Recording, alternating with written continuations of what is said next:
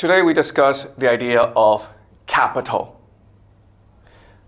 Now, you may have learned in economics class that capital means money or wealth. What I want to argue to you today is that capital is really a mechanism to extract energy from you. Okay? And what's important to understand is that in a universe where consciousness is the universe, then what energy is ultimately is attention and focus.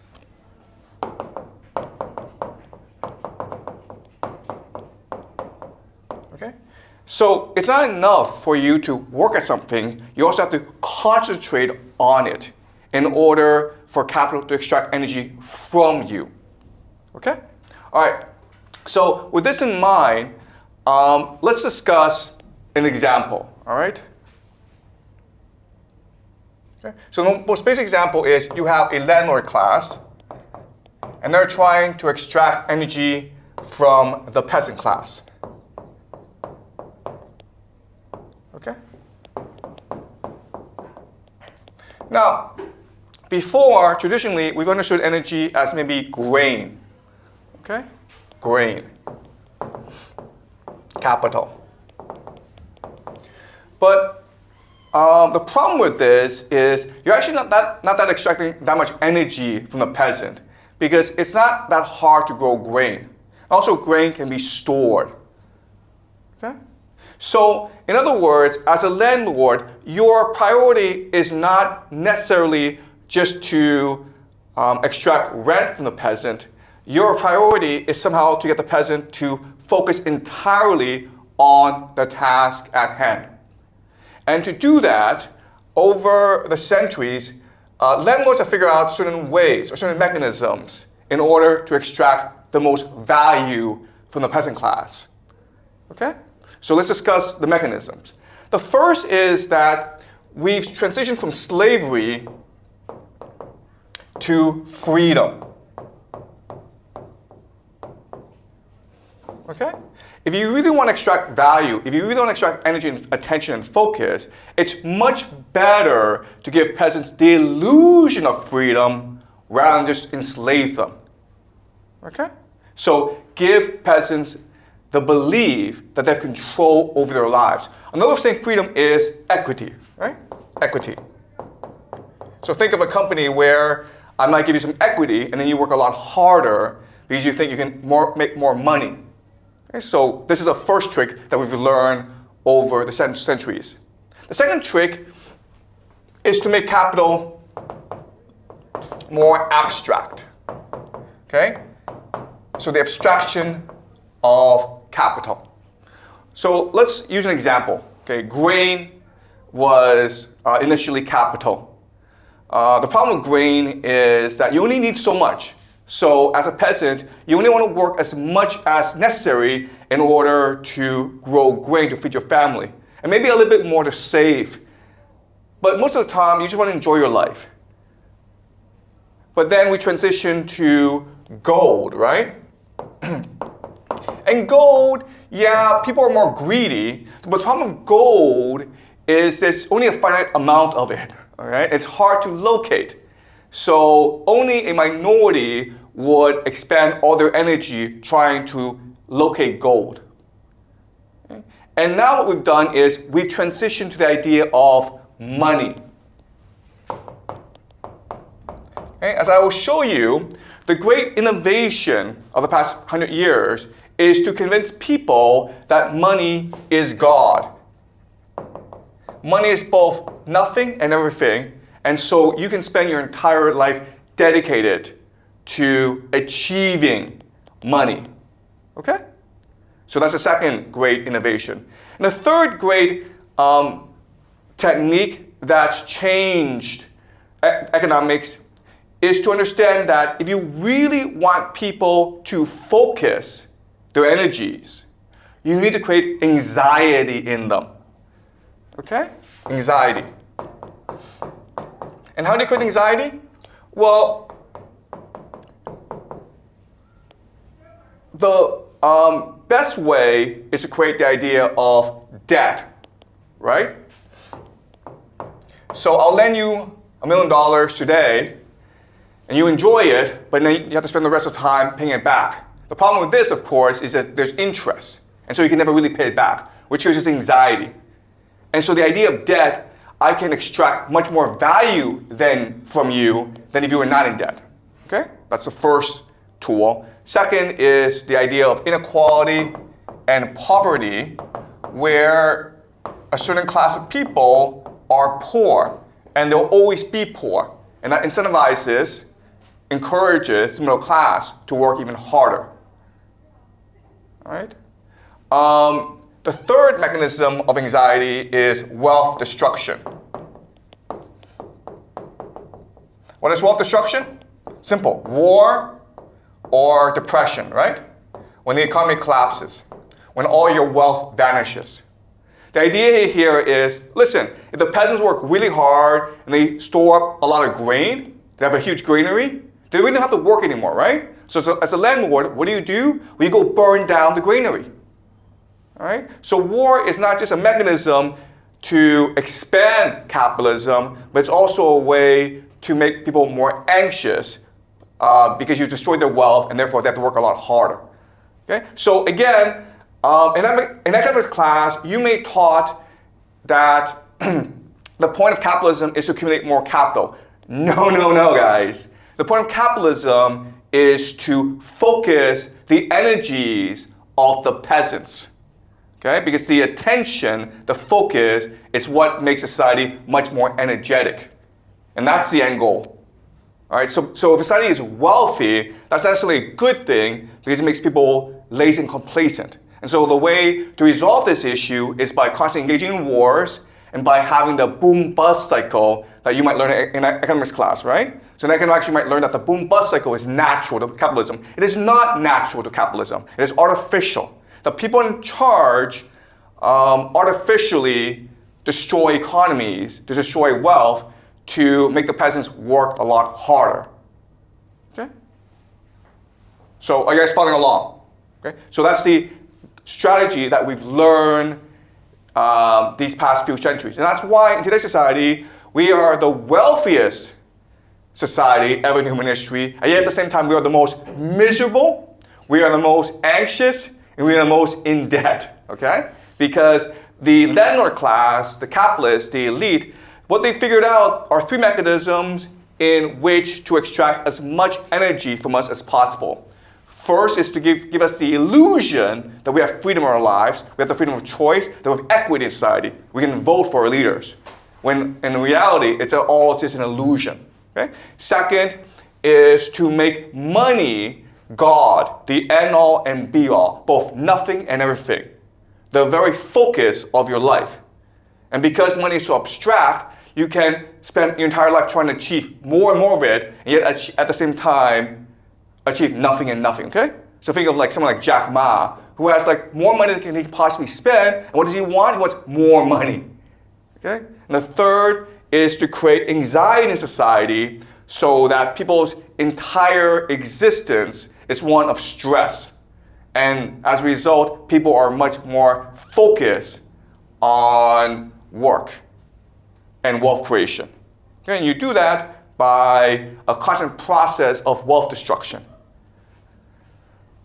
All right? So, but the problem, of course, is that when you push people too hard, when it becomes so obvious you explain people, then people will eventually revolt against you. So the solution that we figured out is, what we can do is we can actually move, okay? The landlord class can actually move somewhere else. And so when the anxiety becomes overwhelming, what will happen is the peasants will destroy each other, and the landlord moves somewhere else to the capital, and they'll come back when the peasant class have completely exhausted themselves, and they're willing to rebuild society, okay? And this process is what rules the world today. It is what we call transnational capital. In other words, the wealthy people of the world, they have absolutely no loyalty to nation or to people or to place. They only have loyalty to their capital. And they're willing to move to wherever they can, wherever they have to, in order to keep their capital safe and to grow it. And that's why a lot of people today are moving to Dubai or Hong Kong or Singapore. They don't care. They may not be of that place, but they'll go wherever they need to in order to pay less taxes, in order to avoid the social conflict created by their policies, okay, in order to find better investment opportunities. And this system is what rules the world today. But then the question is, okay, in concrete terms, what really is transnational capital? What allows transnational capital to function, to be able to move from place to place? Because remember, when you move from place to place, there are a lot of costs involved. For example, you don't really know anyone there, and so how can you trust the people? Right? And the solution that we've developed over the centuries is the idea of secret societies. So what you will learn is that secret societies and transnational capital are essentially the same thing, okay? And this is the force that rules the world today. All right, so now that I've discussed transnational capital, let's look at secret societies, like where they come from and how they work. Okay, well, secret societies exist because the lender class and the peasant class are fundamentally different. Therefore, the motivations, the beliefs, the worldview of these two classes must be different. Okay, so the peasants, what do peasants want? They want to live a simple life. They want to make some money, they want to have a family, they want to have some fun, they want to believe in God, okay? And so for the peasant class, we have organized religion, whether it's Islam or Christianity. Okay, Christianity. Jesus, right? Jesus tells you to be a good person. Confucius tells you to be a good person, right? But the lender class, they're different. They have a responsibility, they have an obligation to control the peasant class and extract as much energy as possible in order to maintain their society. Okay? So their religious practices must be very different. So whereas the peasants can pray to God, the learner class must fundamentally pray to Satan. Okay? So now let's look at why the learner class must pray to Satan. And this is true for all societies throughout human history. Before, the learner class was blatant about it, okay? Now they have to be more hypocritical, more secretive about it. All right, so let's look at the learner class. All right, so to be a learner class, to be the elite, you have to do terrible things. But it's actually hard to do terrible things. All right, so let me give you an example. Let's just say, I would say to you, all right, I'm gonna give you 10 million US dollars. But what you need to do is this. What you need to do is take a gun and late at night, go kill a random stranger. You think, wow, that's a really good deal. If I kill a random stranger late at night, no one's gonna know I did it, and I walk away with $10 million. And you think that I can do it, but guess what? When I actually make you go do it, you actually can't do it. Because there are lots of restrictions on your behavior, okay? So think of suicide. If I gave you $100 million and promised you a path to heaven, would you kill yourself? Probably not, okay? So suicide, killing yourself, in many ways, it's no different from killing someone else. We can't do it, okay? But there are actually hacks around this. We figured out ways to make you go kill someone in a way that doesn't make you feel that guilty about it, okay? So to understand why, I will introduce you two social science experiments that they conducted in America at the end of the 20th century, okay? The first is something called the Milgram experiment. And this was done at Yale by a psychologist named Stanley Milgram. And the experiment was very simple. What he would do is he would set up an actor, okay, this is an actor, okay, or what we call Confederate. And the person would be hooked up to an electric chair, right? And there'd be a buzzer which increases the voltage in that electric chair, okay? And there's like a max and there's a min, okay? And Stanley Milgram would be here in his lab coat, and he would invite a participant, okay, who's essentially a student, to come and be an assistant, okay? And the assistant's job was to press the button. And Stanley Milgram wanted to know, first of all, would this volunteer, this assistant, agree to shock another human being, even though he's seen the human being in pain? And second of all, Stanley Milgram wanted to see how much pain the volunteer was willing to inflict. And it turned out that with the idea of authority, okay, people are much more willing to let go of their inhibitions. Because what you're doing is you are removing responsibility from yourself to someone else. I didn't do it, I was ordered to do it. And surprisingly, people are willing to inflict a lot of pain on other people because they are able to remove responsibility for their individual actions, okay? Right, does that make sense? So the point of secret society is for people to come together and avoid taking responsibility for their actions. How? By praying to another god, right? By saying, we didn't do this, we didn't go start this war, we didn't destroy the economy, it was Satan that told us to do it. We had a meeting with Satan, we did the rituals, we summoned Satan, and Satan says, for the good of the world, you must be evil. You must go and start this war so that we can create paradise on earth. It wasn't us. It was not us. It was Satan who did this. Okay? That's the point of a secret society. To force yourself to believe that you have no agency in this world. And you are controlled by Satan, okay, or another god, Saturn. Okay, so it's very common for these secret societies to believe in a god called Saturn. Who is Saturn? Saturn, the Greek is Cronus. And Cronus is a god of time. Cronus is a god of time and order and structure. And Cronus would do things that were unconscionable, that were inhumane in order to maintain control of the world, including in his own children. Because then his children could not rebel against him, okay? So they pray to Saturn to look for that divine energy in order to maintain order and control in the world for the good of others, okay? Not for the good of me, but for the good of others. Does that make sense? Okay, that's the first idea I need you to understand about these secret societies. They always pray to a higher God. They believe in interdimensional lizard people, or they believe in Satan, or they believe in Saturn. Who cares, okay? But they don't feel as though they're in control. They feel as though they're possessed by demons or by extraterrestrials, okay? And why? In order to do what they must to maintain their power and their wealth. Okay, that's number one. Number two is this. Another experiment that you guys might have heard of, something called the Solomon Asch experiment.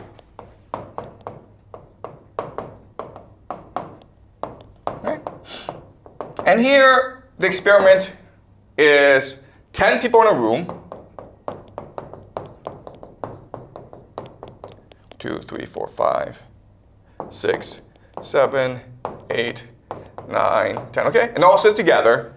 And they're just asked to tell me if this is a straight line or a circle. Okay? It's that simple.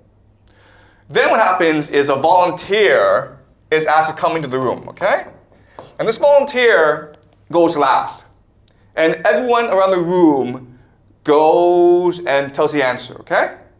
And from 1 to 10, okay, and these are all Confederates, okay? These are all part of the conspiracy. From 1 to 10, they all say this is a circle. And so by the time you get to the volunteer, who's number 11, he's like, what should I say? And often, a lot of times, he'll say it's a circle because he's trying to conform to the group. But not only that, afterwards, when he's told that, oh, there's actually a line, he's actually convinced he saw a circle. Okay? That's the power of group conformity. Okay? So two ideas, authority and conformity is what underlies the power of secret societies. And as such, you are now, because you are part of the secret society, you now have the power to take a gun, go kill someone late at night, and collect your $10 million. Okay? Does that make sense, guys? All right. And again, every society does this because often when you're part of the landlord class, the elite, the transnational capitalists, you have to do things against your own wiring, okay? Your own psychology. And that's why secret societies exist. All right. Now, sometimes secret societies are forced to do really bad things because they're often in competition with each other. And in this competition, it's always a question of like, who's more evil, okay?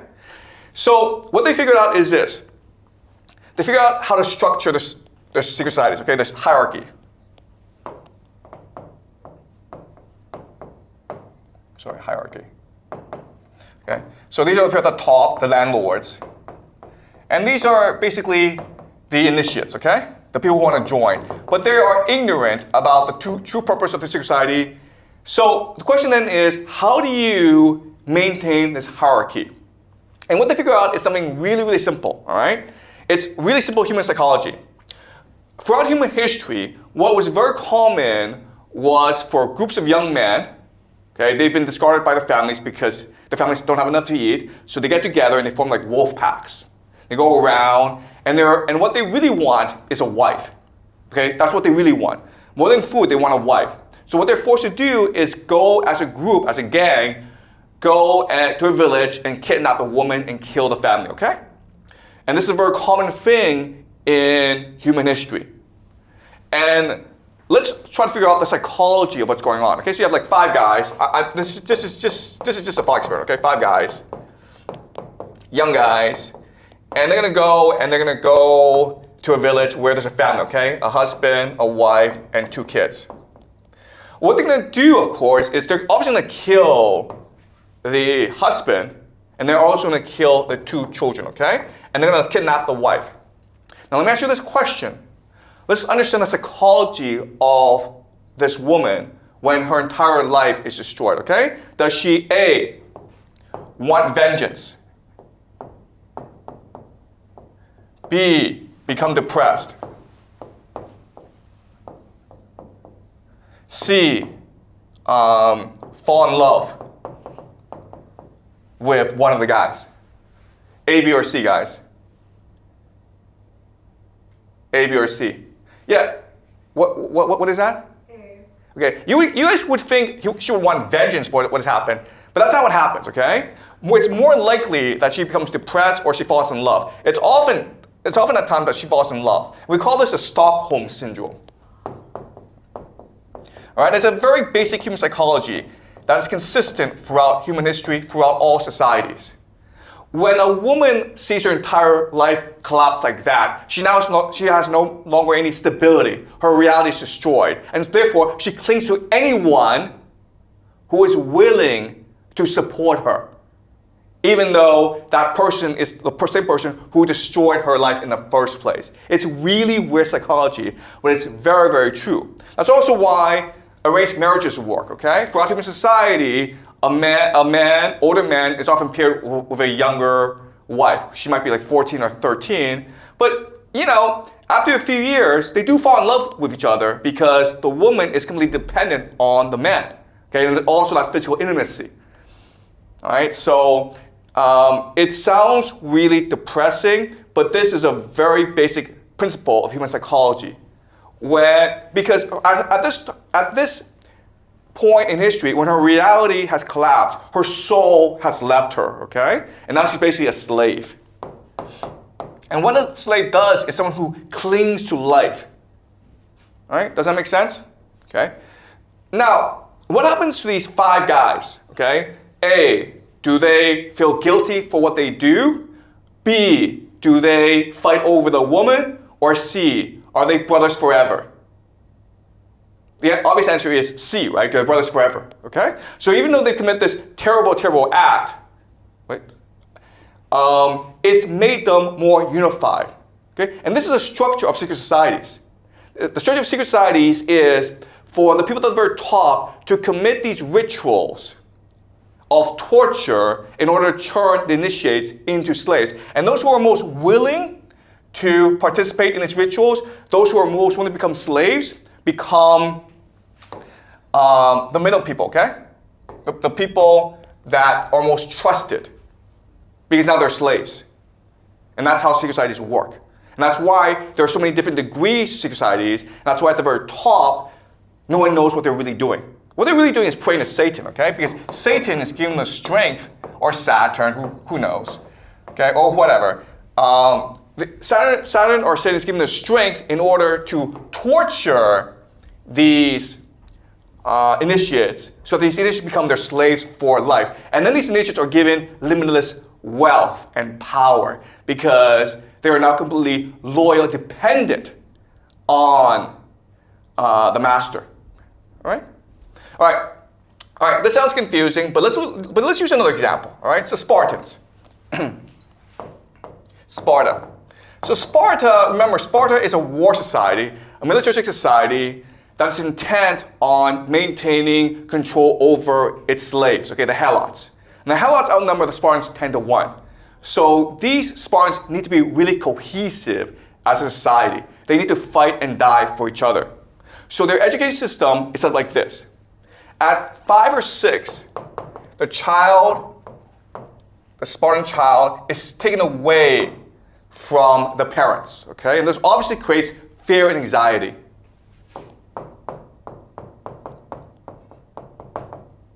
All right? Also, what happens is the child is in school beaten up by the older kids. And this creates trauma. All right? Another word we use for this is intergenerational trauma, because the Spartans do this to every child, intergenerational trauma. All right, so the kid at this point is unsafe, insecure. His mind is really screwed up. And then when he's most vulnerable, maybe when he's 11 or 12, what happens now is he's paired with an older man who's like 29 or 30. Okay, an older man. And this older man, they become lovers. Basically what happens is the man first, of course, commits, sexual abuse. But again, because the child is traumatized, because the child has no bearings, no reality, doesn't believe anyone in this world loves him, even though the man is being abusive to him, he falls in love with the man. And as a result, the boy will do anything that the man orders to him to do, okay? So what happens is this man becomes his general, and he becomes a soldier or an officer. And that's why the Spartans are so fearless. Okay, because the soldiers are completely loyal to the generals because they were once lovers. The soldier feels as though this general, who I must obey, he saved my life when I most needed it, when my parents abandoned me, when I was being beat up every day, when I felt complete insecurity, when I was traumatized. He came and he gave me a home, and therefore I must die for him. Okay? And guys, look, listen, this sounds weird, but if you go to the inner city gangs in America or anywhere in the world, okay, these drug cartels in Mexico, they use the same principles as the Spartans. Okay, these young boys, 13, 14, they have no fathers. They're put in a gang, they're abused, and then the gang leader treats them well. They might have some, sex, and then these boys are completely loyal to their gang leaders. Same thing if you go to these child armies in Africa. Okay, very basic principle that every human understands. If you abuse a child and then be nice to that child is obedient to you forever. And this is how secret societies behave. Okay, one last example. Okay, so in history, there was a very famous secret society called the Assassins. You may have played the video game Assassin's Creed, okay? Why are they called assassins? Because of the word hashish. Hashish is a drug like marijuana, right? It's a hallucinogen. Okay? So the way these societies would work is if you're a new member, I would make you have hashes, okay? Hashes. And your mind would become blurry. You feel as though you're in a dream. And then what would happen is I put you in a room, and you're basically like drunk, okay? And then these young men would come and pleasure you. And then you would wake up in your home, and you would think this was a dream, okay? And your master would tell you, this is what paradise is like. All right? This is what heaven is like. If you do what I tell you, I guarantee you, you will go to heaven where 10,000 virgins will pleasure you for all of eternity.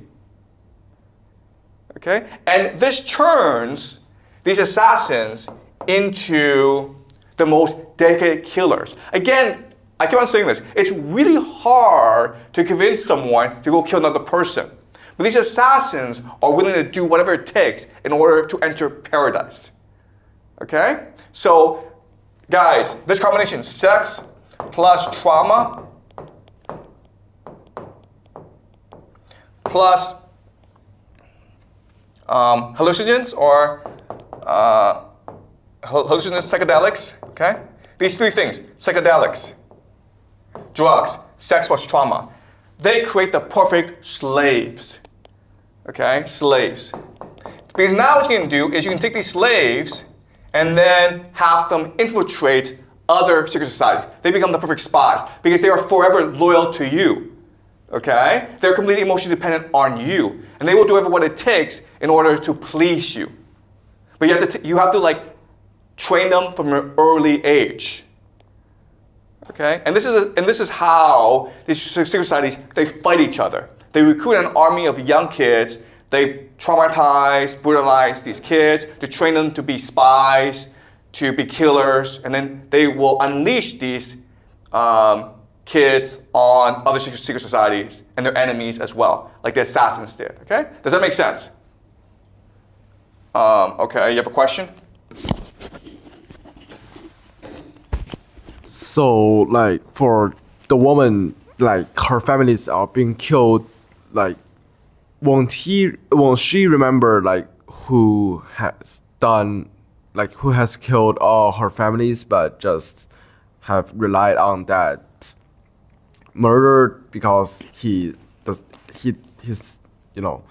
Yeah, I understand the question. Okay, it's a good question, okay? The answer is this. In psychology, what you learn is that when you're traumatized, what happens to you?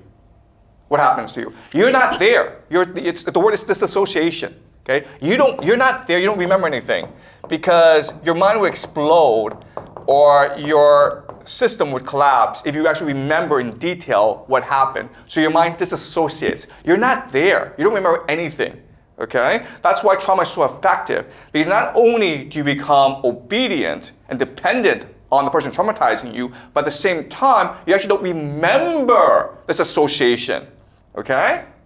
So the person who really controls you, you forget.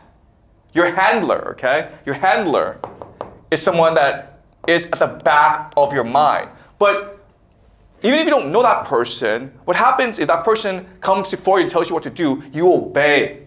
Okay? It's almost as though the handler has programmed you, and only he knows the password. So this is what we call programming. And this is what they did with MK Ultra. Okay? MK Ultra, MK Monarch.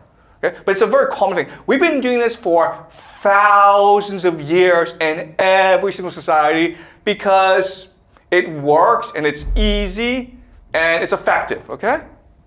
Right? Does that make sense? All right. All right, so let's talk about the development of transnational capital. All right? So there have been 4 distinct stages. Let's look at them. These 4 distinct stages are Venice, Dutch Republic, England, and what's the last one, guys? Come on. America, right? Okay. So these 4 places are special because they are all merchant oligarchies. Okay? Merchant oligarchies. Meaning that they are controlled by private interests. private interest. Now, I understand that in school you're taught that America's a democracy and England's a democracy and all that. No, guys, it's all nonsense. These are oligarchies. They're controlled by private interests. They've always been controlled by private interests. They're still controlled by private interests today. Okay? And the way that these private interests, what they do to maintain control over their people and the world is through three mechanisms, okay? The first is banking.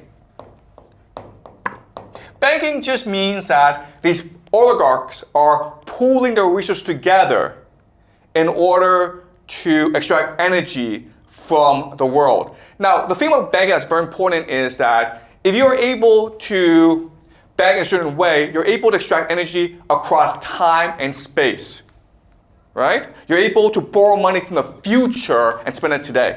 Does that make sense? Okay, and this will happen with the abstraction of capital. All right, so banking is basically extract time and space. You're extracting energy from across time and space. Okay, I'll explain more as we go along. Okay. Second is the idea of a navy, where you're controlling trade. And the third is diplomacy. The idea of diplomacy is you don't want to fight wars because your population is very limited. What you want to do is trick other people into fighting wars for you. Okay? You want to have these trade negotiations. So it's like spying, intelligence.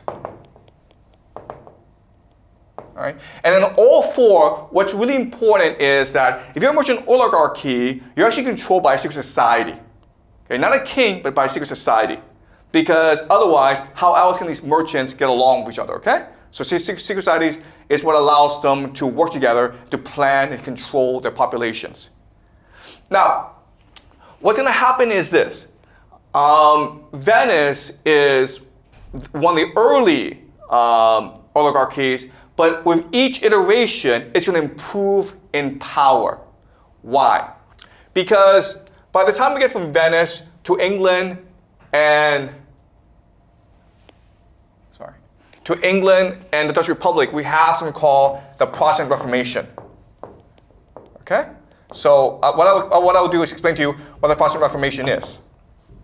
But the Protestant Reformation radically changes how we see ourselves and our relationship with God, which makes transnational capital much more powerful. And then what's going to happen is, by the time we hit England, we go from England to America, we have the Enlightenment.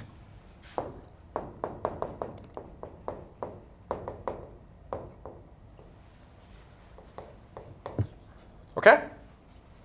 And when we hit the Enlightenment, what's going to happen is, by getting rid of God, we turn money into God. And when this happens, transnational capital becomes all-powerful. All right? So, remember what's happening is we have Venice, then the Dutch Republic becomes more powerful than Venice because it adopts the ideas of Protestant Reformation. And then America becomes more powerful than England because it adopts the ideas of the Enlightenment. What's happening throughout this process is transnational capital is becoming much more abstract and therefore much more powerful. Okay, and therefore much more capable of extracting energy from the population. All right, so let's go over the Protestant Reformation. All right. The Catholics and the Protestants. So there are three major differences between the Catholics and the Protestants. Okay. So the Catholics have three basic ideas, right? There's orthodoxy, there's hierarchy, and there's justification by works.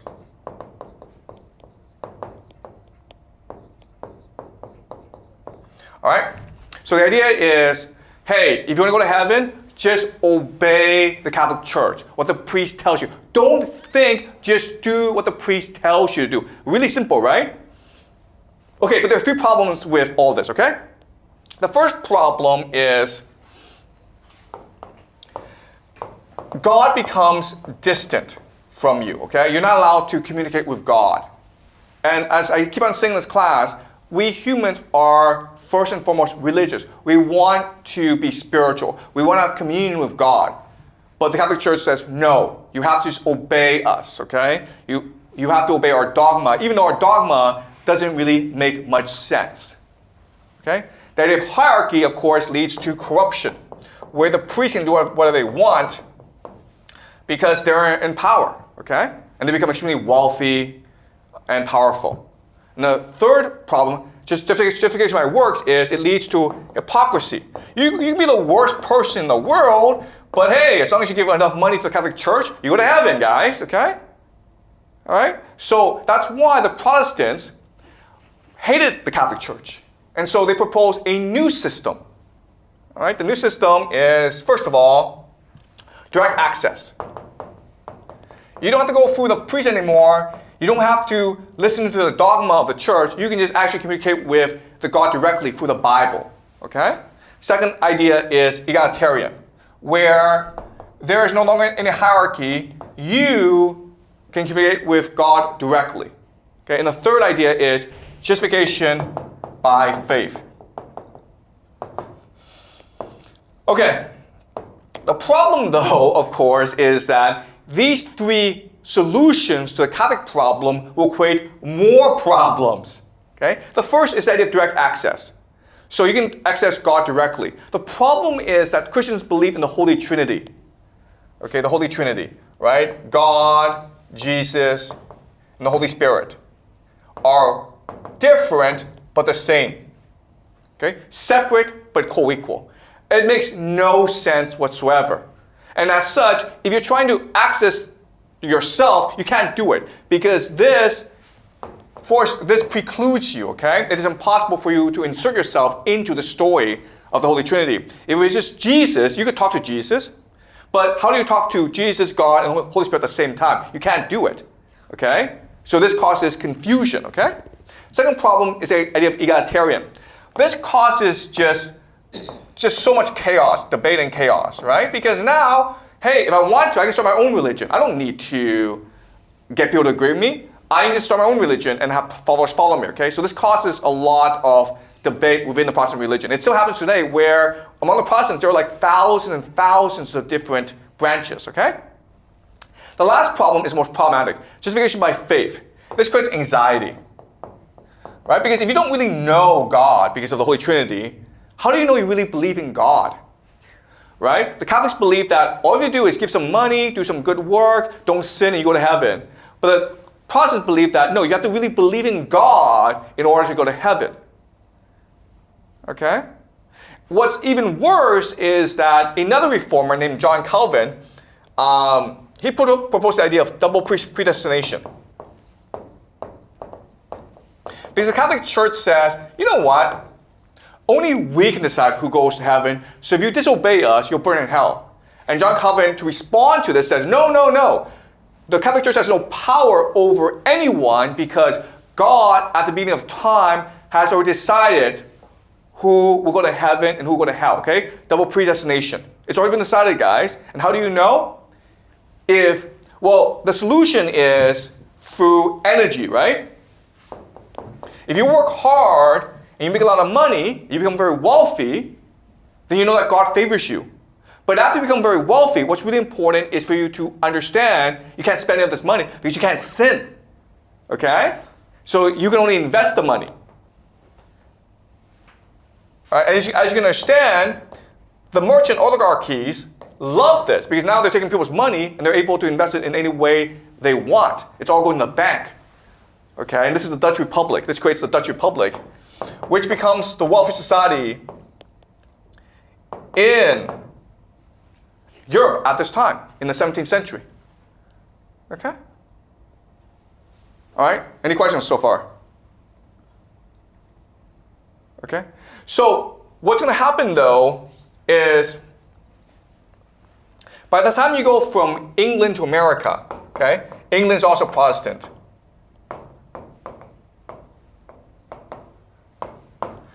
The Protestant Reformation is going to change to the Enlightenment. The Enlightenment is, there may be a God, but God doesn't really interfere in the universe. God lets us do whatever we want. Okay, so it's up to us to create our own world.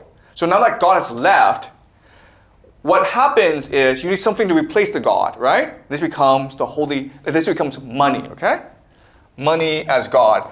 And this works because if you insert money into the Protestant faith, it solves a lot of problems. It solves a problem of anxiety, because how do you know you go to heaven? If you become very wealthy.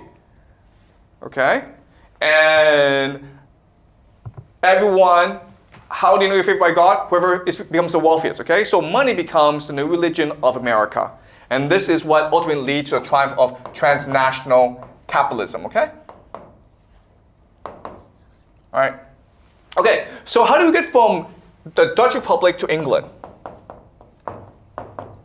Okay, the answer is very simple. The problem is that the Dutch Republic, it is on the continent of Europe. Therefore, it's very easy to invade.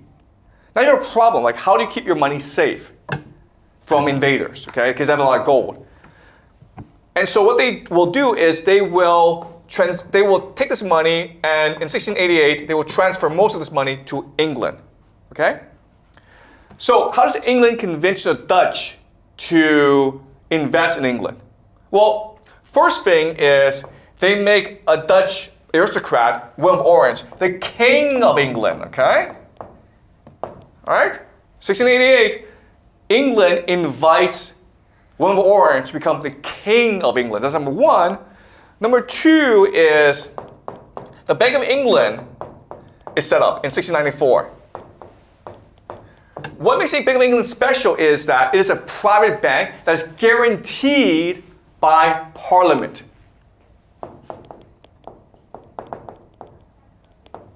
Okay, does that make sense, guys? What this means is this. What this means is that if I make a lot of money, I keep it. But if I lose my money, the people will ensure that I get it back. Okay? Now what's going to happen is the Bank of England will lend money to England to fight wars. Remember, the Bank of England, what it is, it's transnational capital. So it's private interest, but anyone can invest it, including the Dutch Republic, including, guess what? The Catholic Church. Okay? And the third thing is secret societies. So what's going to happen is that secret societies are going to create these linkages among these different transnational capital groups in order to allow them to work together, okay? All right? So does it make sense? And what's really important is this system will transfer over to America, creating a system that we have today. The Bank of England becomes the Federal Reserve. Secret societies transfer over. These are the Freemasons, okay? All right? Does it make sense, guys? And this is why we have the system that we have today. The thing that you need to understand about the Federal Reserve is the Federal Reserve was set up in like 1913 or 14, I can't remember, okay? But the Federal Reserve, what they can do is print money. It's a private bank. It's private interest. They print money, and the government, how's the government spend money? It borrows from the Federal Reserve at interest. Okay, so the people are borrowing from the bankers. And so that's why America is controlled by private interests. Right? Clear? And that's why transnational capital controls America and the world. Any questions? All right, so let's go over the PPT, okay?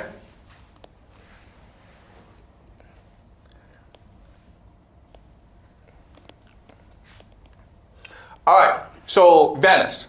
What makes Venice special is after Rome collapses, the Roman Empire collapses, right? These noble families, they're now impoverished. They go to different places. The city that becomes dominant in the Italian peninsula is actually Venice. Why? Because it's surrounded by marshes. So it's hard to invade. And you don't actually want to invade it because it has no resources. Its only advantage is that it's by the coast, which allows it to engage in piracy, as well as trade and diplomacy, okay? All right, so this is Venice today. And as you can see, it would be very hard to invade.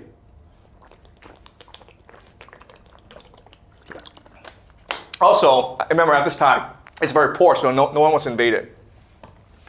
All right, another picture. Pretty beautiful, right? You guys should go before it sinks, okay? If you want to go visit Venice, do it now before it sinks. All right, so again, Venice, it's a merchant oligarchy, just like the Dutch Republic, just like England, just like America, okay? It seems like a democracy. They call themselves a republic, but essentially controlled by private interests. Okay? All right. So because Venice has no resources, it has to engage in trade. And it's going to help set up a lot of trade networks throughout the Middle Ages. And what it's going to do that's very profitable is that it's going to import spices from East Asia back to Europe, okay? And this is going to make Venice very, very wealthy. So the two big cities are Genoa and Venice, okay? And as you can see, they are extremely energetic. They're going to set up trade networks throughout the world. This is a spice trade, and the center, of course, is in Venice. And this makes Venice the most wealthy city in Europe at some point. Okay, also remember what these small city-states do that's very effective is that they become parasites on the empire. Okay, so Venice can take its wealth and bribe imperial bureaucrats in Constantinople to give it trade preferences. Okay? And Venice will also set up alliances with also the Islamic Empire as well as the Mongols as well.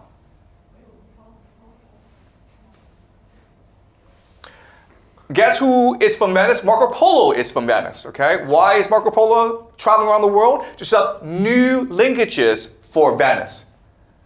Okay? So you got all these Venetians going around the world to be spies and to explore in order to set up new networks for Venice. Because they don't have really a choice in the matter. They are a trading power. They don't have any resources on their own, so the people have to be very energetic. Okay? And while this is happening, they set up these banks where the wealthy merchants can pool their resources to take more risks. Okay? Eventually, what will happen is that Venice will decline and the Dutch Republic will emerge. What makes the Dutch Republic so powerful is that it's ruled by merchants who have now adopted Calvinism. Okay? Remember, Calvinism is the faith that wealth is signals that you will go to heaven. So everyone in the Dutch Republic works really, really hard. It's a very energetic society, and they can now feed off the Spanish Empire, okay, the Austrian-Hungarian Empire, the Habsburgs. Why? Because the Spanish Empire, what they've done is they've gone to South America and captured a lot of gold, and it makes their people very lazy. Okay? So there are three ways in which you can take advantage of that. The first, of course, is piracy, where your ships just steal the gold as this gold is heading back to Spain. Another is just by providing industry for these people. These people don't want to work, so you just sell them clothes, okay? And this builds up the industry of France, Britain, and the Dutch Republic. The last way, of course, is probably luxury goods, especially spices, to the market. So because the Spanish Empire is so wealthy, this wealth transfers to the energy industry of the Dutch Republic. Okay? And as you can see, this is what the trade looks like. The Dutch will set up a private company called the Dutch East Indies Company, which is almost like a nation unto itself. It becomes the world's wealthiest corporation even today. Okay? And the reason why it has a monopoly over the spice trade from the East Indies. It has its own army, it has its own currency, it has its own government, okay? It can enact its own laws in the regions it controls. All right, and as you can see, the Dutch are very energetic. So as a comparison, let's compare it to the Spanish Empire, okay? So at this point in history, the Spanish Empire is the wealthiest, most largest empire in the world. But as you can see, the Dutch are much more energetic, okay? The Dutch are much more industrious. And the British are actually much more industrious as well, okay? The reason why is the Spanish are still Catholic, whereas the Dutch Republic have turned into Protestants. Okay, and this allows for the growth of the middle class, because as long as you're willing to work hard, you can become wealthy. Whereas the Spanish, it's very much a society based on nobility and clerical privilege. Okay? All right. So as we discussed, the two leaders of the Protestant Reformation are Martin Luther, who proposed justification by faith. Okay, justification by faith. You have to actually believe in God if you want to access heaven. and John Calvin, who proposed the idea of double predestination, which means that God has already decided who's going to hell, who's going to heaven, and therefore you have to prove it to yourself by working really hard, making a lot of money, and not spending it, okay? And then all this money goes to the bank, which allows for the growth of the Dutch Republic. All right. The Protestant Reformation will have many major effects on the world. It will lead to something called the 30 Years' War, and the Protestants will fight the Catholics. And this will lead to the death of millions and millions of people. In fact, this is the deadliest war in Europe right before World War I. Okay? Yeah, the war is deadly. It lasts for a long time, 30 years. It will kill millions of people. Because of the Protestant Reformation, the Catholic Church is under attack. So what they decided to do is they decided to set up a secret society, basically an intelligence agency called the Jesuits. This is La Loyola. You may have heard of Loyola University. So they just go around the world, set up a lot of universities and schools. But their main mission is to infiltrate Protestant societies and try to overthrow the government and try to make them more Catholic, okay? In response, so this is the system of the Jesuits. Okay? And in response, the Protestants will set something called the Freemasons. Okay, we'll discuss this later on. Right? But so throughout history, at this time, there's a secret battle going on between the Jesuits and the Freemasons. And they're using all sorts of really nefarious, evil techniques, including, as we discussed, traumatizing young children so they could be spies to infiltrate other groups. Okay? Because remember, at this point in history, people believe in God. So they're going to ask you, do you swear to God? And you have to, okay? And so you have to have secret identities if you are to pass their tests. Okay, so one of the crucial battlegrounds between the Jesuits and the Freemasons, the Protestants, is England. Okay, Henry VIII, what he will do is he will split off from the Pope because the Henry VIII, like most monarchs in Europe, they want to maintain their independence, their autonomy. When he dies, Queen Elizabeth I will inherit the throne, and at this point in history, there are a lot of Catholics who want to see her overthrown. So she launches this massive campaign to persecute Catholics. This will lead to many, many battles, crises between the Catholics and the Protestants. James II is a Catholic king, and the Protestant nobility don't want that. So what they will do is they'll conspire against him. In 1688, they will invite the Dutch aristocrat, William of Orange, into England to become the king. And this will lead to something called the Glorious Revolution, where now authority passes to Parliament. What Parliament will do is charge something called the Bank of England, which is, again, it's a private bank with the power of state. They can print money, okay? And this solves a huge problem because before, what happened is these private bankers would lend money to monarchs. The problem with that is the monarch could die, the monarch could be overthrown, the monarch could lose a war, the monarch could just decide not to pay you back, okay? But now, if it's Parliament that's borrowing the money, the people always have to pay you back, okay? Unless England is destroyed as a nation, your loan to the nation will always be guaranteed. And this is what will allow England to become an empire. So the great conflict between England and France, of course, is the Napoleonic Wars, where Napoleon is about to conquer Europe, and Britain cannot have that, okay? Britain is a naval power, and if Napoleon is able to establish an empire in Europe, then England won't be able to trade with Europe. So what England will do is finance 7 wars against Napoleon. And they can do that because they have the Bank of England, which is able to borrow unlimited amount of money from the future as well as across space, okay, across time and space. That's how they're able to defeat Napoleon. Napoleon defeated England 6 times. But England didn't really care because, first of all, England wasn't fighting the war, it was just financing the wars. And England could not stop fighting the wars because otherwise it would go bankrupt, okay? Does that make sense? All right, the Napoleonic Wars. And this establishes, of course, the British Empire. And they can do whatever they want now. So they take over India. And they set up something called the East India Company.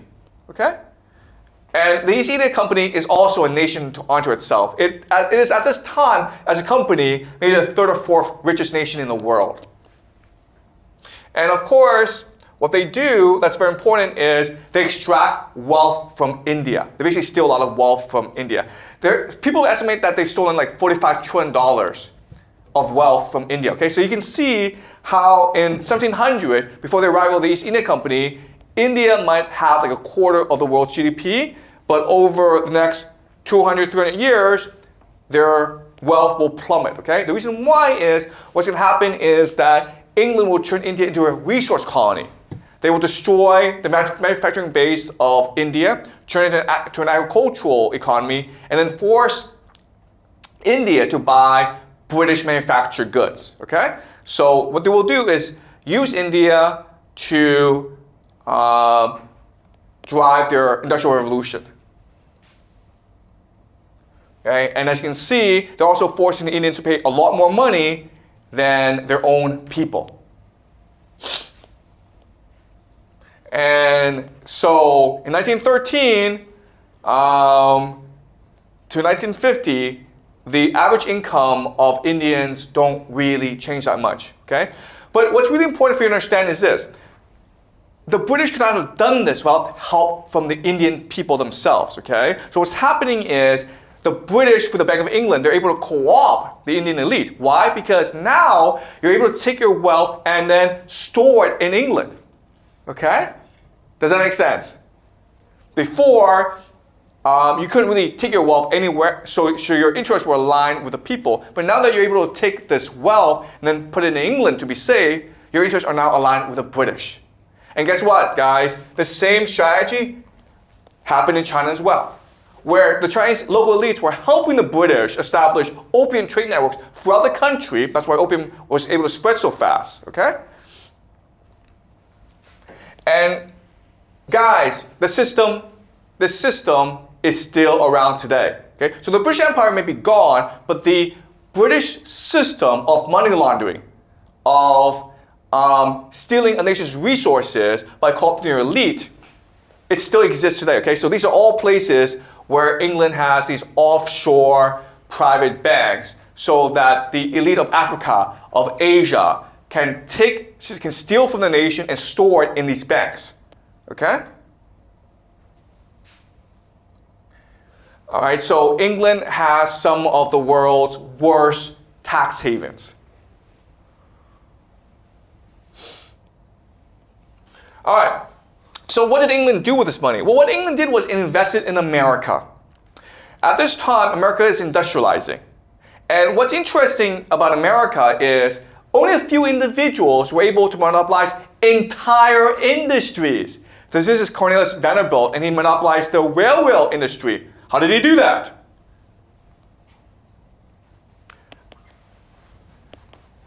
This is Andrew Carnegie, who was born poor, but then he monopolized America's steel industry.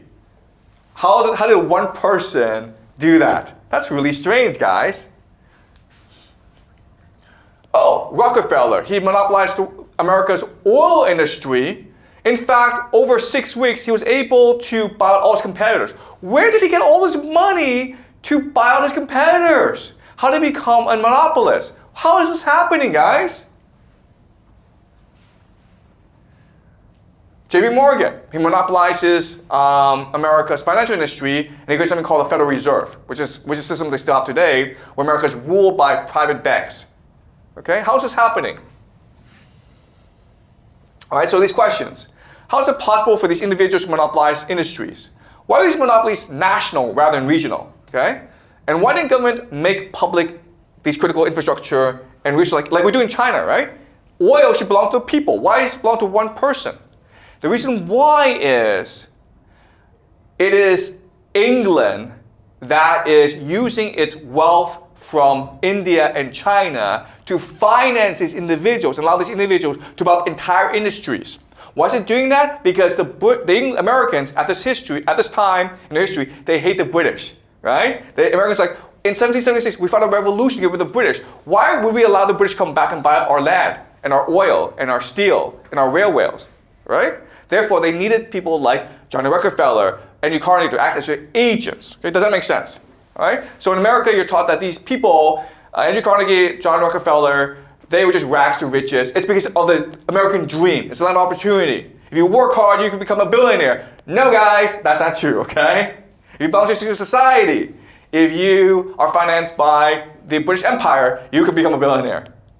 And guess what, guys? We have the same system today. Bill Gates,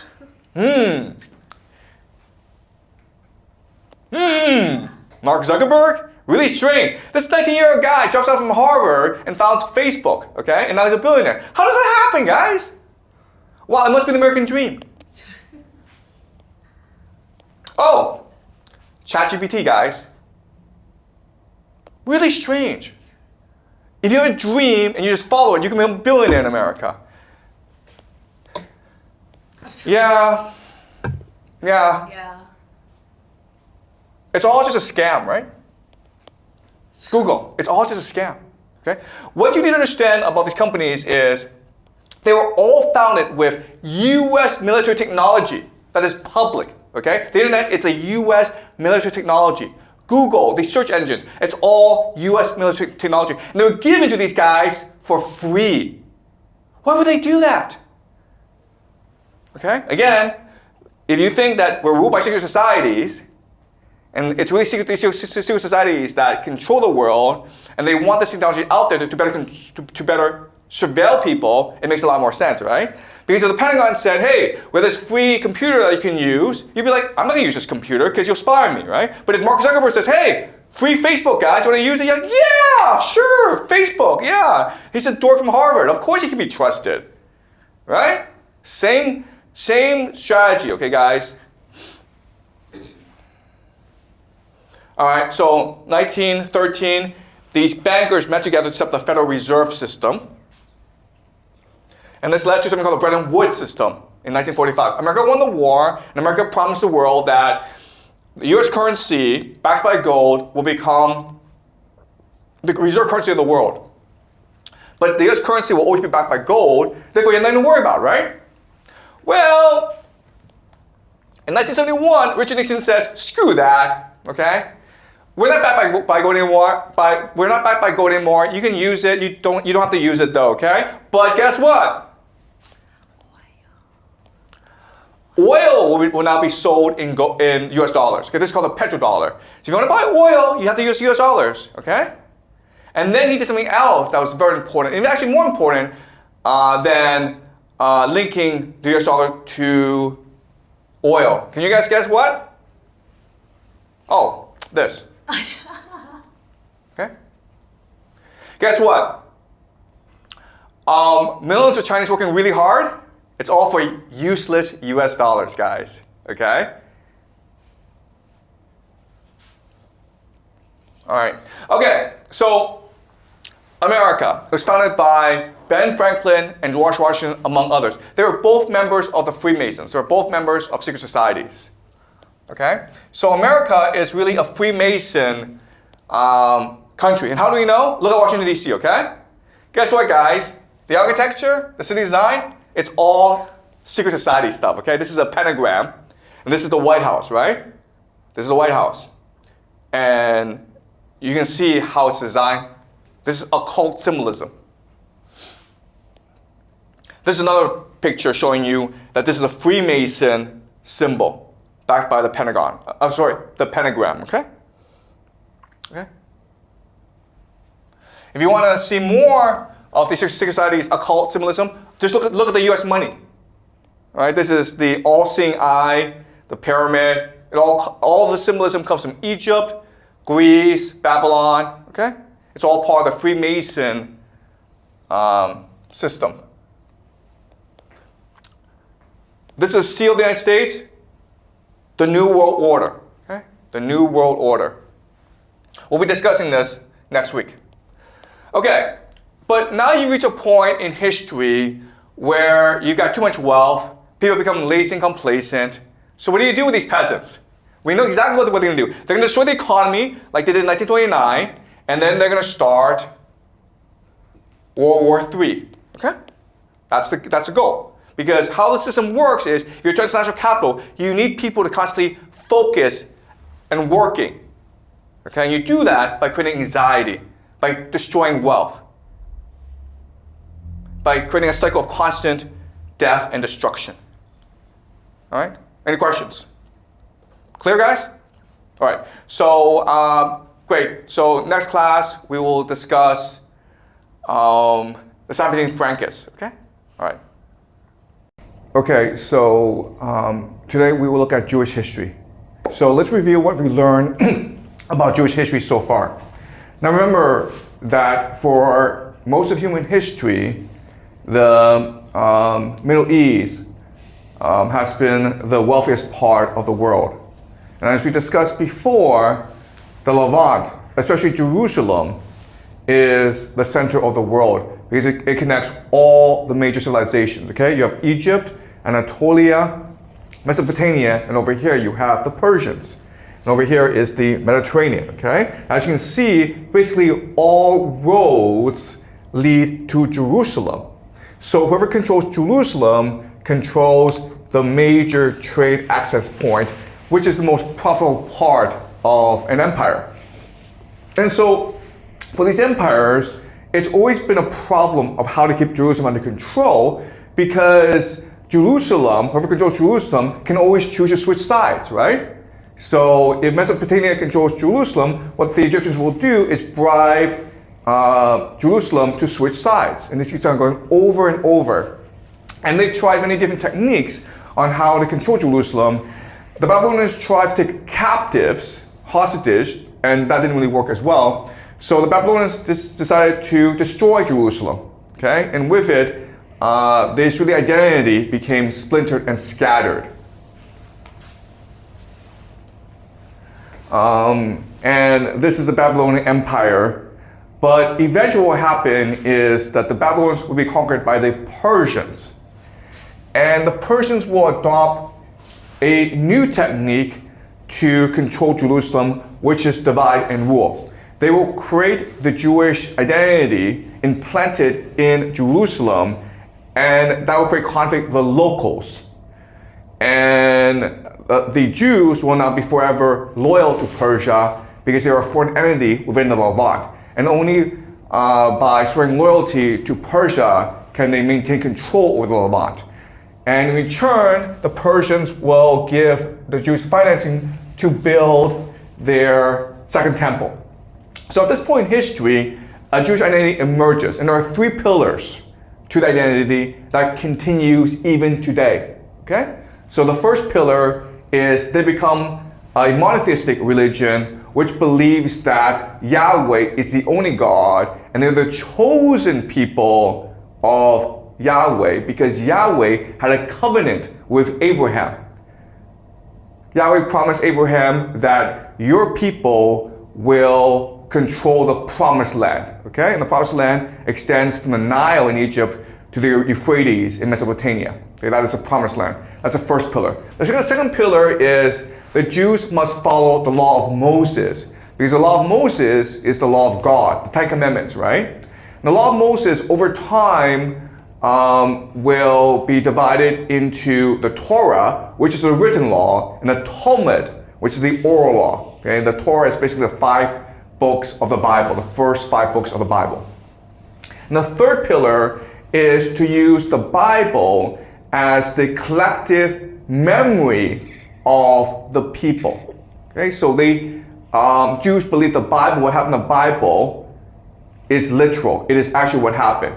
And by believing that the Bible is literal and true, then you become a Jew. Okay, and that's why the Jewish identity is very flexible. Okay, so at this point in history, when the Jews swear loyalty to Persia, there are some characteristics that will change over time. The first major characteristic is that the center of worship is in Jerusalem, the second temple. Okay, so if you're a Jewish person, you must make animal sacrifices to Yahweh, and therefore the Sadducees, these are hereditary priests, they are the ones who control the religion. Then there's very strict laws that govern how people behave. So for example, you must rest on Sabbath. You also cannot marry outside your religion. You must be circumcised, okay? So there are all these restrictions on how people behave. Over time, what will happen is that the Jews will expand across the world. A lot of Jews will work as mercenaries in Alexander the Great's army as he conquers Persia. And as the Hellenistic world comes into being, Jews will move around for economic opportunities, right? They'll work as officials, they'll work as artisans, they'll work as tradespeople, as merchants. And so they're scattered around the Hellenistic world. And as we discussed, at this point in history, the three major cultures that we've looked at, the Jewish culture, the Greek culture, and the Persian culture will merge together in a process we call synchronization. And that gives birth basically to Western civilization. Unfortunately, what happens is that over time, because the Jerusalem is so important, and because the Jews believe they are a special people who only worship the one true God, that will cause conflict with the Greeks. Okay? The Greeks also are very chauvinistic, very proud people who believe their culture is superior. And quite honestly, a lot of Jews will convert to the Hellenistic lifestyle. Okay? But this causes conflict. And ultimately, this will culminate in something called the Maccabean Revolt, where a certain group of Jews decide to rebel against the Greeks.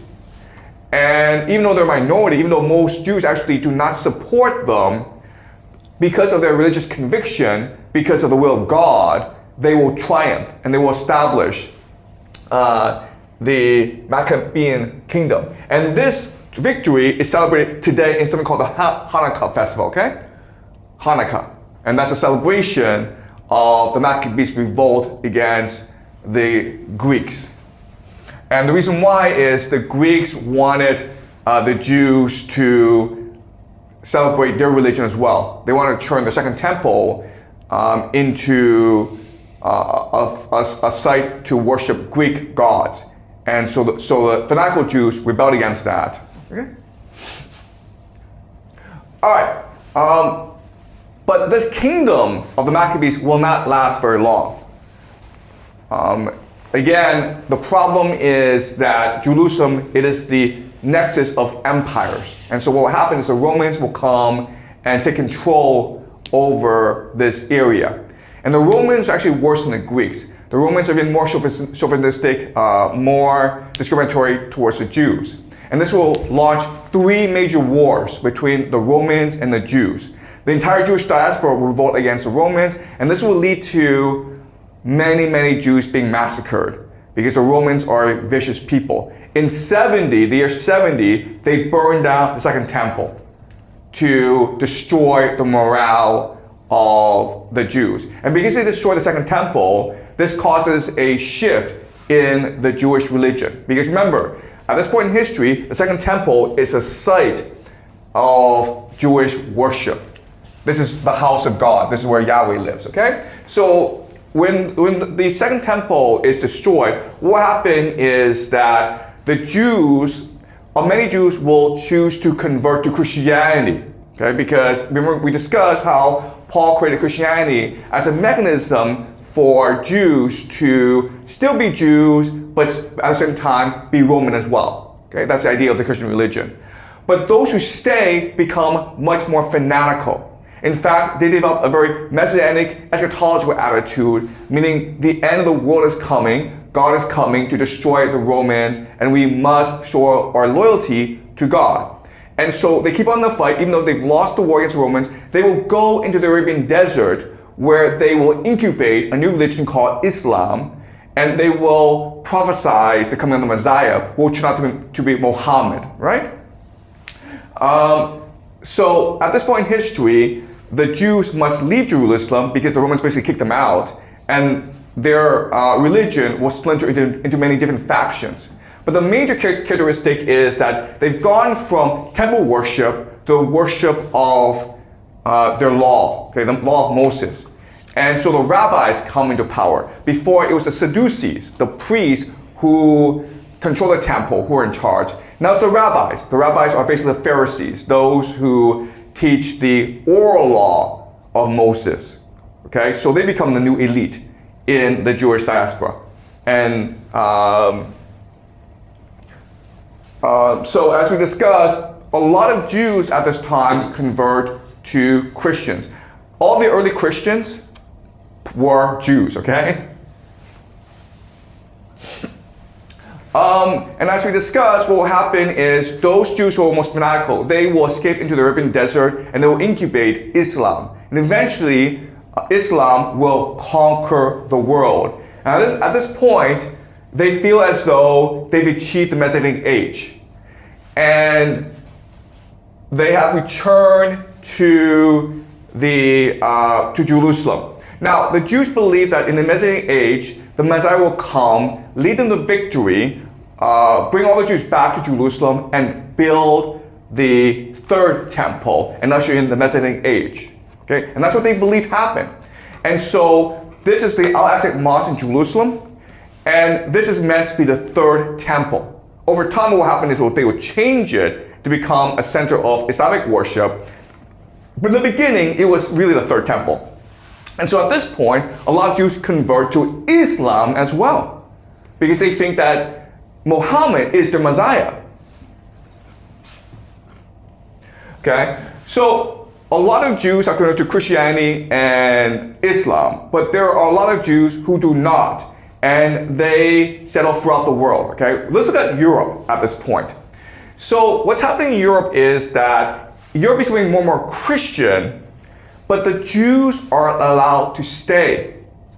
And what will happen over time is that they will be persecuted, massacred, and expelled from many different places in Europe. I'm not sure if you can see this map clearly, but the circles, okay, are places where there was at least one Jewish expulsion. So this is a terrible time for the Jews because they settle in on a place, they're trying to practice religion, and then after they've settled in, they're expelled by the people. So what does happen? Okay, well, what's happening is that the Jews come to an arrangement with the European nobility, okay? And there's a deal, there's a contract that's not written down, but it's understood. Basically, what the Jews agree to is they become slaves to nobility, okay? Because in the Christian religion, you're not allowed to charge interest. You're not allowed to make bank loans to peasants and charge interest. But that's the most profitable business you can get into, right? So you, as nobles, can't do it. What do? Well, you get the Jews to do it for you. But not only that, but you get the Jews to also manage your property. Jews are actually very good at industry and trade. There's a Jewish diaspora, right? So the Jews make very good merchants because they're able to access different networks around the world. That's very important if you're the elite. Also, the Jews can make loans to you for wars and stuff. Okay, and Jews are very good at finance. They're very good at medicine. Okay, so the Jews become very independent. They become a very important part of the European economy.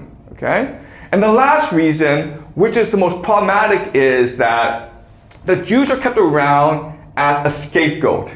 Okay, so in our society, we have poor people. Why? To put fear into people, right? If you don't work hard in school, if you don't make a lot of money, you end up like poor and homeless, right?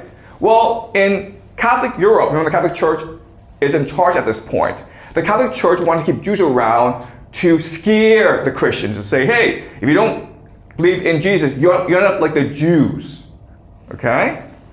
And so what happens is that this arrangement is fine when the economy is good, but what happens when the economy is bad? What happens when people are angry? The Jews get blamed, right? Because the Jews are the ones who are loan sharks. The Jews are the ones who killed Jesus. The Jews are the ones who are causing all the spiritual pollution, right? And so this is the implicit contract made between the Jews and the European nobility. You're allowed to stay and make a lot of money, but when we need a scapegoat, you get blamed and you have to leave, okay, or possibly get massacred as well. So it's a terrible, terrible deal for the Jews, but they keep it because they want to practice their religion, okay? All right, so there's one place in Europe that is very friendly towards the Jews. And this is actually the wealthiest part of Europe. It's Spain, okay? At this point, it's controlled by the Muslims. And remember, the difference between the Muslims and the Catholics is the Catholics persecute the Jews because they think that the Jews killed Jesus. But the Muslims don't believe that. The Muslims believe that the Jews, the Christians, the Muslims are all one big family, okay? They are all descendants of Abraham. So the Jews and the Christians are treated very well in Spain, and Jews rise up very high within the Al-Andalus system, okay? Because they're very literate, they know the Bible very well. The Bible is a holy book. They have connections to the Jewish diaspora around the world, and they are extremely good at finance, okay? So the Jews prosper in this region. The problem is that over time, this region will be reconquered by the Christians.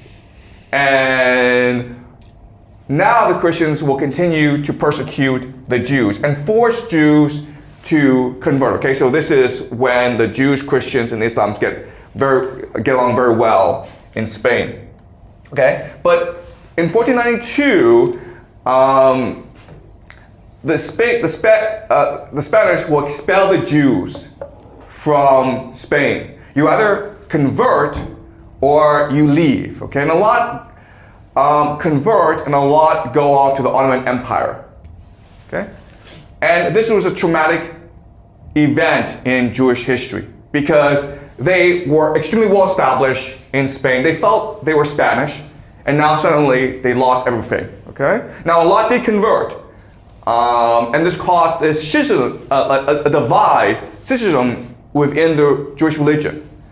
Those who converted and those who refused to convert now became bitter enemies, okay?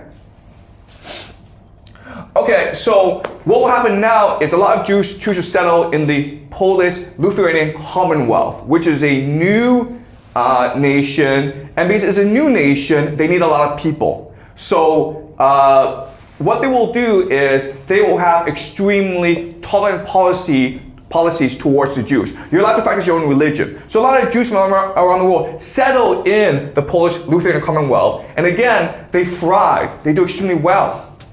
But the problem is that this area can be easily invaded, and because it becomes more wealthy, more people start to invade it from Sweden, from Russia, and so war breaks out.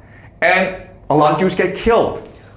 So it just gets worse and worse for the Jews. When they think they finally found a home, they have to suffer this persecution. So all this history creates a major crisis of faith among Jewish people, okay? And the three big questions is, the first law in the Jewish religion is do not worship false idols. That's the first law of the Ten Commandments. So why is it that Jews can convert to Christianity and Islam and not suffer any consequences? Okay, and why are so many Jews converting? If Yahweh is the true God and Yahweh demands complete obedience to Him, why is it okay to convert? Okay, that's a problem. Second problem is, what did Jews do wrong exactly to be persecuted and massacred like this? Yeah, okay, some Jews convert to Christianity and Islam, but go punish them, man. Why are the Jews who are loyal to Yahweh punished? That makes no sense, okay? And the third big question is, if Yahweh promised the Jews a homeland called the Promised Land, why don't they have it? Why are they kicked out? For hundreds of years, despite all the persecution, despite all the trauma, they've stayed loyal to Yahweh. So why is this happening? This creates a crisis of faith, okay?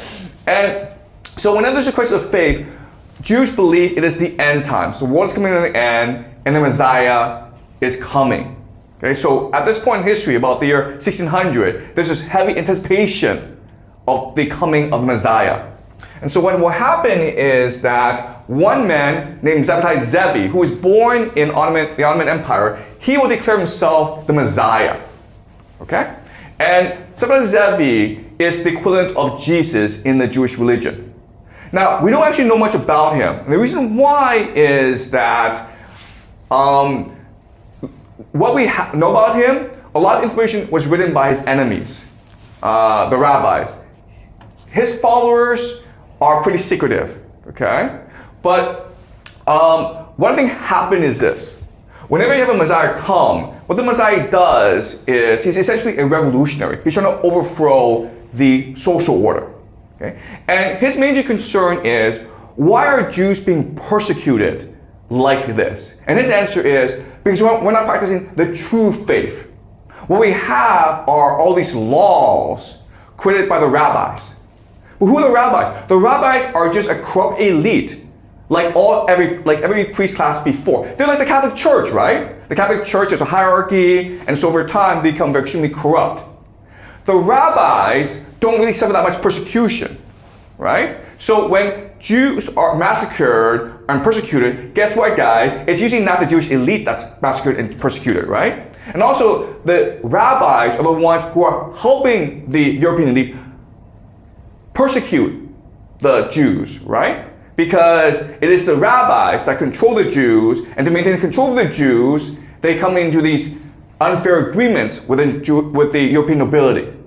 So for Zebediah Zevi, the real problem is a hierarchy within the religion. The real problem are these laws that don't make any sense. Don't eat pork.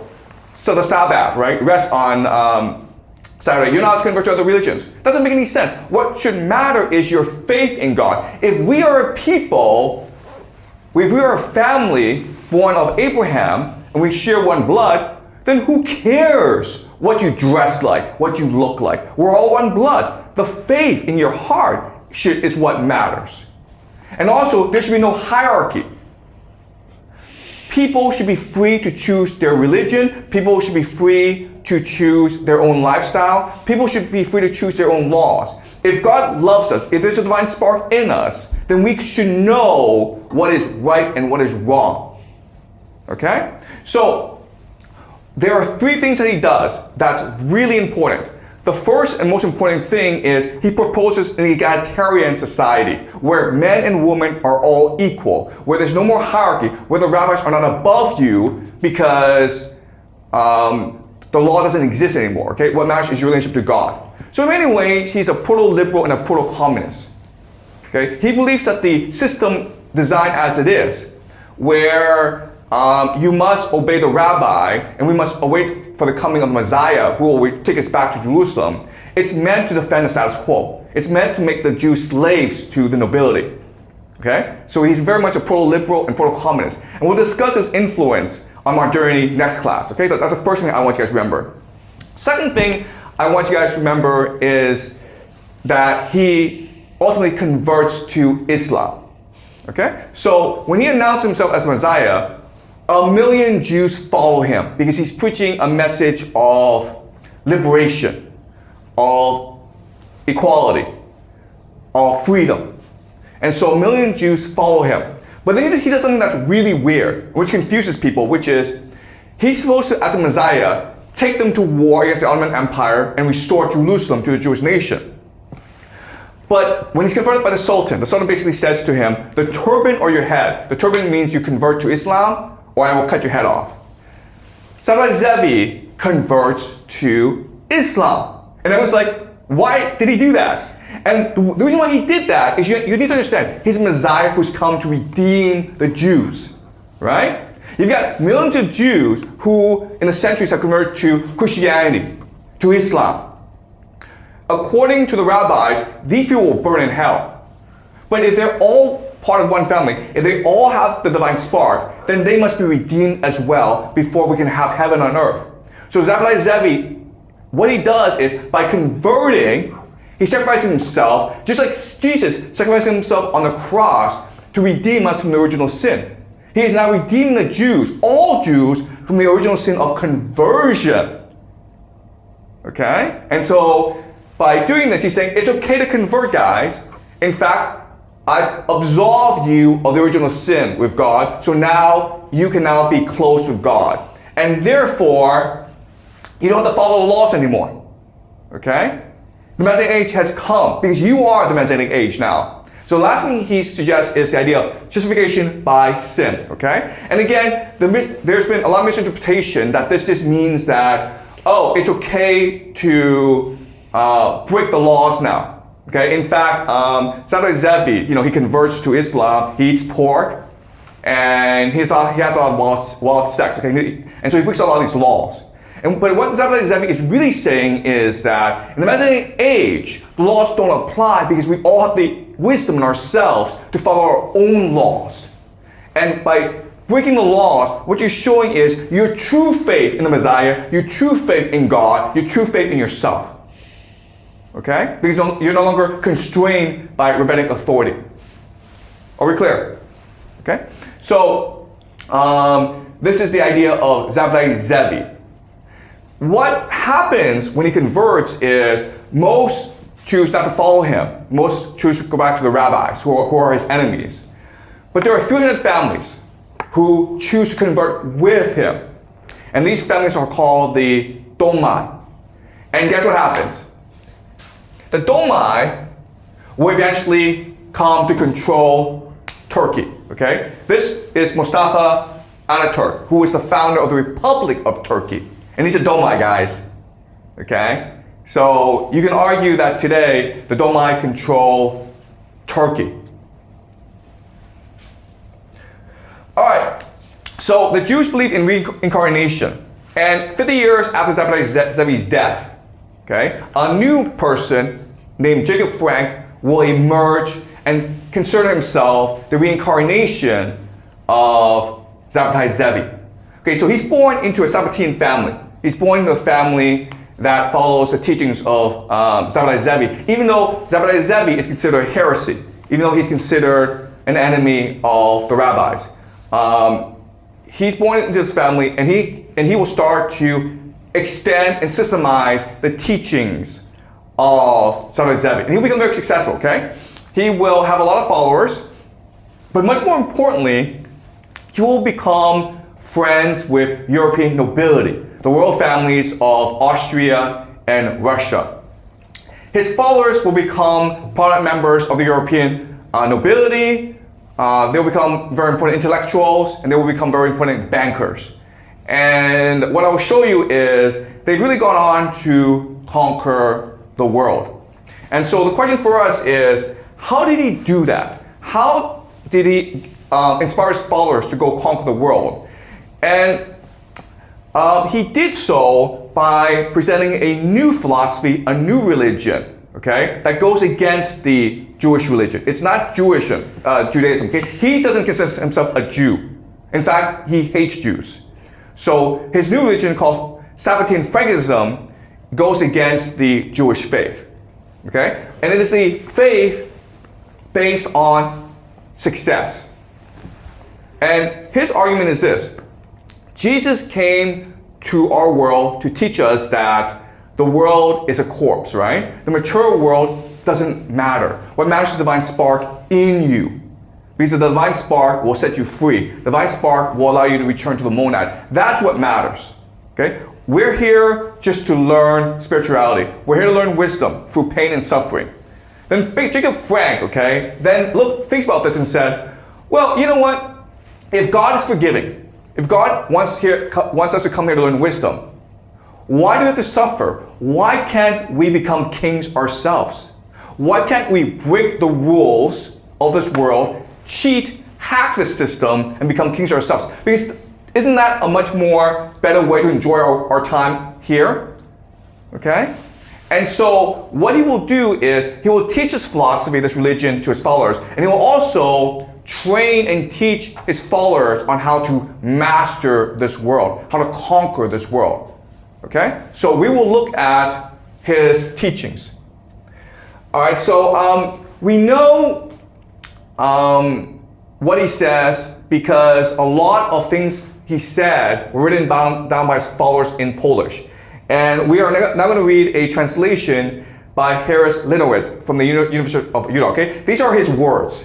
But what's important to keep in mind is that these are words just for the public. Okay, so we don't actually have access to his secret, mystical, magical teachings, the Kabbalah. Okay, and think of what his teachings almost like the Prince. It's a guide on how to conquer the world. And in fact, the Frankists will go on to conquer the world. Okay, so we're going to study his mentality, okay, his teachings.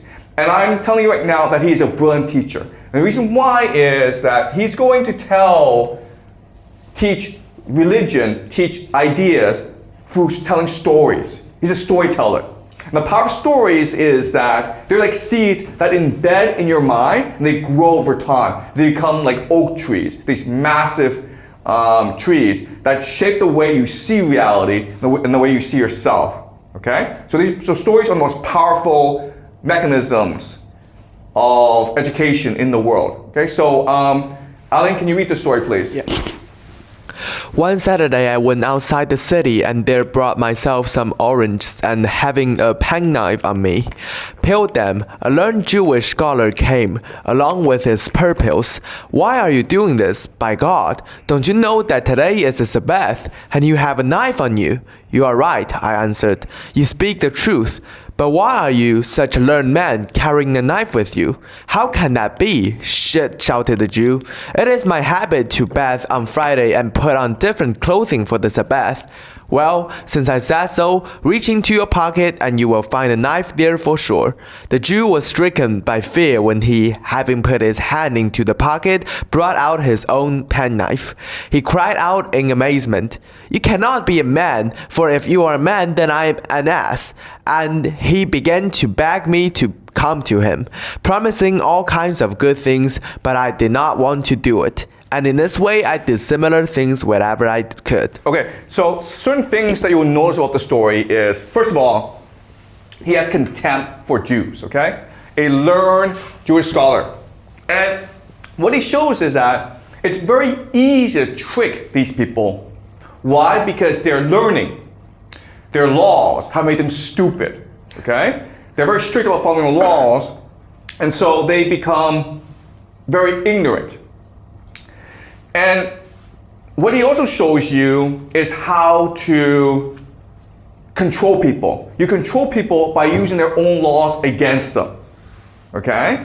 So this man has a very rigid sense of the world. He just said to Jacob Frank, hey, you can't use a knife. And then Jacob Frank is like, well then why is there a knife in your pocket? And so it's just a simple magic trick, right? While he isn't looking, Jacob Frank just puts a knife into his pocket. Okay, it's just sleight of hand, very simple trick.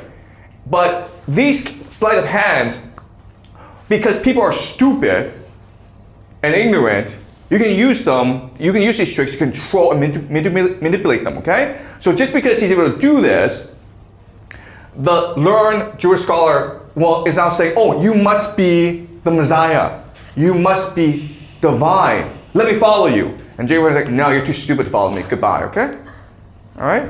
So it's a simple story. It's very amusing. It's memorable. So if I would tell you this story, I mean, when you're 6 years old, even when you turn 80 years old, you'll still remember it. And the story will grow over time. It will shape the way that you see the world. And what you understand is that people are fundamentally stupid and superstitious, and you must take advantage of that.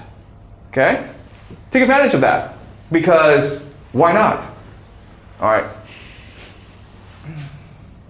Okay. Amber, can you read, please? Traveling with Zakubowski from Salonika to Poland, there prevailed at that time a pestilence in Podolia. We came to one township where the plague was filling the people, and we lacked food, wine, bread, cheese, etc. Then remembering that from those contaminated with plague, one does not take money, I told him the opposite.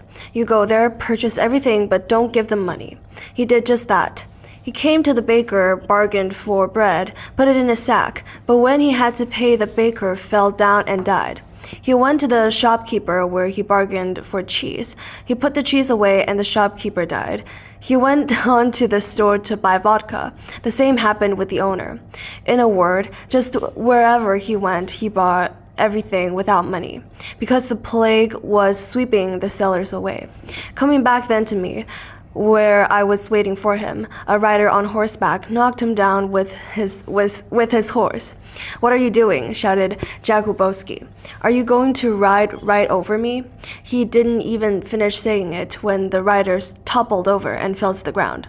This is how it is. I did all this because it was promised to me that no plague, nothing at all, could get at me.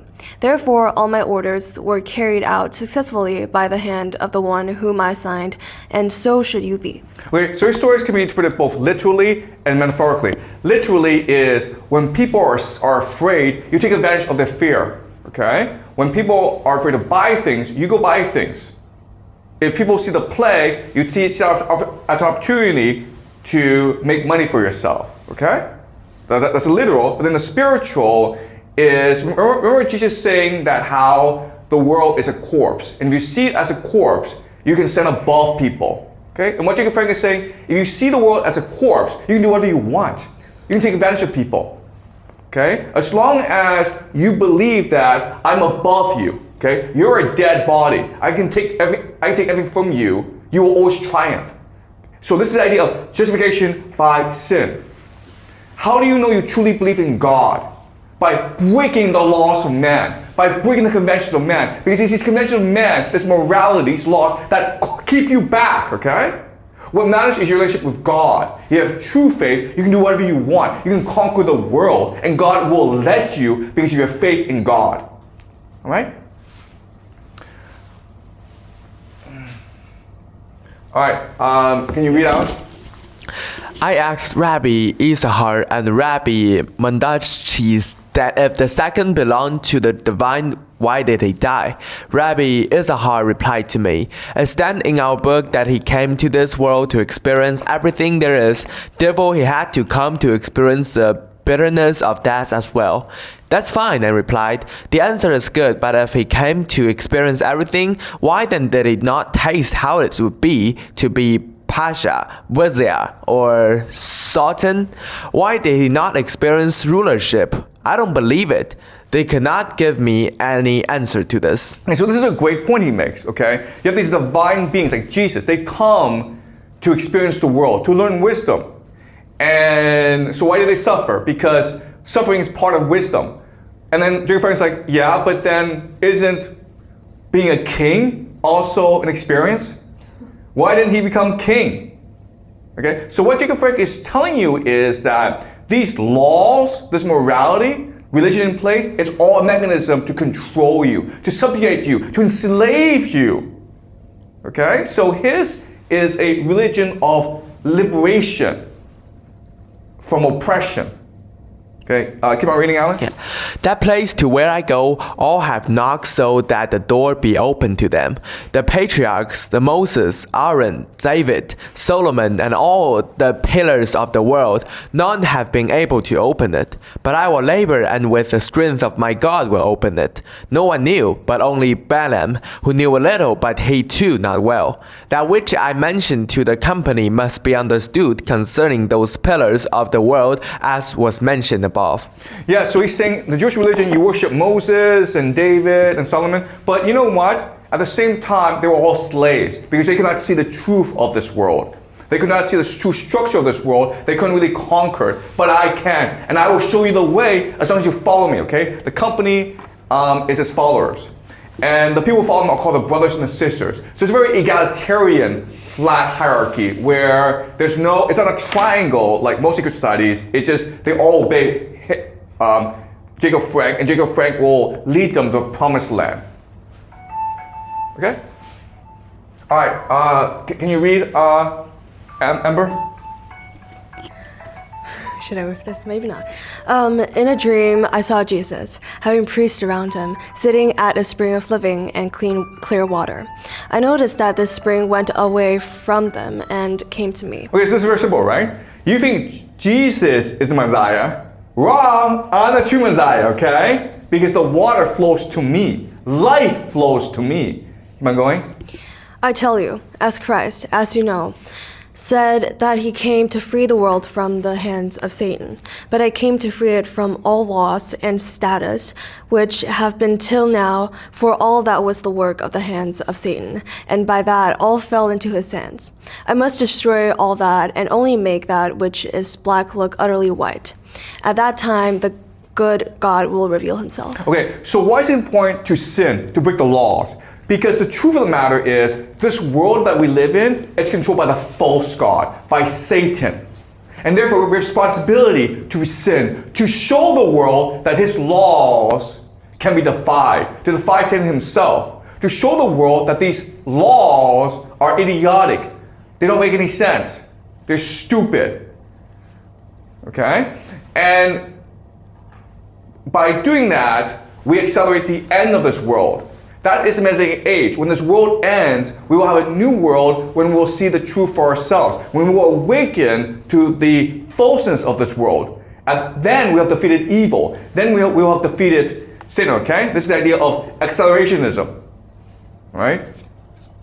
By sinning, you accelerate the end of the world. By sinning, you reveal the truth of the world. By sinning, you empower yourself. Okay? Okay, any questions so far? But you can see how seductive this is, right? Okay, okay, so this story is a bit long, so I'll simplify it, okay? Again, it is a parable. So there's a merchant, he has the world's most valuable pearl, and he wants to puncture a hole through it because he wants to create a necklace. And he goes to all these specialists, artisans, and they all say, no, this pearl is too valuable. I might break it or I might damage it. You won't be happy, okay? So they all refuse. The merchant really wants a hole, so he offers more money. And everyone's like, no, I can't do it. Then this apprentice, okay, and Jacob Frank's like, I'm an apprentice, I don't know anything. He's like, sure, I'll do it. And he does it. And the merchant is like, oh, wow, thank you. And the apprentice becomes very wealthy. So in this world, what matters is not obeying conventions. What matters is not listening to other people, conforming to other people. What matters is your fearlessness. Okay? Just go do it, man. Seize it. And you'll become wealthy. That's what this world is about. Okay? We are constrained by these taboos, by all this morality, by all this nonsense. Okay? You must break through it and just seize it for yourself, and you'll become powerful. Alright. Okay, this is another story which is too long. But the story goes like this. The king has 4 sons, and he dies. They're all born of the same age.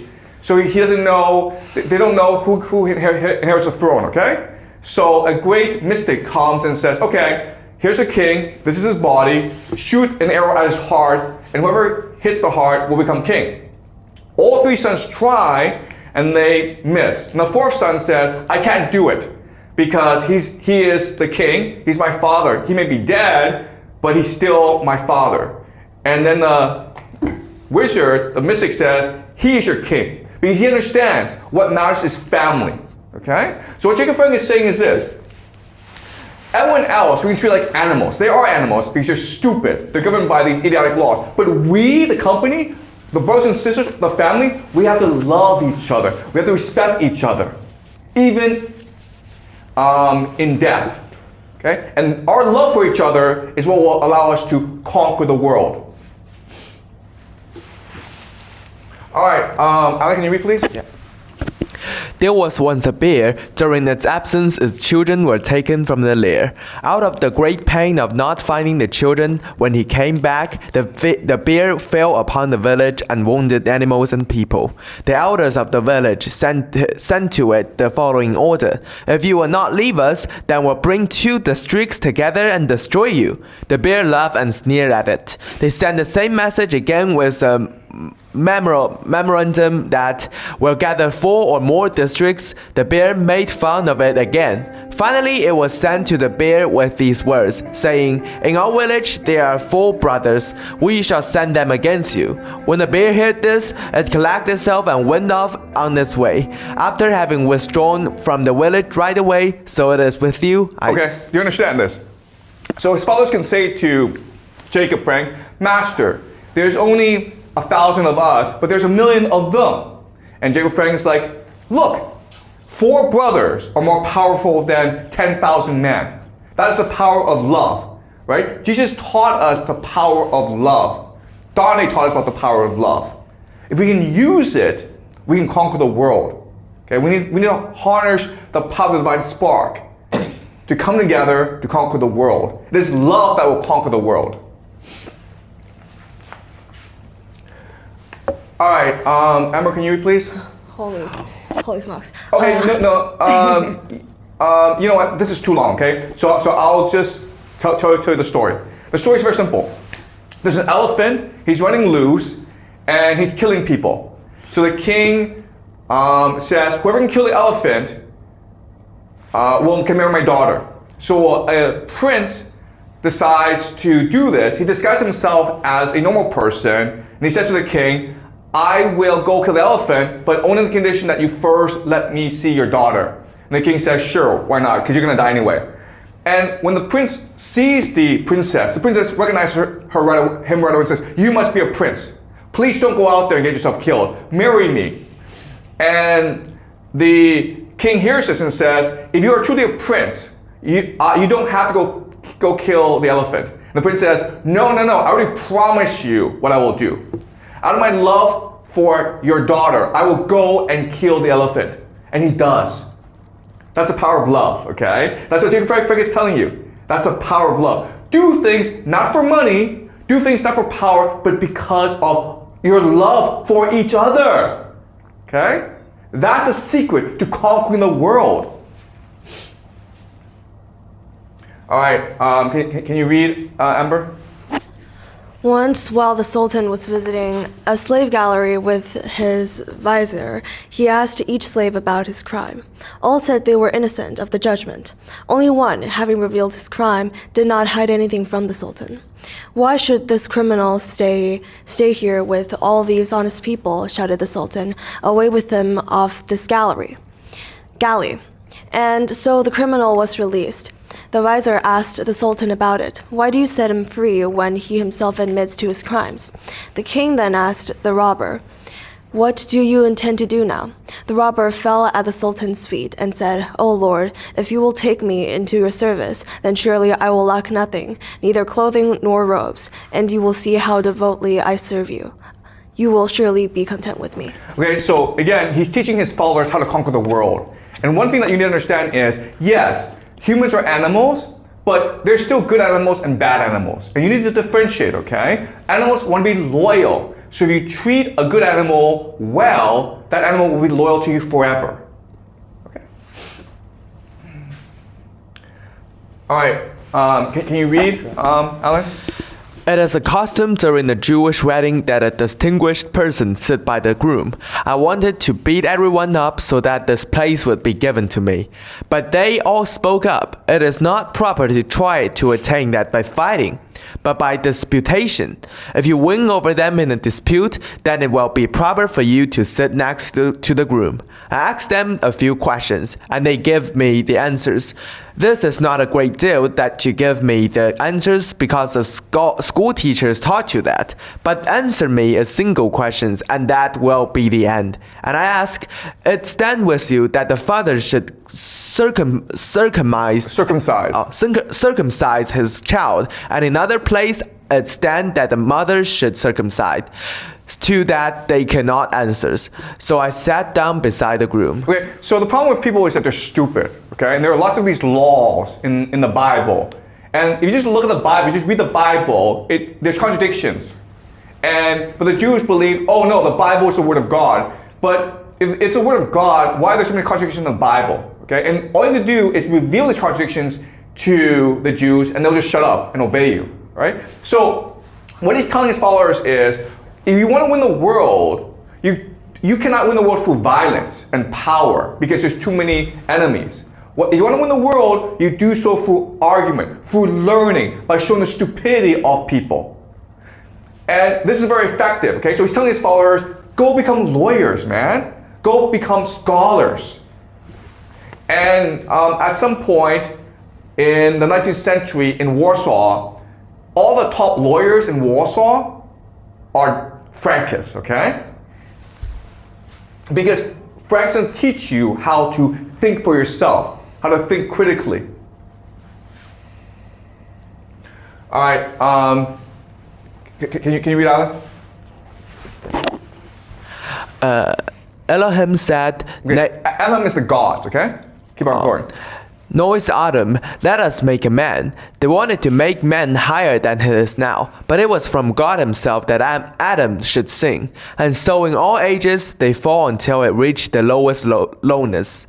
And from among the lowest of the low, as we are, our bracement down to the very bottom. It will be so that our rise may go on forever upwards, and assuredly out of deep darkness the light will appear us.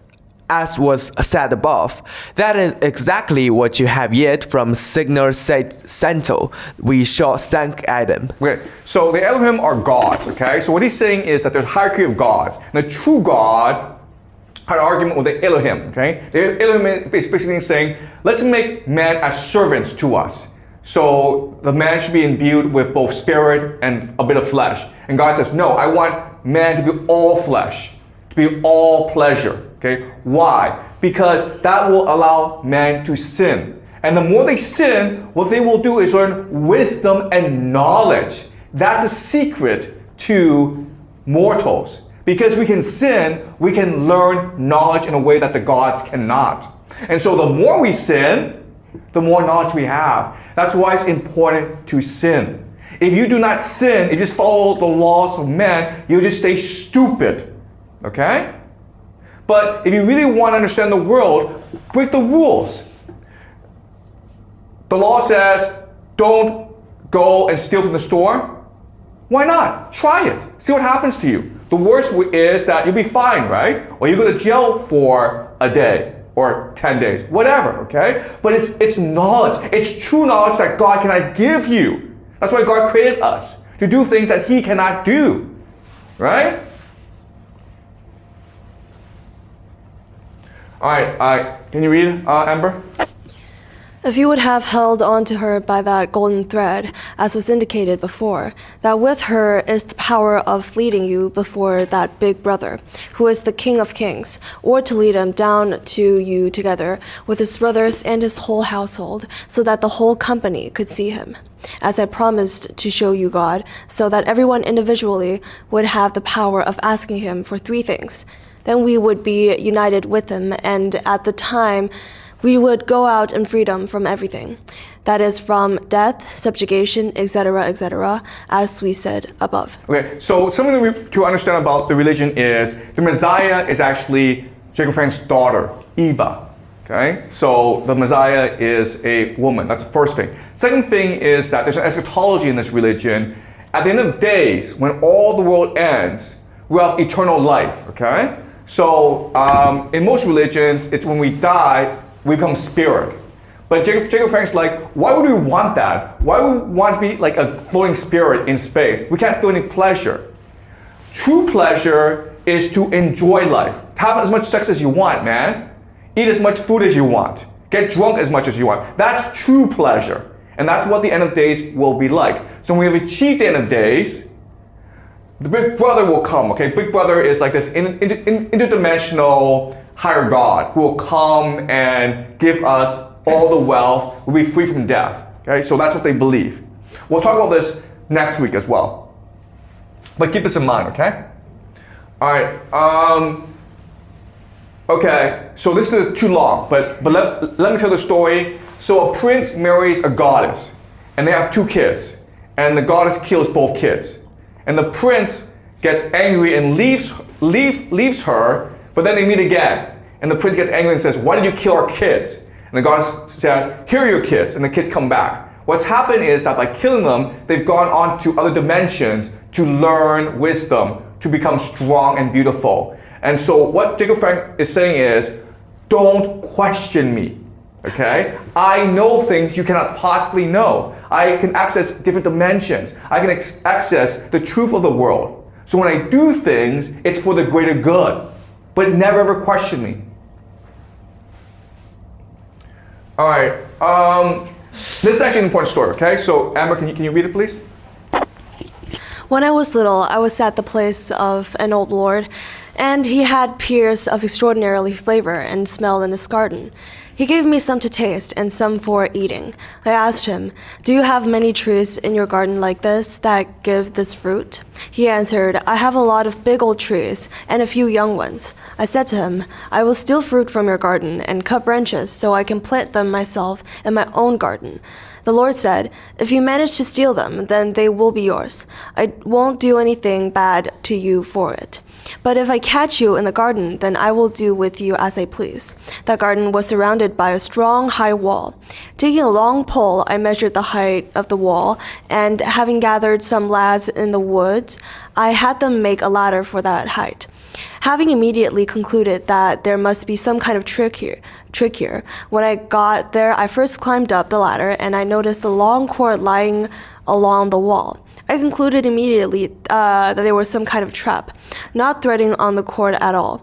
I looked for the place where it ended, and I noticed that at the end of the cord there hung a pistol, attached so that whoever moved the cord, immediately the weapon would fire and the report would give a sign. Immediately I caught hold of the hammer, unwounded, and having emptied the pan, cut the pistol off the cord and took it for myself. Then thereafter I ordered my lads to climb the wall, and we stole whatever we wanted. I cut 3 branches off its tree too and carried them off to my garden.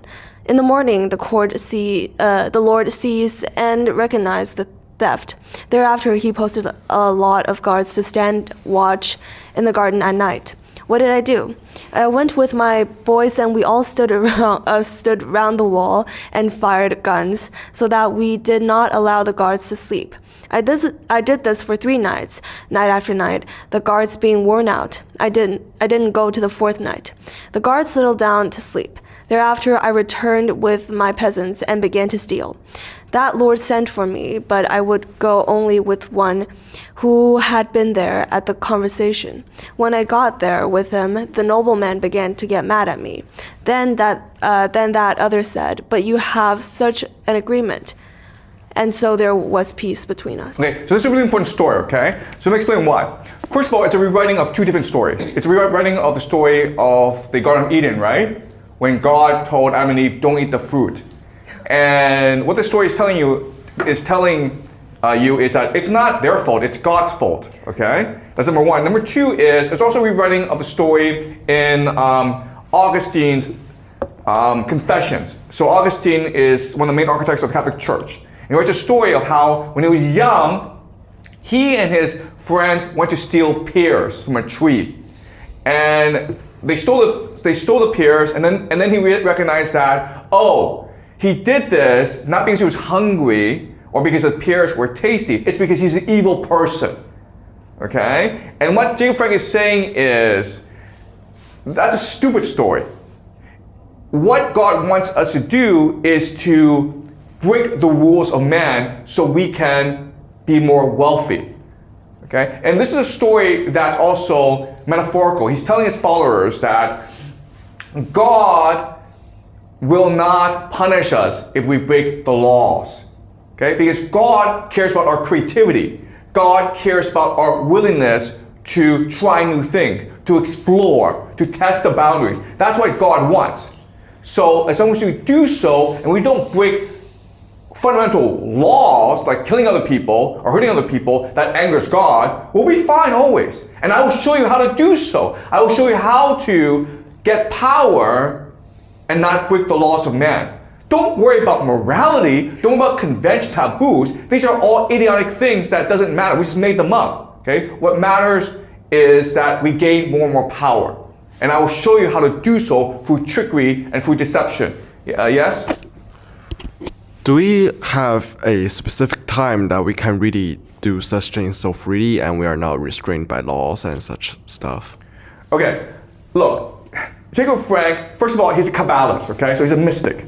And if you go into the mystical Jewish tradition, they teach you that the universe is consciousness, it's vibrations.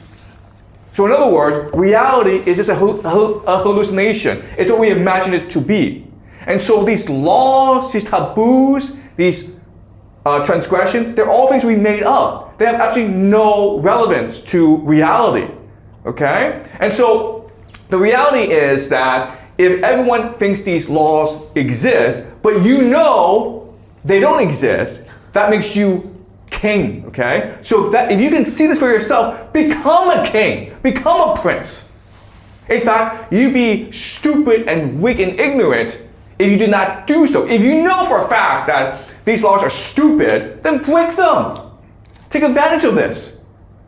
Okay? If there's a gold bar sitting in front of you and you refuse to take it, it doesn't mean you're virtuous, it just means you're stupid. Right? Okay. Okay, can you read, please, Alan? Yeah. There is no people like the Jews. They are like snakes and crocodiles, for there is no love at all among them, but only jealousy, hatred, and contention one against another. But it is by far the worst in Poland. Therefore, is then the evil will open from the north. Everything else will be revealed from there as well. Okay. Can you read this as well? Yeah. There is one thing that neither 1,000 or 2 nor 3,000 men could lift that thing up, and you would be able to lift it very easily with one hand. Okay, so what is this thing where 1,000, 10,000 men can't lift up? It's convention, it's social convention, right? It's laws that we agree on, it's morality. But you see the truth for yourself because I've taught you the truth, and therefore it's easy for you to lift it up, okay? So it's the laws of man that we have problems defying. But once you see the truth for yourself, once you've trained your mind to see that everything around us is false, then you become God, you become king, okay? Also, what this line tells us, he's complaining about the Jews, right? Frank hates the Jews because he thinks that the Jews have done this upon themselves, right? Why is it that the Jews get persecuted everywhere? Why is it that Jews get massacred everywhere? It's because of their silly little mind, where they think that the law says we can never convert. Who says so? Because of these rabbis? These rabbis are human as well. Think for yourself. Okay? See the truth for yourself. And that's what he's teaching his followers. All right, okay, this is actually a really important story. So can you read it, Amber? There was a certain rich Jew who loved all men powerfully and received guests graciously, not Begrudging them. begrudging them food or drink. So this guy is rich, the richest Jew in the world, and he's generous. And so we should all worship him, right? We should all be grateful to him. We should all honor him, right? But let's see what happens. Keep on going. Those he treated said to him that they greatly loved him mutually. What does he do? He takes a fat roast goose and having dressed it in a shirt and having put it in a little coffer, went in the morning to his friends who had eaten with him and asked them for advice, saying, "The peasants have planted a dead child on me and want to make an attack on me. What shall I do?" All of them answered him, "We don't want to know about it, neither about you nor that child." He went away from them as if he were very worried at all. Okay, so he's very rich, he's very generous to people, and then he's asking himself, are they really my friends? Or are they being nice to me just because I'm nice to them? Because I'm wealthy? So he designs a test, okay? And he's asking for help. And when he asked for help, he realized that these friends are going to help him, even though he was very generous to them. Okay, keep on going. He went to his neighbor who was also wealthy, but they had never had close relations. He asked him what his advice might be. He replied to him, "Dear neighbor, let's go and dig a hole at the edge of your estate and bury the chest there and put some boards and other stuff on top of it." But those who had eaten with him themselves went and spied out the place where they buried the chest, and they themselves went to the squire of that town, reporting to him that terrible deed. That lord, together with his whole household, took himself off and went to the house of that Jew. Having arrived there, he ordered the householder immediately thrown in irons and ordered the place dug up to find the child. But to the great surprise of everyone, when the chest was opened, the roast goose was seen in the shirt. The Lord asked what that might be. Thereafter, that Jew replied that it was to test those who really loved him that he did it, and that I wanted to see if they were really as kindly disposed to me as they had said, but I have concluded the reverse. So if you're very wealthy and you're nice to people, they'll think you're stupid and naive, and they'll plot against you. Okay? That's the reality that you live in. If you want to become rich, you have to break the laws of man. If you want to stay rich, you have to be mean to people. You have to recognize that people are inherently evil. Okay? They're animals. Okay, Alan, can you read, please? Yeah. It is written that silver answers everything. It is not even possible to draw near God without money. Okay, so how do you know you're successful? How do you know you're happy? Money, right? This story down below, he tells a story of how he has these followers and he's well respected. So now these noblemen are trying to bribe him and says, hey, why don't we join forces? I'll give you $1 million. And he says, no. I'll give you $1 billion. No. I'll give you $1 trillion. No, no, no, okay? Because what matters is believe in our mission, okay? Our mission is to create a new world. Our mission is to usher in the Messianic age. That's what matters, okay? Not the money. All right, so can you read, Alan? Yeah. Two maidens. Two maidens from Poland, daughters, were leaving and wanted to lie down on the bed. I wanted to have intercourse with them. At that one nun came, undressed and also lay on the bed. I lay on the bed. The nun says to me, Lord Frank, what are you doing? Indeed, I am married. I replied, what of it? Exposition, that thing with the nuns was prepared for you, and you do that with them in squares, towns and streets, and that would have been an eternal praise for you.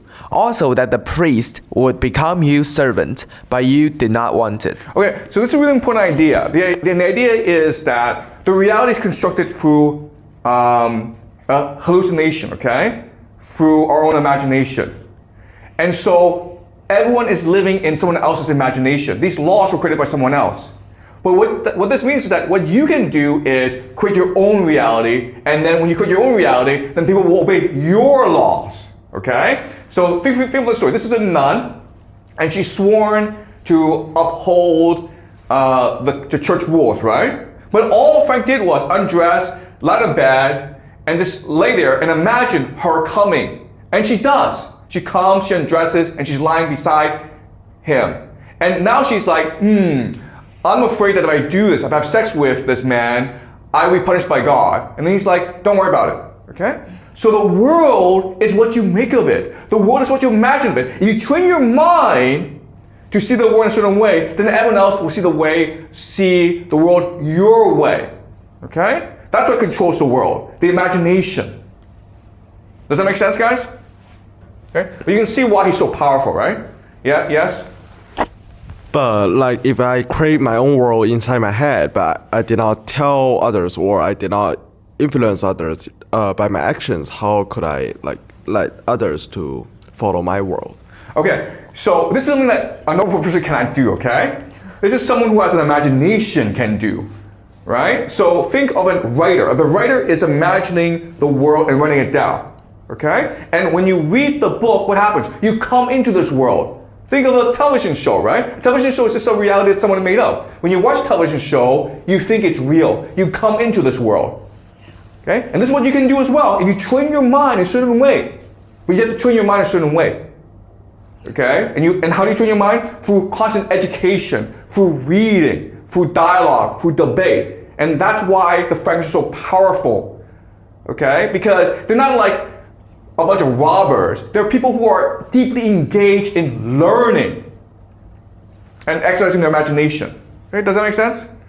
All right, so this is really important. So what's going to happen is that most of Frank's followers are Jews. And what they're going to do is they're going to convert together to the Catholic religion. Because when they do so, they will be given more opportunities to grow in power, okay? They'll be patronized by Catholic royalty. Okay, so they decide to convert together. But before they do, they have a ceremony to mark their conversion. Okay, can you read, Amber? On the night? On the night of that day, the following deed took place. The Lord set up a guard in the courtyard made up of our people, so that no one might dare even to look through the window, and he himself went in with the brothers and sisters, undressed nude, and also Her Highness OBM, and ordered all those gathered to do so. And after having taken a little bench, he drove a nail into the center and set 2 burning candles on the bench, and hung his cross from the nail. And so after having knelt before it himself, he took the cross and bowed to the 4 sides and kissed it.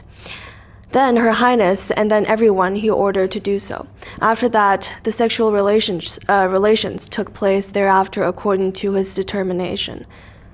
At that, one of the women laughed. Then at the moment the Lord ordered the candles put out, saying, if they would let the candles burn, they would see what would happen.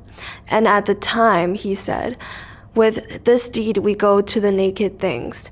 Therefore, it is necessary to go naked. Okay, this deed is conversion, okay? So what they're doing is this. They're converting to a new religion, and they're supposed to swear loyalty to a new faith, a new God.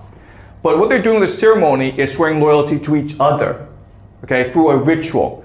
And this ritual, it's not sex, it's a ritual of love, where Jacob Frank is instructing each other on how to behave in a sexual manner, okay? And this is a way to cement their covenant with each other. And what this does is it empowers everyone to go far and wide. But no matter how far and wide you go, remember that we still love each other. And because of our love for each other, we'll find each other, okay? So he tells a lot of stories of how these princes goes around the world in disguise. Because you have no choice. Because this world is run by idiots. This world is governed by idiotic laws. And therefore you must disguise yourself. You must hide yourself. But remember that we will always find each other because we know each other for who we are. Okay? Because we're bounded by this covenant with each other. So the thing about the Frankists that's very annoying, or which makes people hate them, is they're always engaging in this sort of sexual rituals. They have incest with their children. They have incest with their daughters. They do a lot of wife swapping. Okay? And you may think to yourself, this is degrading. But if you think about it, wife swapping, who has the power in the relationship? It's actually the wife, right? Because before, the wife had to stay at home and she had to and she couldn't use her body.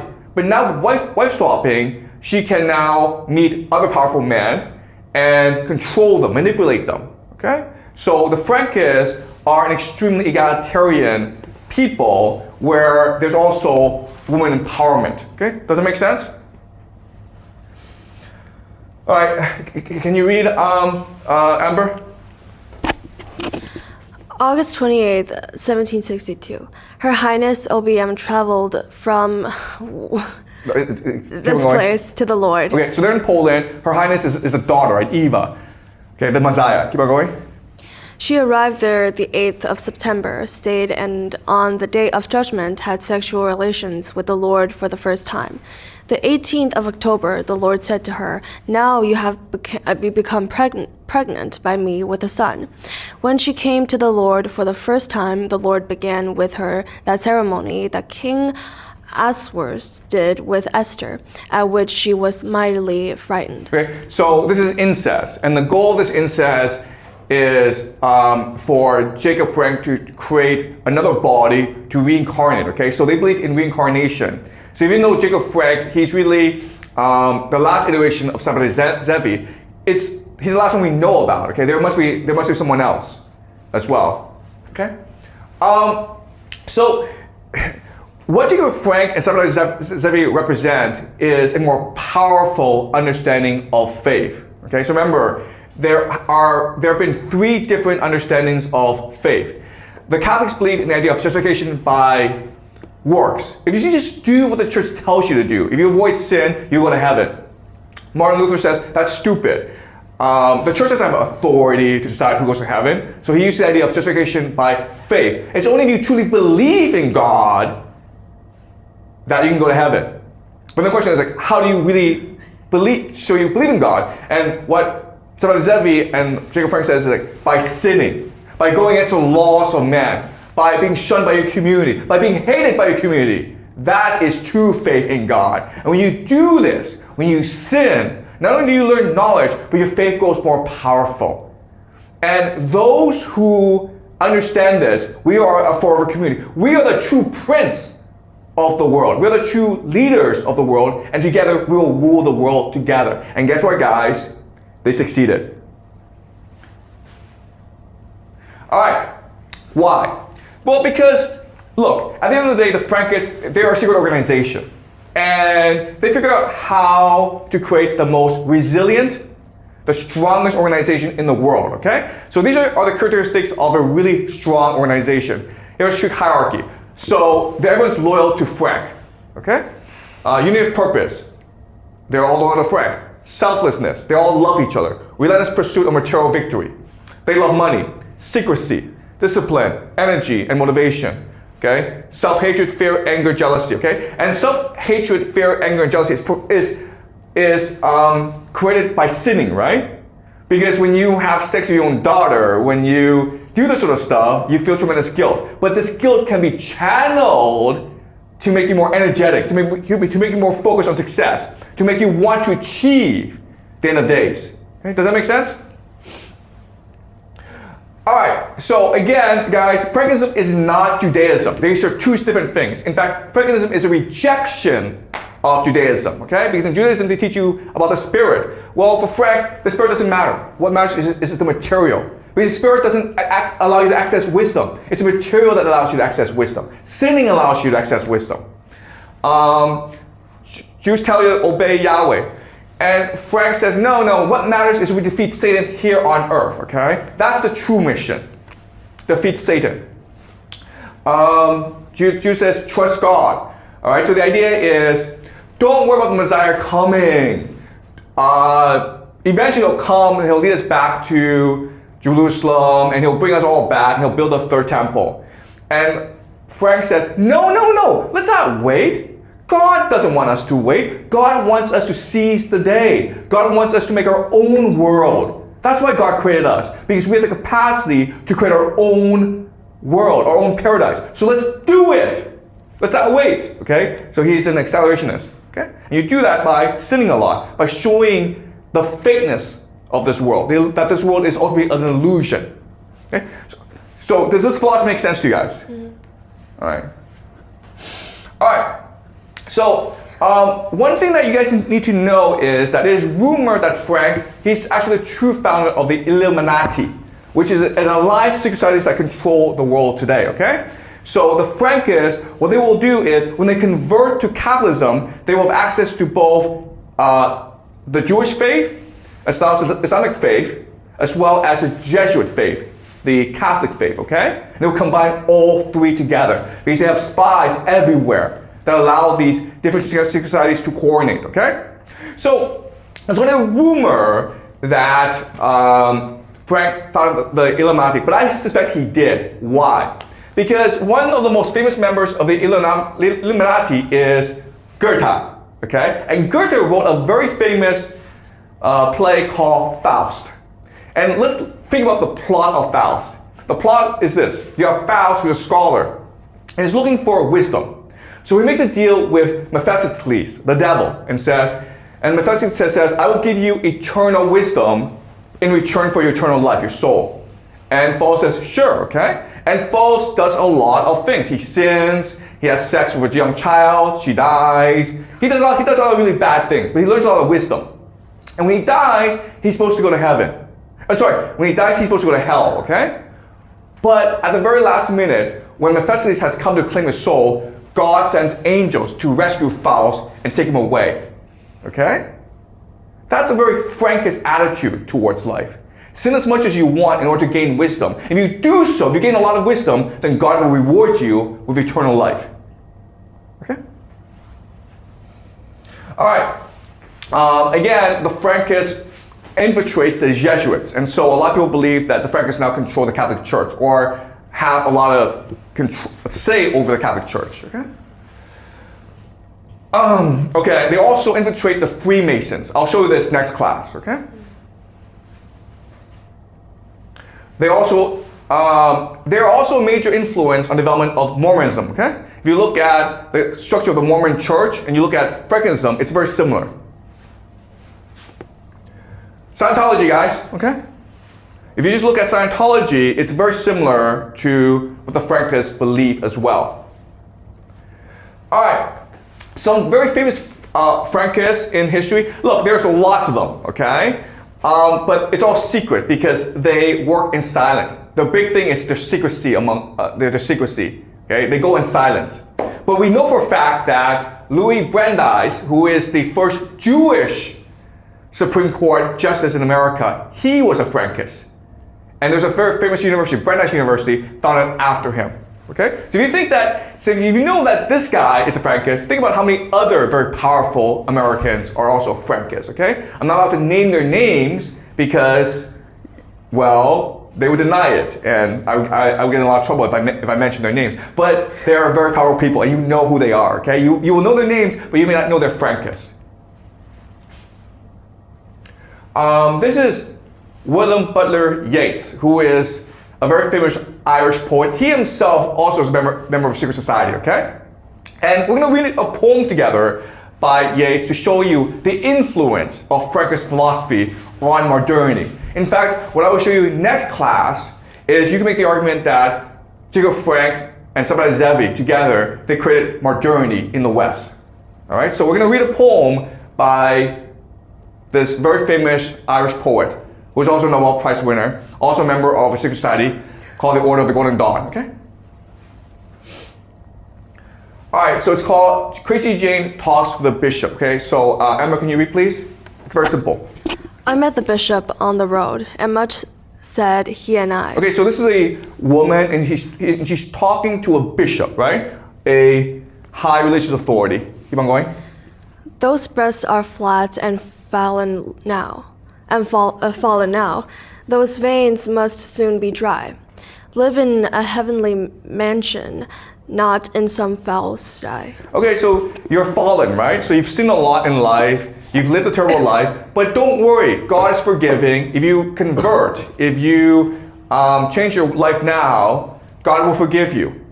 All right? And all will be good. Keep on going, Amber. Fair and foul are near of kin, and fair needs foul, I cried. My friends are gone, but that's a truth, nor grave nor bed denied. Learned in bodily lowliness and in the heart's pride. You cannot have you cannot have good without evil. You cannot have ugliness, you cannot have beauty without ugliness, okay? So, and this is something that I've learned because I've sinned, because I've gone low. Okay, keep on going.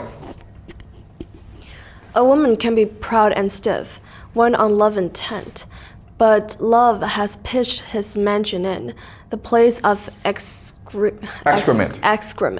for nothing can be soul or whole that has not been rent. Where is God? Where is love? God is in garbage, okay? So you have to sink low to truly find God. You have to sink low to truly find yourself. You have to destroy yourself in order to truly create yourself.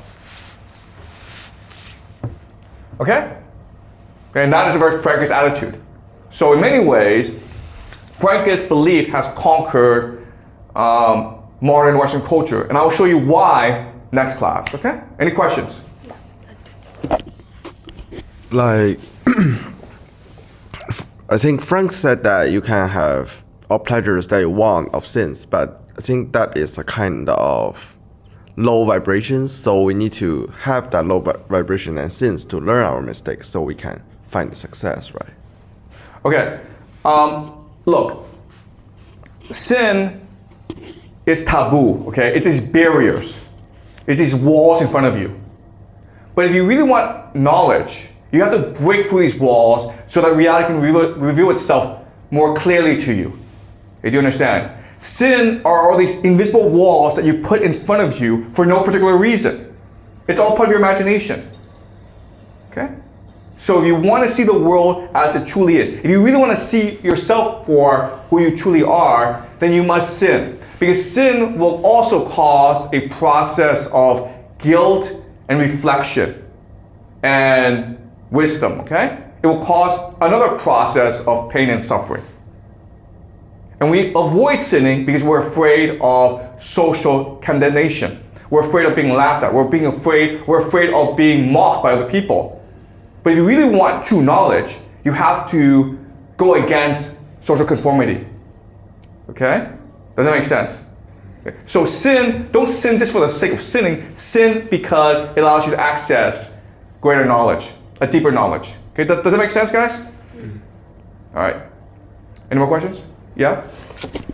Do you think that the Francis ideology has an impact on the Palestine Israel conflict? Because I think I see a lot of similar narratives coming. Yeah, so at the very end of the course, I will teach you like the Sabbatean Frankists, they're the founders of Israel. Oh, okay. Yeah, so what's happening in Palestine and Israel today, it's driven by the Frankist philosophy, yes. Okay, Yeah. thank you. Okay, any more questions? Okay, great. So I'll see you guys next week. We've discussed transnational capital, the British Empire. We've also discussed the Sabbatean Frankists. Today, we will put the two ideas together and show how the alliance between these two different forces have created modernity, or the ideas that underpin our society today, including Marxism, Darwinism, individualism, liberalism, and Freudian psychology. All right, so we will talk a lot about Jews today, but just as a caveat, it's important for us to remember that it's easy to see a Jewish conspiracy everywhere. But things are actually much more complicated than that. The argument I want to make to you today is that the Jews are a construct and tool of empire. In other words, they're really the middle managers. They're the ones who help manage the empire. And if the Jews weren't around, then it would be the Indians or some other group. An empire needs scapegoats. It needs middle managers. And for the past 200 years, the Jews have served the purpose. Something else that I will show you today is that the empire, which is transnational capital, they get all the profit. They hide behind the scenes. They're the shadows. And they make all the money. And it's really the Jews get all the blame. And what we'll discuss next class is that this is the same thing that will happen today. Okay? So that's the argument I will make to you today. All right, so let's discuss the British Empire. The British Empire is unique in human history in that it controls the entire world. And it's just a small island, right? It's a small island with very little resources. And it's able to control the entire world because it controls global trade. It has the world's greatest navy. It also has the Bank of England, which is really transnational capital. And English becomes the lingua franca of the world and has colonies throughout the world as well. So for the British Empire, the way they control the world, it's a very simple concept. As long as the British Empire is able to control the seaways, then it controls the world. The great crisis, the great problem, great threat is that an empire will emerge within the Eurasian continent. It's called the heartland, okay? And this could be Germany, it could be Russia, it could be China. But if it's able to emerge, eventually, like the Mongol Empire, it's able to conquer the entire Eurasian continent, and through railways, it's able to link up Africa, the Middle East, Europe, and Asia all together into one trading bloc. And then you don't need the seaways anymore. If that were to happen, then the British Empire would go bankrupt. Because remember, the British Empire, with the Bank of England, transnational capital, it's really a Ponzi scheme. It needs people to keep on buying into the empire for it to continue to succeed. So the greatest threat is a great power emerging in the heartland. And throughout history, that was either the French, the Ottoman Empire, the Germans, or the Russians. So the grand strategy of the British is to create as much chaos and conflict in Europe as much as possible. You always want your enemies fighting each other, okay? And that's just the core strategy of the British. Not very hard, okay? So again, as we discussed, there are four major enemies that the British have faced throughout their history as an empire. The French, they were able to defeat because of the French Revolution, as well as the Napoleonic Wars. Then they had to face the Russians, and the Russians were the greatest threat because the Russians had the largest land empire, and they were the most likely to unify the Eurasian continent. They also faced the Ottomans, and they also faced the Germans. Now, the British could not seem as though they were interfering in European politics, because all that would do is anger the Europeans and unite the Europeans against the British. They had to do it using subterfuge, secretly, using intelligence operatives, right? And so, of course, what happened was that they developed different strategies in order to divide and conquer Europe. What they would do is promote revolutionary movements using transnational capital. And we'll discuss these revolutionary movements later on. They also industrialized Japan because they saw Japan as a natural ally in the world. Okay, so you know that in Japan, they underwent the Meiji Restoration, and in only a few decades, they were able to industrialize, so much so that they defeated Russia in the Russo-Japanese War in 1905. And you may not know this, but transnational capital, the British and the Americans, financed a great deal of Japan's industrialization because the Anglo-American Empire wanted Japan as an ally. Okay? It was a natural ally. What they would also do is establish resource colonies. So Australia, New Zealand, Canada, South Africa, these are all resource colonies. And the idea is that you can now use manpower to fund your armies, okay? And the last strategy is to, wherever you can, steal as much resources as possible as fast as you can. And this was true in India and China and Africa as well. Okay, so this is the grand strategy of the British. And they needed agents to help them in these endeavors, and the 17 Francas made the most sense, right?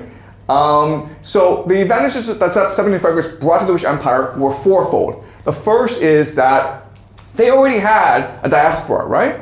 And they were also crypto Jews. They also disguised their identity as Jews as well. So they were able, as a network, to conduct intelligence, do blackmail, and subvert governments, okay?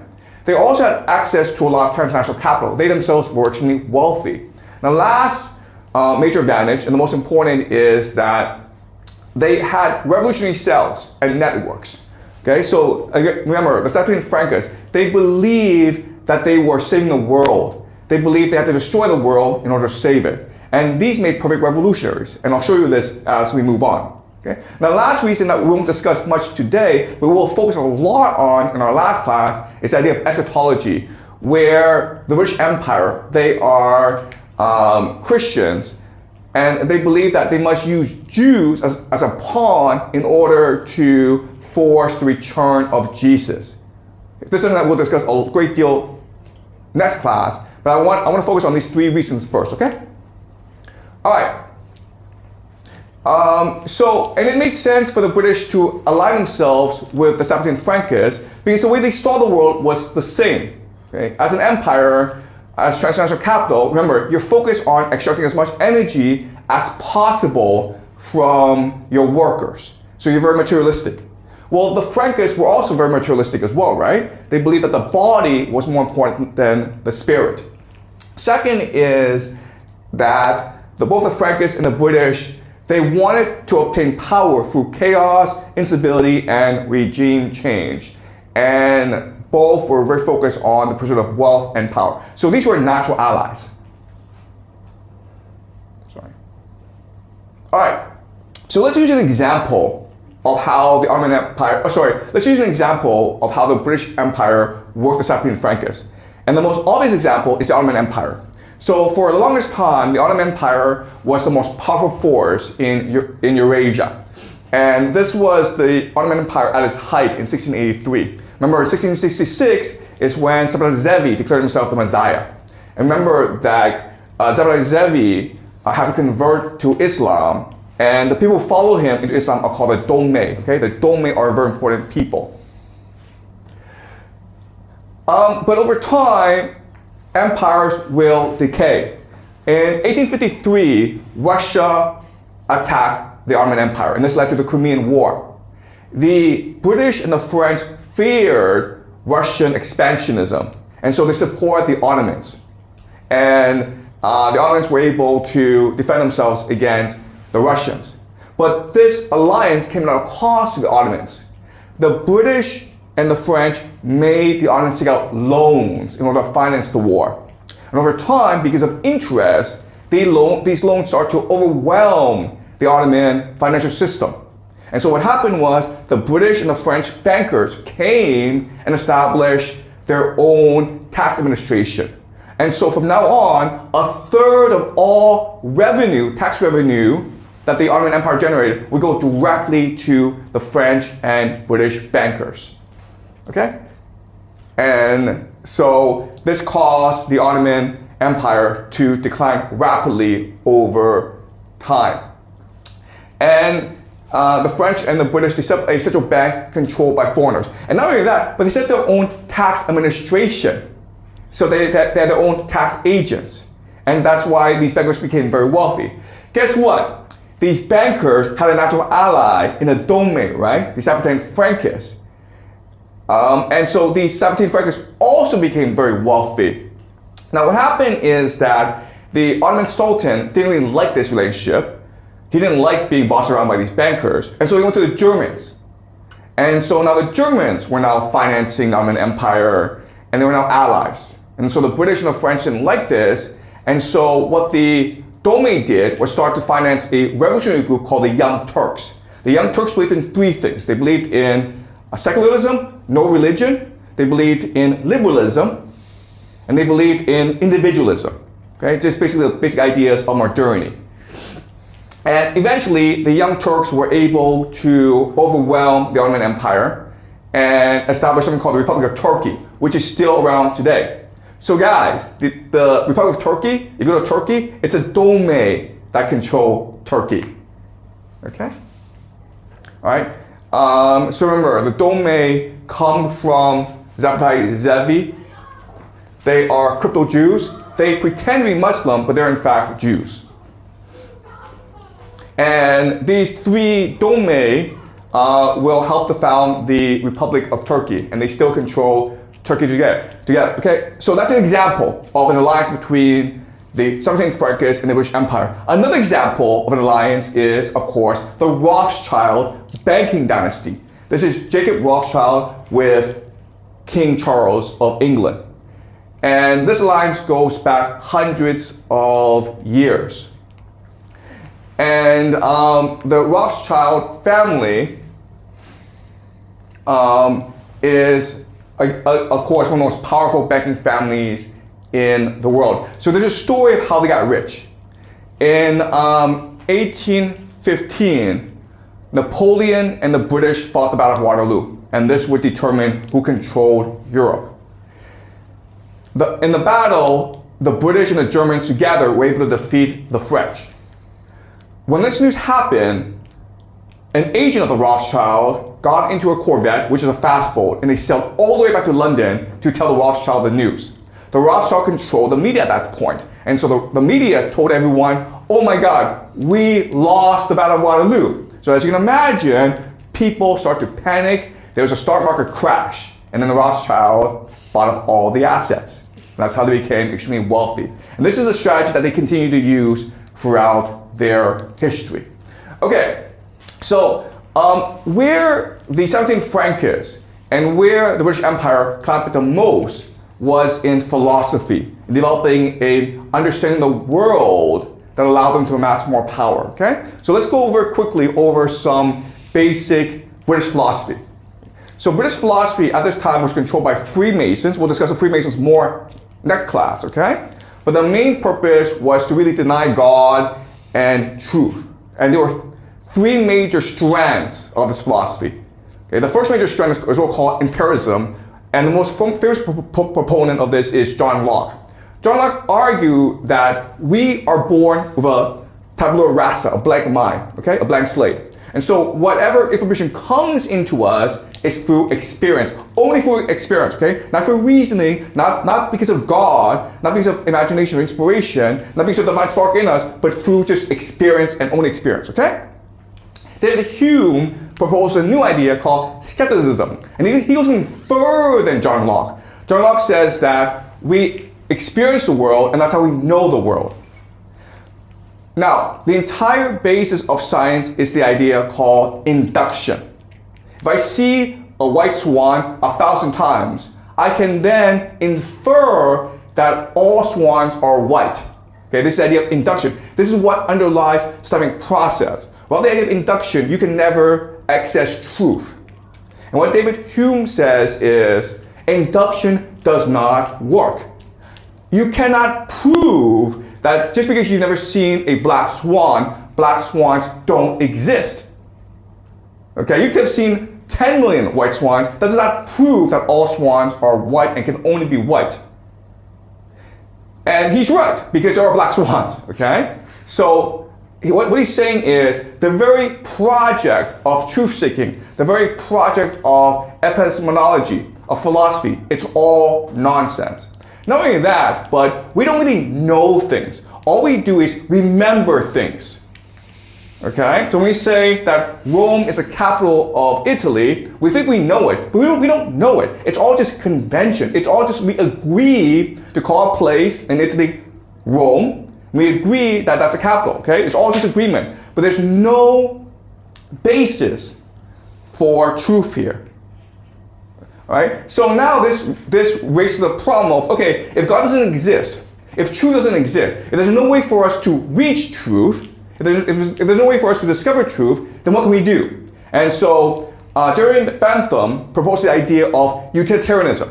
The way we understand the world is just through utility. If it is good for the majority of people, then it must be good.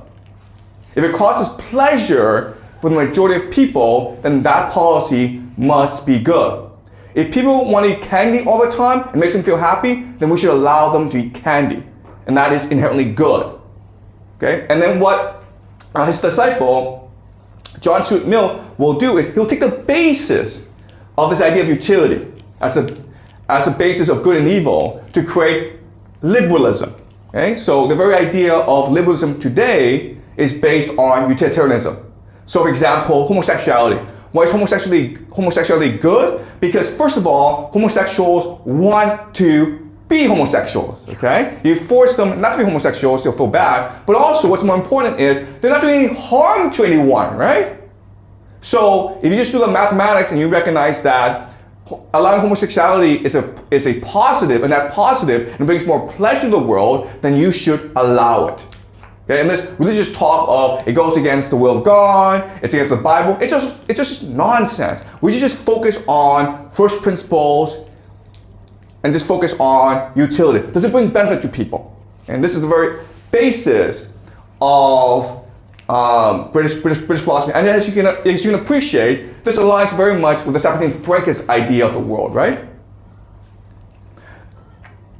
All right. So this is John Stuart Mill, and this is Jeremy Bentham. Okay? And not only that, but once this philosophy is in place, they are now going to promote certain scientists that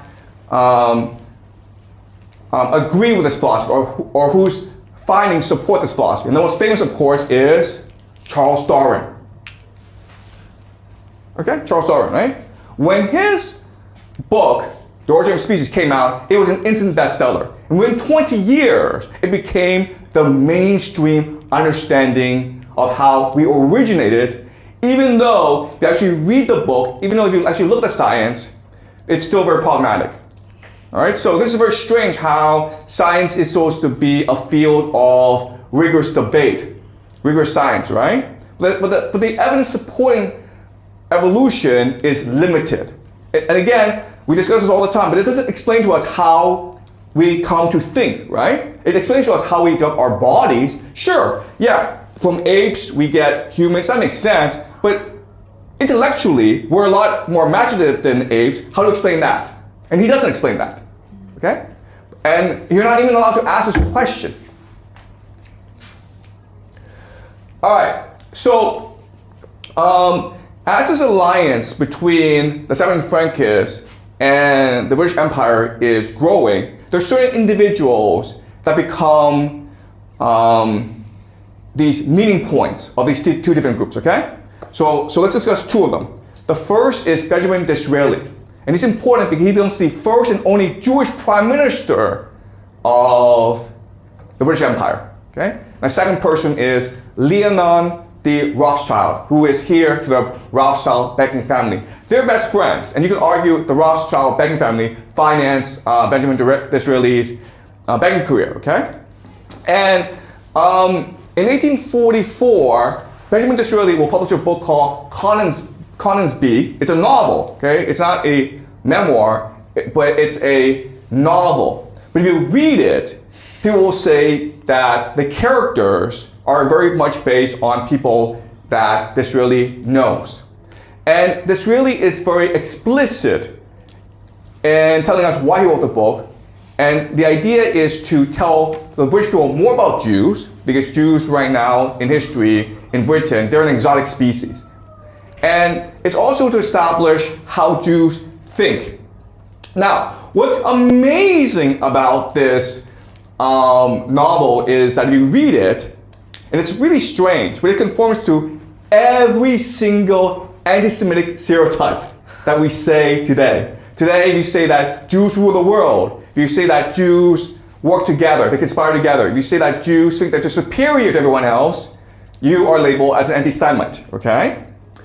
But if you read this novel, and we'll read this novel together, this is exactly what Benjamin Disraeli says, okay, about the Jewish people.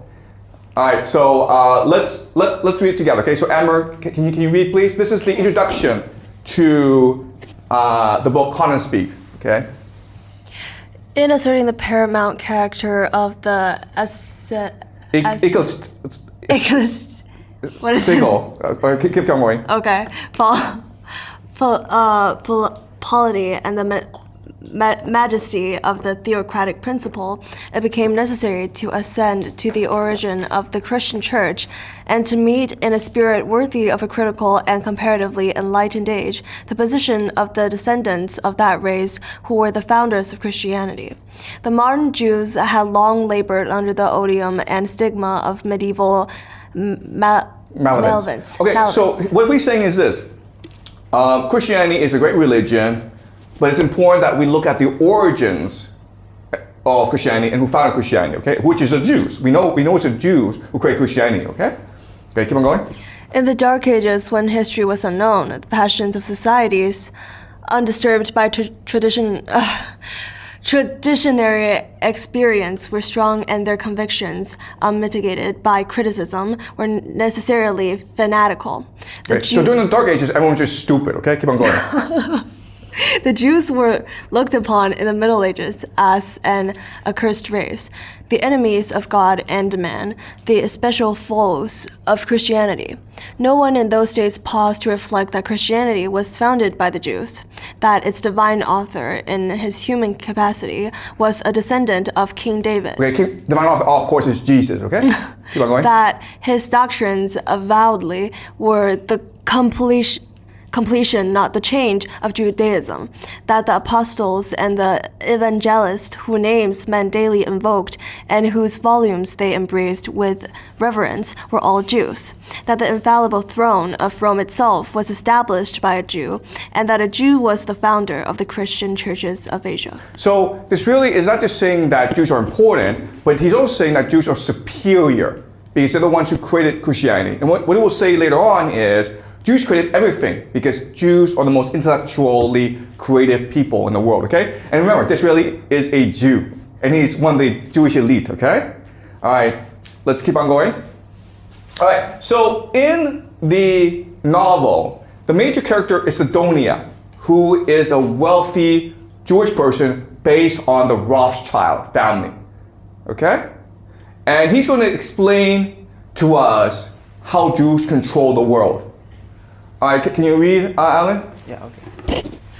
Sidonia. Sidonia was descended from a very ancient and noble family of Aragon. Okay, Aragon is in Spain. Okay, so we discussed how before, for 100 years, the Jews were part of the Spanish Muslim Empire. But when they were reconquered, they were forced to leave or convert. Keep on going. That, in the course of ages, had given to the state many distinguished citizens. In the priesthood, its member had been peculiarly eminent. Besides several prelates, they counted among their numbers an archbishop of Toledo and a Sidonia. In a season of great danger and difficulty, had exercised for a series of years the paramount office of Grand Inquisitor. Okay, so even after the Christians reconquered Spain, and after some Jews converted to Catholicism, okay, first of all, these Jews kept their faith secret. So even though on the outside they were Catholics, in the inside they were still Jews. Okay, they were crypto Jews. But much more importantly, these Jews rose to supreme power within the Catholic Church in Spain. The irony is that the Spanish Inquisition, where Catholics were looking for Jews who were pretending to be Christians, the leadership were Jews. The leadership were crypto Jews, okay? This is what this really is saying. I'm not saying this is true, but this is what this really is saying, okay? Keep on going. Yet, strange as it may sound, it is nevertheless a fact of which there is no lack of evidence that these illustrious family during all this period, in common with 2/3 of the Aragonese nobility, secretly adhered to the ancient faiths and ceremonies of their fathers, a belief in the unity of the God of Sinai, and the rites and observances of the laws of Moses. Okay, so guys, 2/3 of nobility in Spain were crypto Jews. Catholics Jews disguised as Catholics, okay? All right. So again, I'm not saying this is true, but it's striking and really strange that a Jewish man who's very powerful, who will become Prime Minister of England, he's writing this stuff, okay? He's putting in the mouth of basically a Rothschild. Okay, can you read, Amber? The Sidonians of Aragon were New Christians. Were Nouveau Cristianos. Some of them, no doubt, were burned alive at the end of the 15th century under the system of Torquemada. Many of them, doubtless, were the San Benito, but they kept their titles and estates, and in time reached those great offices to which we have referred. During the long disorders of the Peninsular War, when so many openings were offered to talent and so many opportunities seized by the adventurous, a cadet of younger branch of this family made a large fortune by military contracts and supplying the commissariat of the different armies. At the peace prescient of the great financial future of Europe, confident in the fertility of his own genius, in his original views of fiscal subjects, and his knowledge of national resources, this Sidonia, feeling that Madrid or even Cadiz could never be a base on which the monetary transactions of the world could be regulated, resolved to emigrate to England, with which he had, in the course of years, formed considerable commercial connections. He arrived here after the Peace of Paris with his large capital. He staked all he was worth on the Waterloo loan, and the event made him one of the greatest capitalists in Europe. Okay, so these crypto Jews, they had a lot of money, but not only that, but they have an information network, okay, because they have relatives, friends all throughout Europe. And they are intellectually superior, and so they know how history will develop. And they see a great money-making opportunity in war. So when these wars come out, what these Jews do is they support both sides, so they can't possibly lose. And then they make a lot of money, and then they figure out where it is in the most advantage to be. So they have absolutely no national loyalty. They don't see themselves as belonging to a certain group of people, a certain nation. They see themselves as first and foremost Jews. Okay, so when the time presented itself properly, the Sidonians, they will migrate, some of them, not all of them, will migrate from Spain into continental Europe and up to England because they saw England as the future. And of course, from England, they will also migrate to the United States of America. Okay. Alan, can you read, please? The only human quality. So the father goes to England and now he establishes the banking dynasty, and his son will now inherit everything. Okay, and so this is about the son. Keep on going. Yeah.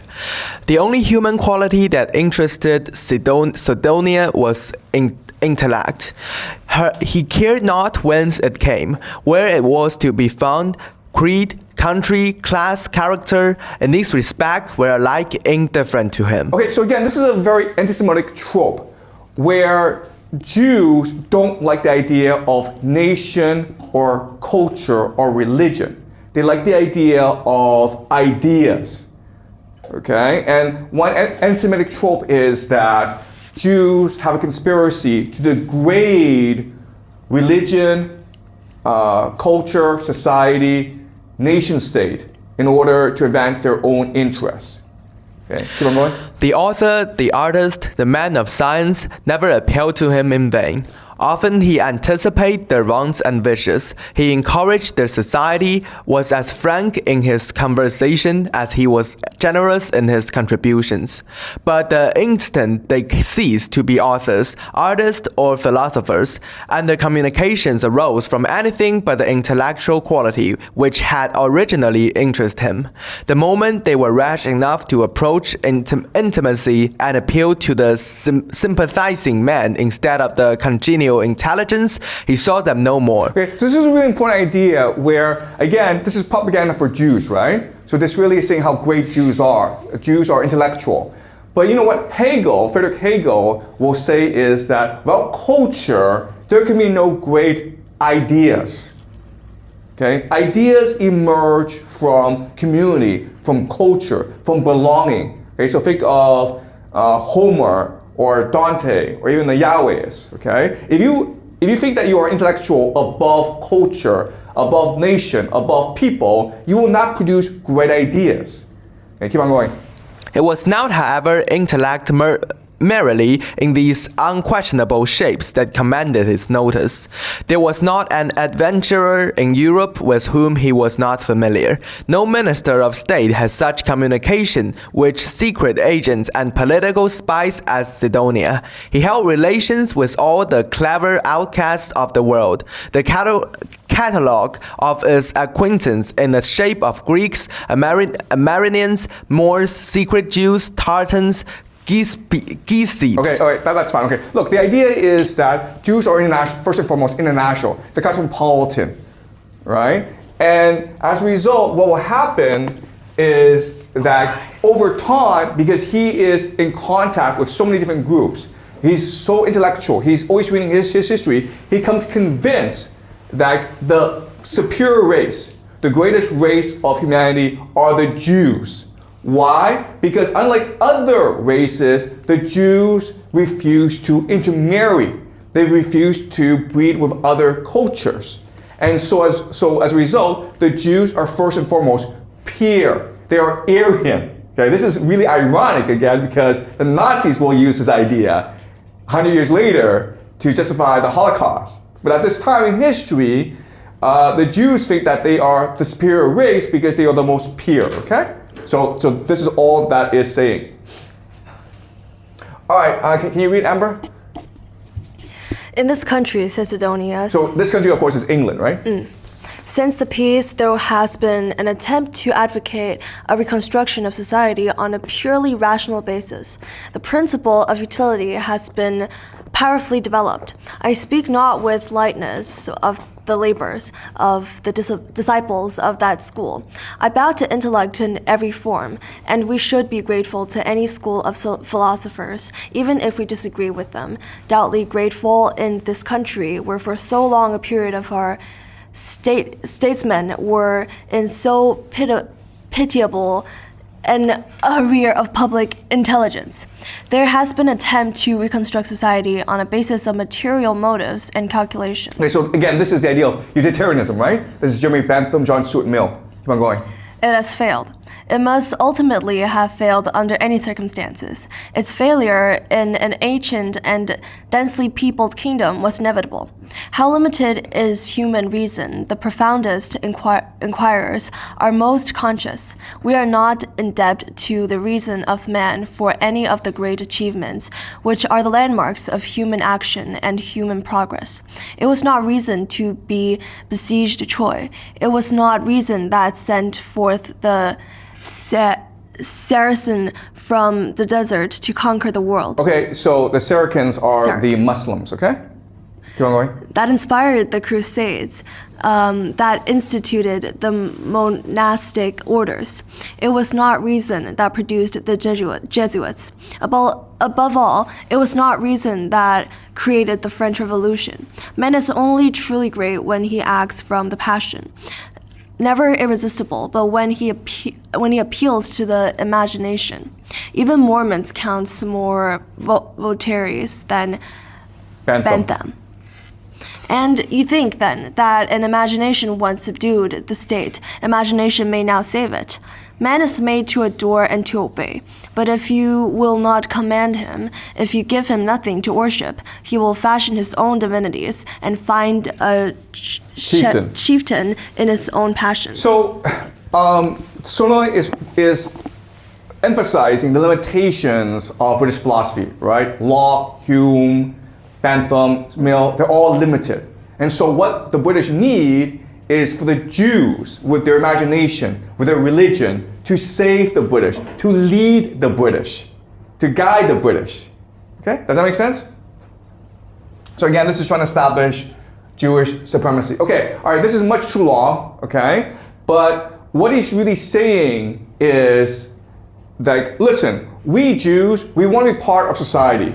We are naturally conservative, but we also want to practice our religion. So if you, at any point, if you, the British, at any point, try to restrain us, if you try to take away our religious rights, we will rebel against you.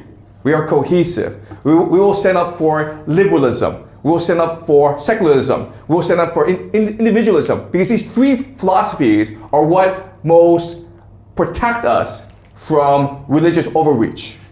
Okay? Does that make sense? Okay, so that's what he's saying. So Alan, can you start here? You never observe. Yeah. You never observe a great intellectual movement in Europe in which the Jews do not greatly participate. The first Jesuits were Jews. This is true, okay, guys. The secret intelligence agency of the Catholic Church were first Jews. This is true. Keep on going.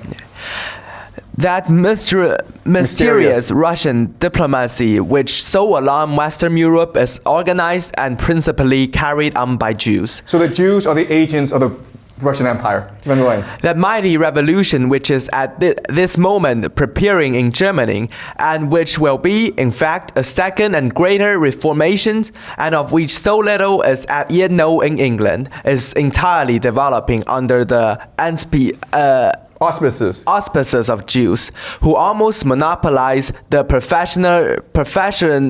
professorial chairs of Germany. Okay, so this hasn't happened yet. Okay, he's saying this is the year 1844. He's saying like the revolution that you will see later on in Germany, we organized it, man. We Jews organized it. Why? Because we control the academies, we control the professorships of Germany. Keep on reading. Neither the founder of spiritual Christianity, who is Regius Professor of Divinity in the University of Berlin, is a Jew. Okay, so keep on going. Okay, we won't read it. About how many professors are Jews? Okay, do you understand? Now, what's amazing is, again, this came out in 1844 and 1848. There were revolutions throughout Europe, throughout Germany. So how did the Israeli know about this? Well, possibly because the British were helping to finance all of this, right? Remember the alliance between the British and Septine Frankists. All right, can you read, Amber? Okay, From here, okay? A few years back, we were applied to by Russia. Now, there has been no friendship between the court of St. Petersburg and my family.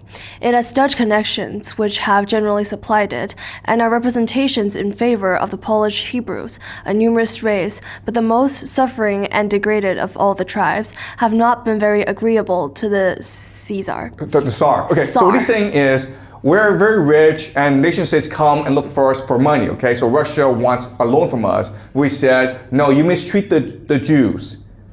So we're not gonna give you any money, okay? The Russians are notorious for being anti-Semitic at this stage. Okay, keep on going. However, circumstances drew to an approximation between the Romanovs, The Romanovs are the controlling family of Russia. and the Sidonians.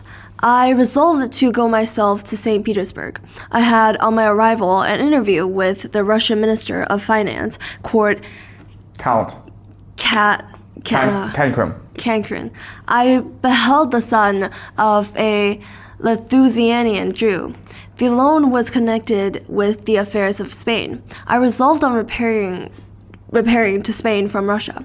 I traveled without intermission. I had an audience immediately on my arrival with the Spain minister, Senor Mendizabal. I beheld one like myself, the son of a Nuevo Cristiano, a Jew of Aragon.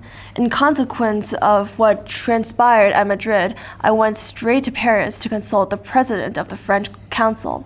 I beheld the son of a French Jew, a hero, an imperial marshal, and very appropriately so, for who should be military heroes if not those who worship the Lord of hosts.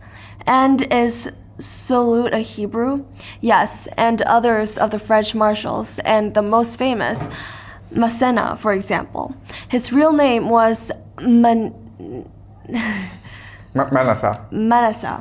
But to my anecdote, the consequence of our consultations was that some northern powers should be applied to in a friendly and mediative capacity. We fixed on Prussia, and the president of council made an application to the Prussian minister, who attended a few days after our conference. Count Arnim entered the cabinet, and I beheld a Prussian Jew. So you see, my dear Conisby, that the world is governed by a very different personage from what is imagined by those who are not behind the scenes. So it's Jews who control the world, because only Jews get along together, okay? So if Jews didn't exist, the world couldn't get along, right? And Jews hide everywhere. And that's how the world works, guys. You think the person in charge is in charge, but actually it's a secret society of Jews. Now, again, I'm not saying this is true. I just find it really weird that Benjamin Disraeli is writing about this, okay? And again, he's getting a lot of this information from the Rothschild banking family. So the Rothschild, for whatever reason, think they control the world, okay? So I don't go much into this in detail, but I will point out that there is evidence that this is true. All right, so we're going to look at the Communist Revolution in Russia together. I also want to keep you in mind that I don't think this is true, actually. There's evidence this is true, but I do not think this is true. Why Disraeli is writing about this, we will discuss next class, okay? But it's all part of a secret plan. All right, but first, let's look at the evidence that this may be true. Again, I'm not saying this is true, but there is evidence that this is true, okay? And the major piece of evidence is the Communist Revolution. The Bolshevik Revolution in 1917 that overthrew the government of Russia to create a communist government. All right, first let's talk about revolution. There are 4 elements you need in order for a revolution to be successful, okay? The first is you need a really charismatic leader. Second is you need a broad mass appeal, usually land for the peasants, freeing debt, okay, end of war, peace. Then you need organizational discipline. Everyone has to get along, okay? It has to be a cohesive group. And the last element, of course, is you need incompetent opposition. Your enemy is a moron, okay? And of course, the classic example of this is Mao Zedong versus Chiang Kai-shek, okay? Mao Zedong was a charismatic leader with a very strong organization, and Chiang Kai-shek, even though he had a huge army, even though he had the American army, even though he had all sorts of benefits, he was a moron, okay? And that's why he lost. All right, so the same is true for the Russian Revolution. This is Vladimir Lenin. He's not charismatic, but he is extremely focused. He's fanatical. And this is Leon Trotsky, who is very charismatic. He's a great speaker. and he's a Jew, okay? So I will point out that in 1917, he helped lead the revolution. But before that, he was actually in the United States. He had an apartment in New York City paid for by wealthy Jewish bankers. His uncle is a very wealthy Jewish industrialist in Ukraine. Okay, so he's part of this transnational capital network. And even though he himself is a revolutionary, he hates capitalism. If someone gives you money, you cannot help but be influenced by that person, okay? That's just a reality. All right, so October 1917 is when the Bolsheviks launched a revolution and they seized power. And then a month later, they organized an election. And as you can see, they are actually not the most popular party in Russia. They only have about 23% of the vote. The socialist revolutionaries actually have much more popularity than they do. They are 37%. And then you have all these different groups. The Ukrainians, the cadets who are liberals, the Mensheviks, the Cossacks. So at this point in history, Russia is divided into so many different groups. You have different ethnicities, you have different political programs, you have different orientations, okay? And this is what will launch the Great Civil War, okay? And at this time in history, remember, the Bolsheviks only control a certain part of Russia. They are the official government, but they only control a small part. And the White Army, which is a combination of the liberals and the monarchists, they have a much more stronger military. And also at the same time, you have all these different ethnic groups, the Ukrainians rebelling against the Bolsheviks, including the Polish.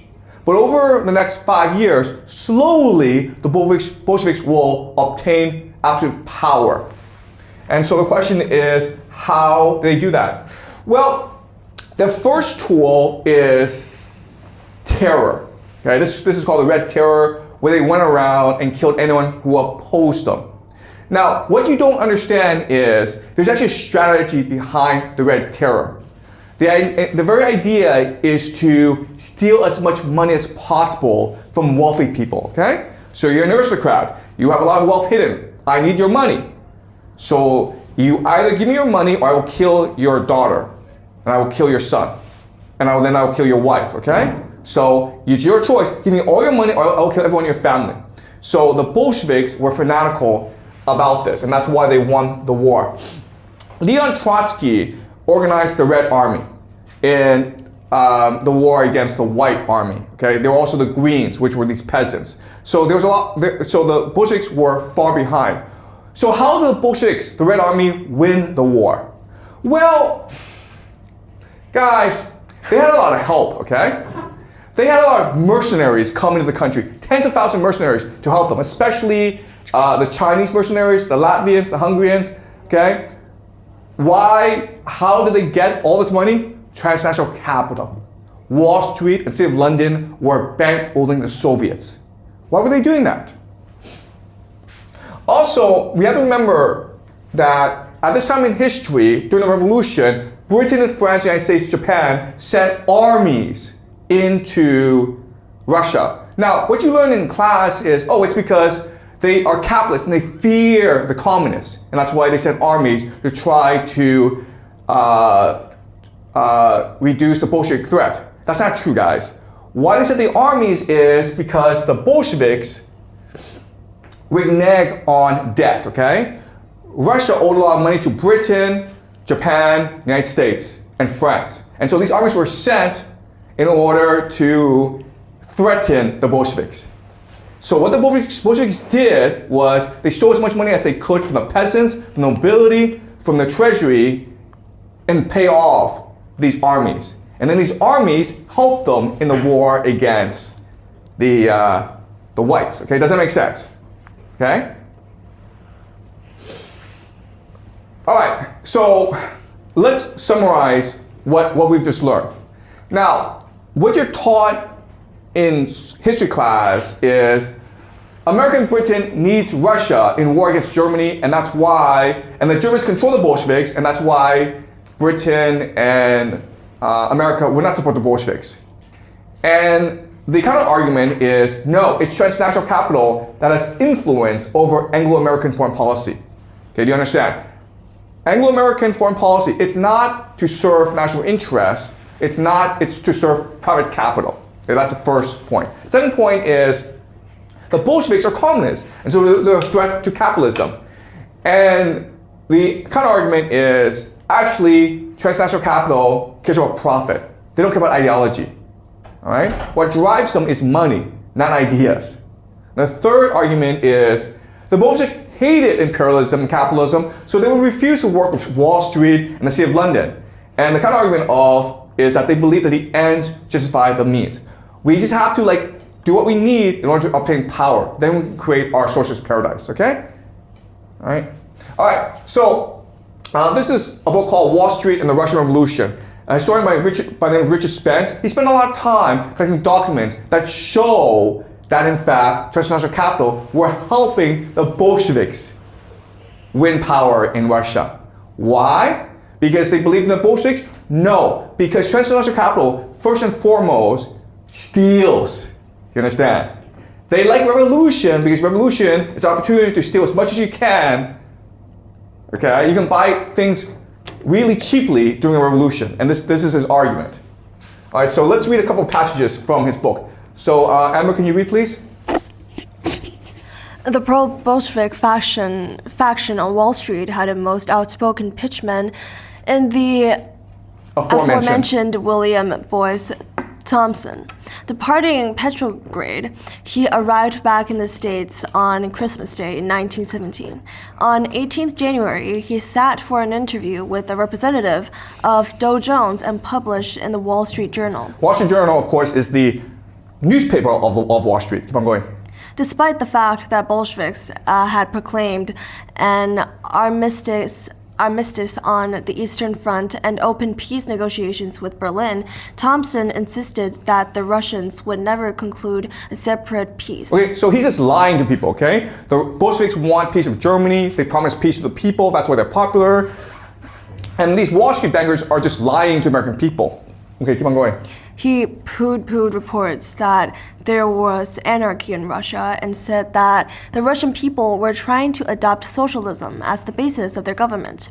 If they were allowed to succeed, an extremely democratic, well-managed country will emerge. In other words, an excellent business environment. Okay, so what the Bolsheviks basically did was they took all the gold they had to bribe Wall Street so that Wall Street would go and brainwash American people, okay? That's the strategy here. All right, can you read, Alan? Yeah. For those on Wall Street and elsewhere who dreamed of putting the brakes on Russia's economic development and seeing its riches and resources up for grabs under a regime willing to sell anything, their dreams had basically come true. Okay, so it's really important to understand. The British Empire was fighting a war against Germany. Russia was an important ally, right? They didn't care because for Britain, they wanted to destroy everyone, okay? So that's why they support the Russian Revolution, because they knew the Bolsheviks would destroy the Russian economy.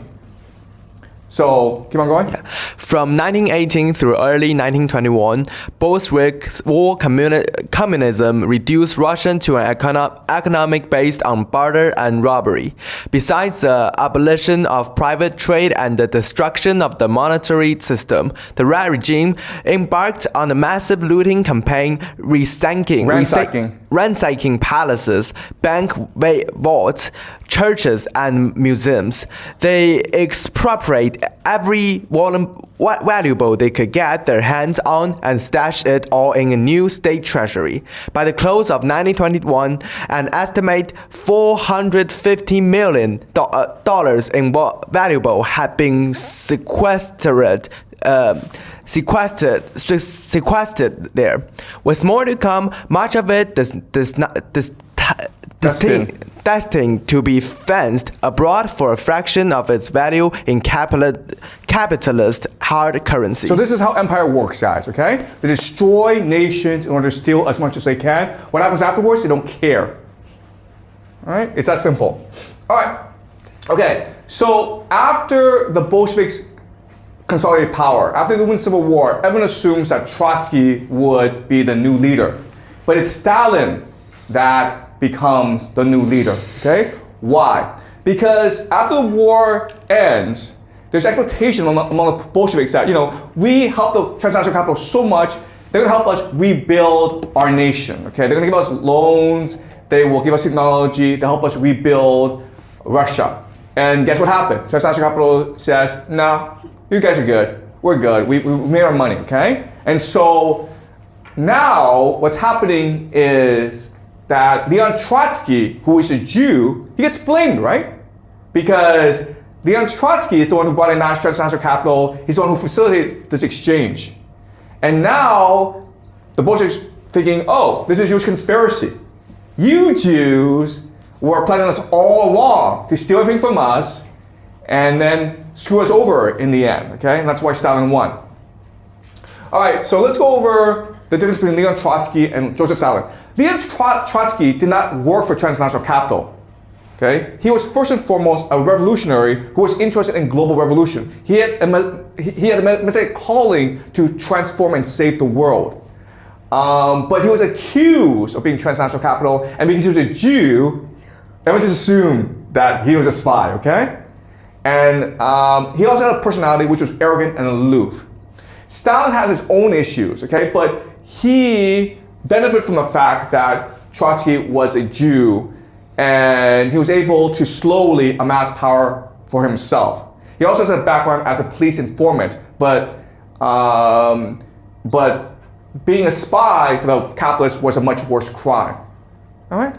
And that's why Joseph Stalin won in the end. And this is terrible for the Jews, the Bolshevik Jews who believed in the revolution, because they all got killed by Joseph Stalin. Okay?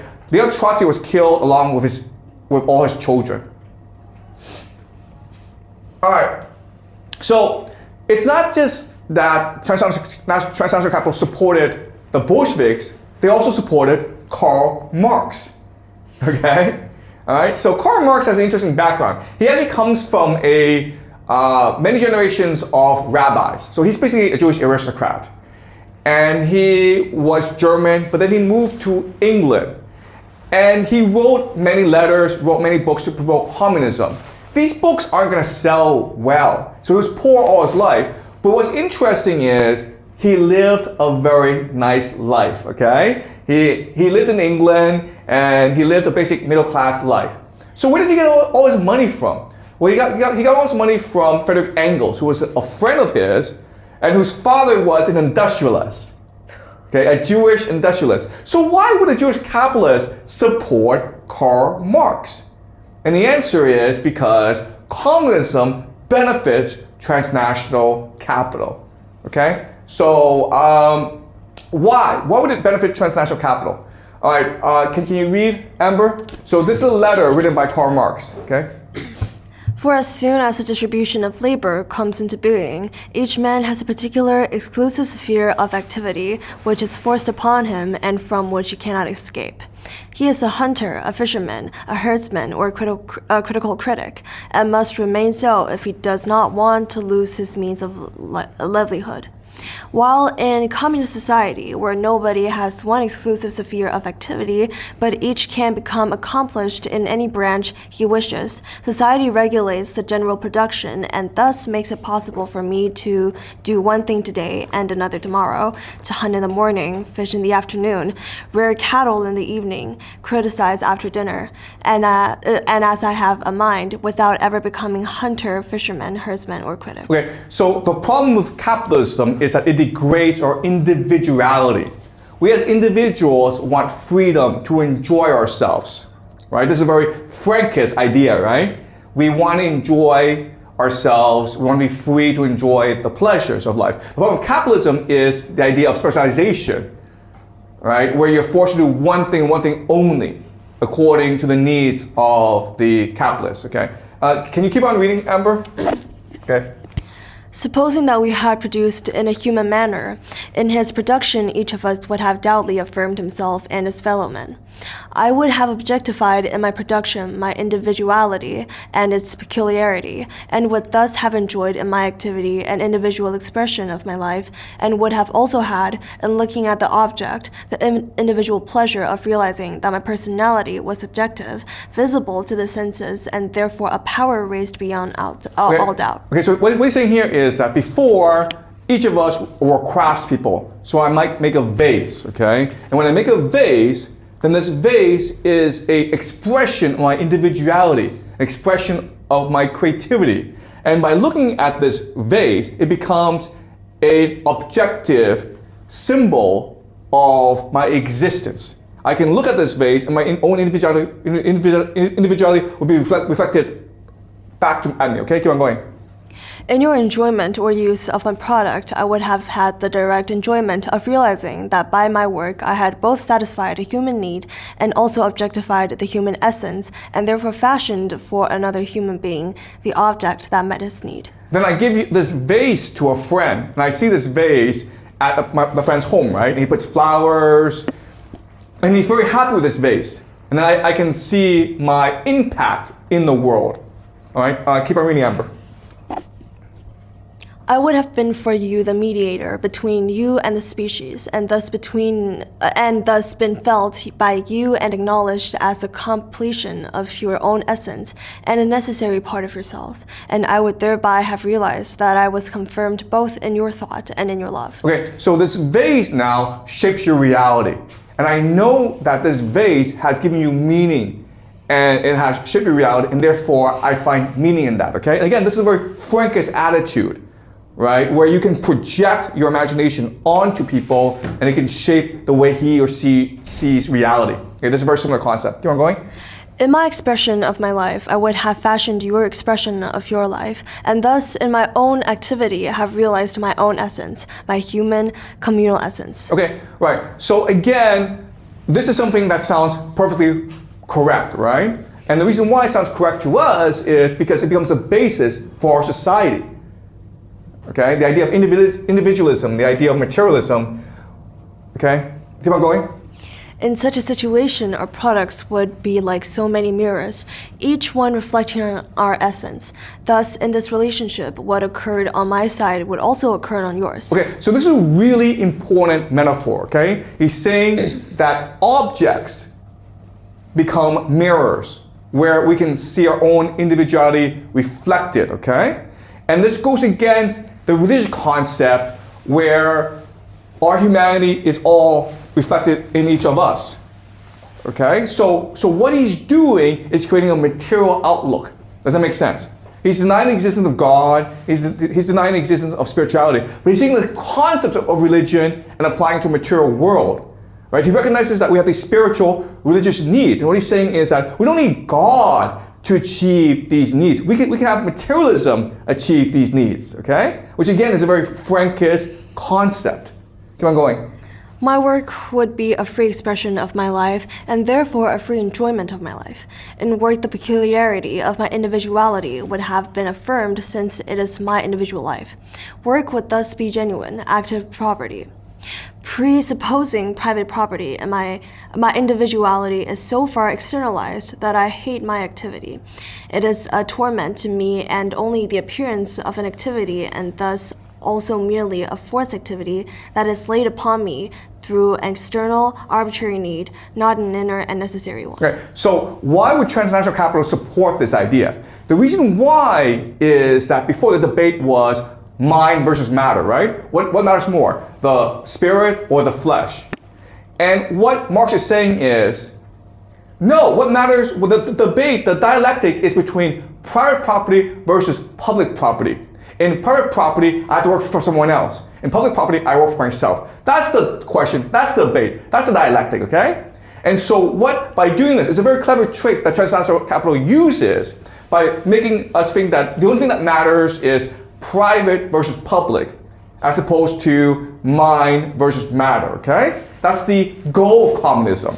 That's why transnational capital is supporting this idea, because it advances the goal of empire, which is to turn us all into slaves. Okay, does that make sense? All right. All right, so Marx is correct in analyzing the problems of capitalism, okay? But his problem is that he believes the solution is to make capital public. And as a result, this will create a workers' paradise. But there are problems with this, okay? So let's go over some of the problems.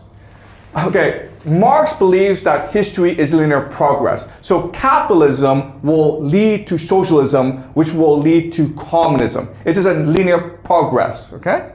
Second is a problem that history is teleological, meaning things go the way they should. Marx also believes that what matters is class struggle between the rich and the poor, as opposed to between spirit and flesh, okay? And the last thing that's the most problematic is Marx believes you need a vanguard in order to lead the proletariat into a socialist paradise. You need an elite in order to lead us into paradise. And this eschatology is all Frankist, right? This is something that we learned last class. This is something that Frank proposed, where his group is a new people which will lead people into a material paradise. Right? So all Marx is doing is taking Jacob Frank's ideas and systemizing it. Now, I'm not saying that Marx was a Frankist. He's probably not a Frankist. But what I'm saying is that there are people around him, like Friedrich Engels, who could have been a Frankist, and as such, and they used their money to influence Marx in a way. Okay? And we can suspect this because there's certain ideas that don't make sense. If you are a socialist, you believe in democracy. But Marx believed in a dictatorship. Okay, that makes no sense. All right? So, this is Mikhail Buchanan, and he was a socialist. He was an anarchist. And he believes, he agrees with most of Marx's analysis, but where they disagree is this. Marx believed you needed a vanguard, okay, like Jacob Frank believed. But Buchanan says, no. If you have a vanguard, they'll just become a new capitalist class. Okay? What's the difference, man? If you are a socialist, you have to believe in democracy. You have to believe that everyone has capacity to make his or her decisions. And that must be the basis of your new society. Otherwise, we're just going to go back to the way things are before. Okay? It'll just be another empire. Before it's the British Empire, now it's the Russian Empire. Who cares? What's the difference? All right, so let's read some Buchanan, okay? All right, can you read, Amber? As for us, we want neither phantoms nor nothingness, but living human reality, and we recognize that man can feel free, be free, and therefore can achieve freedom. In order to be free, I need to see myself surrounded by free men and be recognized as such by them. I am free only when my individuality, reflected in the mirror of the equally free consciousness of every individual around me, comes back to me strengthened by everyone's recognition. Okay, so this is really important, okay? This may seem the same as Marx, but they're saying different things. Marx says, no, the object is the reflection. And what Buchanan is saying, no. The other person is the reflection, okay? And this goes back to Dante, Zarathustra, Jesus. There's a divine spark in us. And we love someone else. When we care about someone else, our divine spark is reflected in that person's divine spark as well, okay? And the object gets in the way. That is a crucial distinction, do you understand? Okay? It sounds the same, but these are two radically opposing ideas, where Marx says, no, it's the object that matters. As long as the object is created by yourself freely, then that is good. And what Buchanan says, no, what matters is our relationship with each other. Okay, we don't need the object. Okay, keep on going. The freedom of every other individual does not limit my own, as the individualists claim.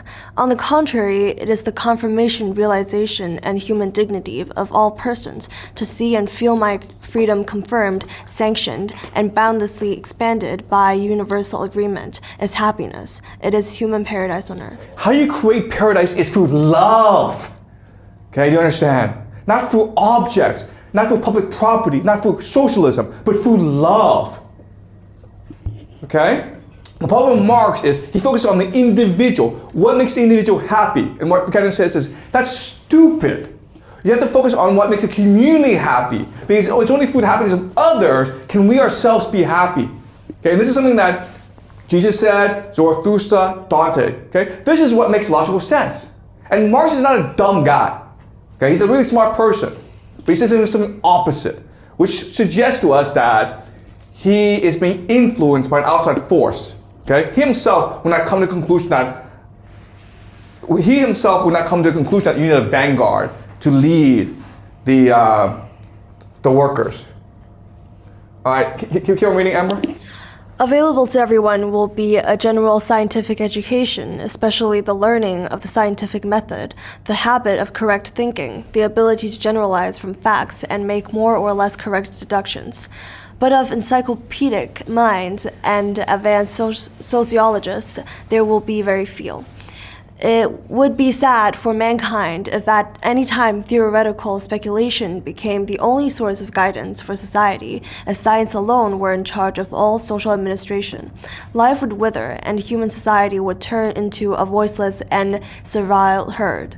The domination of life by science can have no other result than the brutalization of mankind. Okay, so what he's saying is this: the ultimate project of Marxism, where you have something elite, a vanguard in charge. This is no different, by the way, from transnational capital or the British Empire, okay? It would lead to slavery. All right? And quite honestly, he was right. All right, let's look at Sigmund Freud, okay? Sigmund Freud, like Karl Marx, is also extremely influential. He practiced medicine in Vienna. He was a psychologist. And so there were a lot of young women who came to him as patients. And Freud would ask them, what's wrong with you? And the woman would say, I'm hysterical, okay? And at that time, hysterical just meant that depressed or anxious. I can't control my emotions. If a man talks to me, I stutter and I run away, okay? And I can't have personal relationships, I can't sleep, I'm sweating, I'm anxious. And then Freud, of course, would ask them, why is this happening to you, okay? And then the woman would say, because when I was younger, when I was a little girl, my father raped me, okay? Incest, that's why this happened to me. And then Freud's like, wow, this sounds really strange. But then he looked at the literature, he talked to many patients, and he recognized that everyone was telling him the same thing. And it's true. I mean, it's just pure logic, right? If you were abused as a young girl by your father, you're gonna have a lot of social problems when you get older, okay? Especially with men. And so he collects all this research and he published a paper, which is very good, called The Etiology of Hysteria. And so, Emma, can you read, please? Above all, my previously communicated assumption that trauma, specifically sexual trauma, cannot be stressed enough as a pathogenic agent was confirmed anew. Even children of respected, high-minded, puritanical families fall victim to real rape much more frequently than others had dared to suspect. Okay, so this is what he's saying is this: rape is a really common phenomenon, especially among higher society, okay? Keep on going. Either the parents themselves seek substitution for their lack of sexual satisfaction in this pathological manner, or else trusted persons such as relatives, uncles, aunts, grandparents, tutors, servants abuse the ignorance and innocence of children. The obvious objection that we are dealing with sexual fantasies of the child himself, that is, with hysterical lies, unfortunately is weakened by the multitude of confessions of this kind on the part of patients in analysis to assaults on children. Okay, so what he's saying is, first of all, rape is very common, and these children are saying the same thing, okay? Keep on going. If we try in an approximately similar way to induce the symptoms of hysteria to make themselves heard as witnesses to the history of the origin of the illness, we must take our start from Joseph Breuer's momentous discovery. The symptoms of hysteria, apart from the stigmata, are determined by certain experiences of the patients which have operated in a traumatic fashion and which are being reproduced in his psychical life in the form of mimic symbols. Okay, so the idea is very simple, okay? These women, when they're being hysterical, when they're being anxious, depressed, it's because they suffered real trauma when they were younger. They're not making this up, okay? They're not imagining this, because a lot of people are accusing them of like, you're just fantasizing this, okay? And he's saying, no, no, no.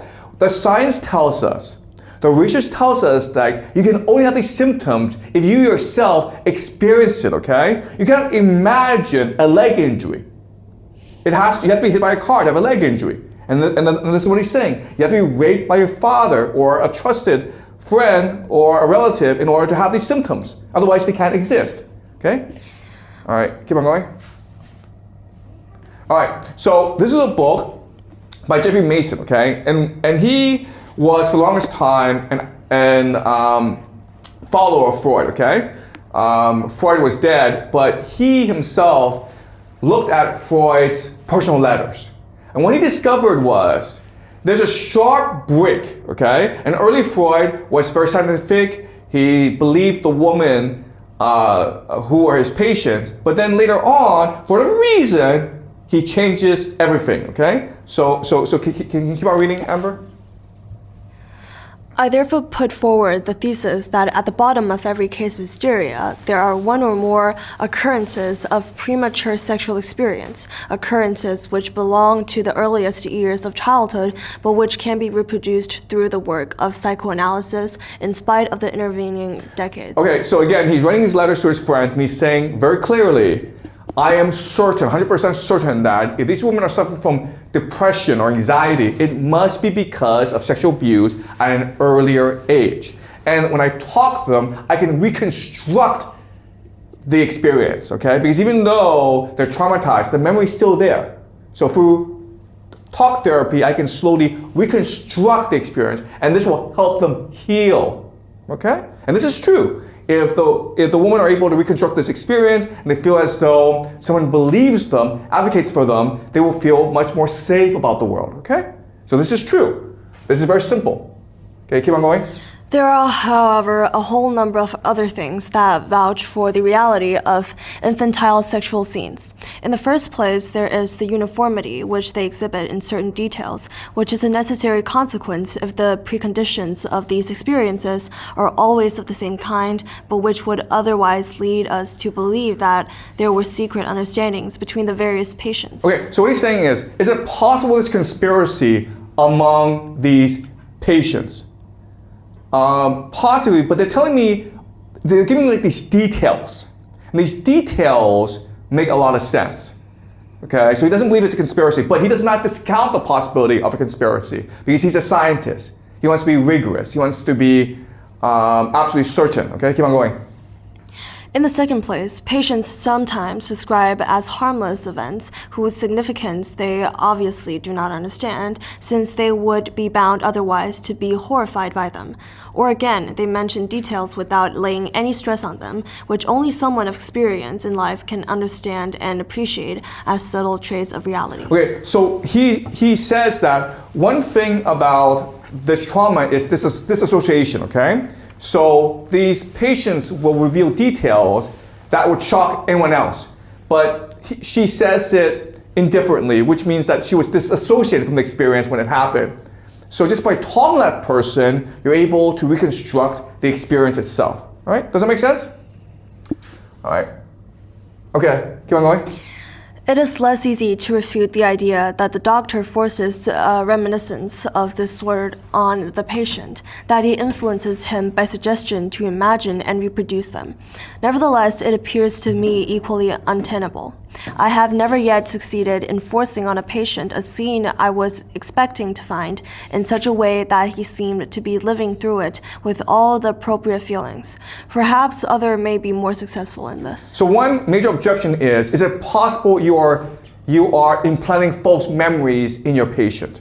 And what he's saying is, okay, well, I tried this and it doesn't work. And maybe others, and he doesn't deny that it's possible, okay? But he's saying, like, I myself have tried this and it has not worked. So he's being a very rigorous scientist, right? He's looking at all different possibilities, and he's discovering that, no, there's only one possibility, which is like they are telling the truth. So he's advocating for his patients, okay? The problem, though, of course, is that the fathers who are doing this are extremely powerful men. These are Frankists, okay? Remember, Frankists practice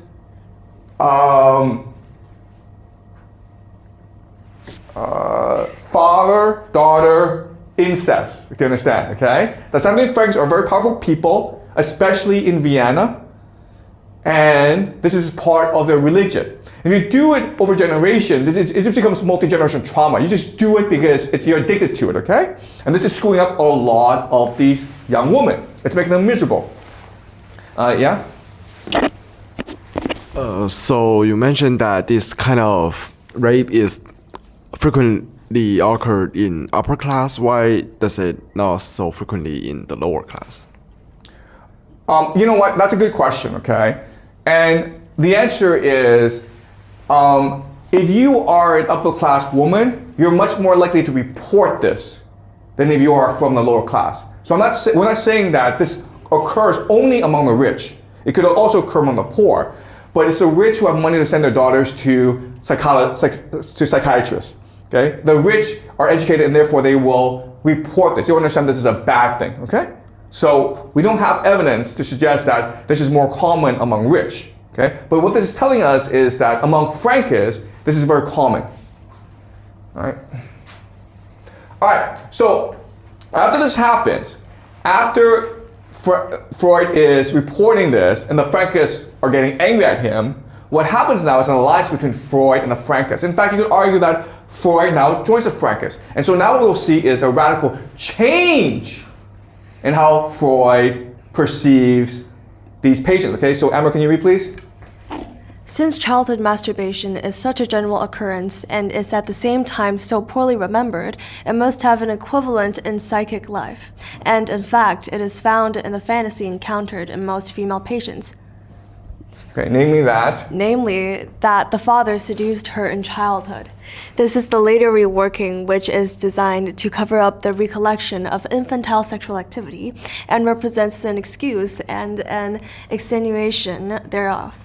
The grain of truth contained in this fantasy lies in the fact that the father, by way of his innocent caress in earliest childhood, has actually awakened the little girl's sexuality. The same thing applies to the little boy and his mother.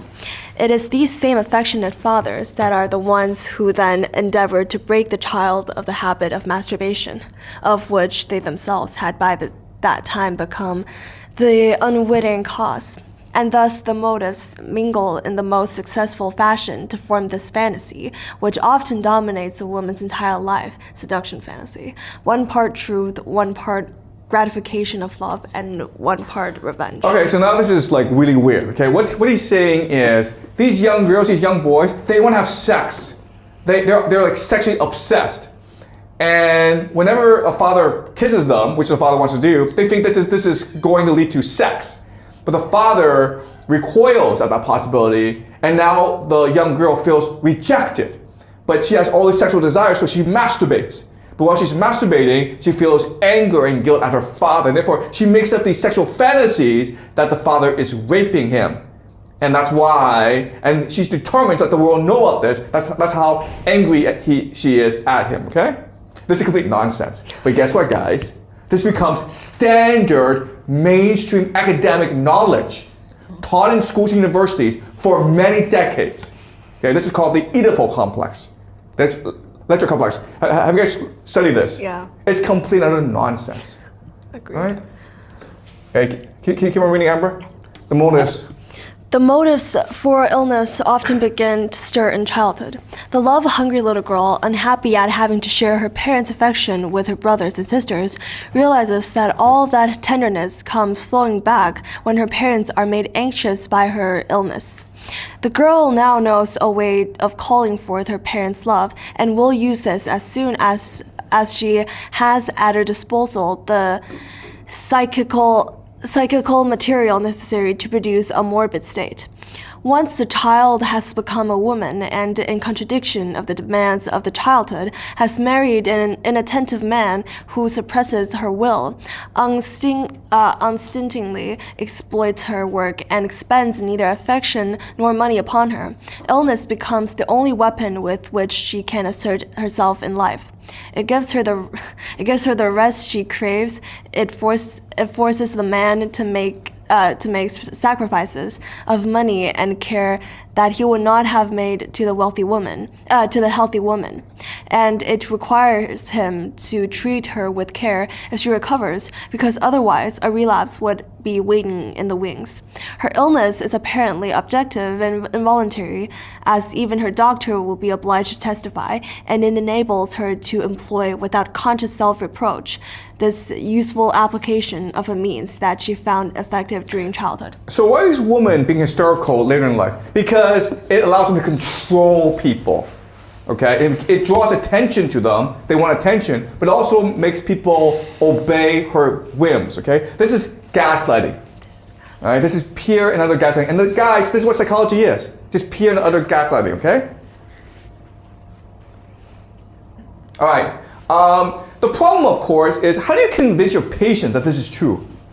And so he develops a mind control technique called dream analysis. Okay, this is his book from the book Interpretation of Dreams.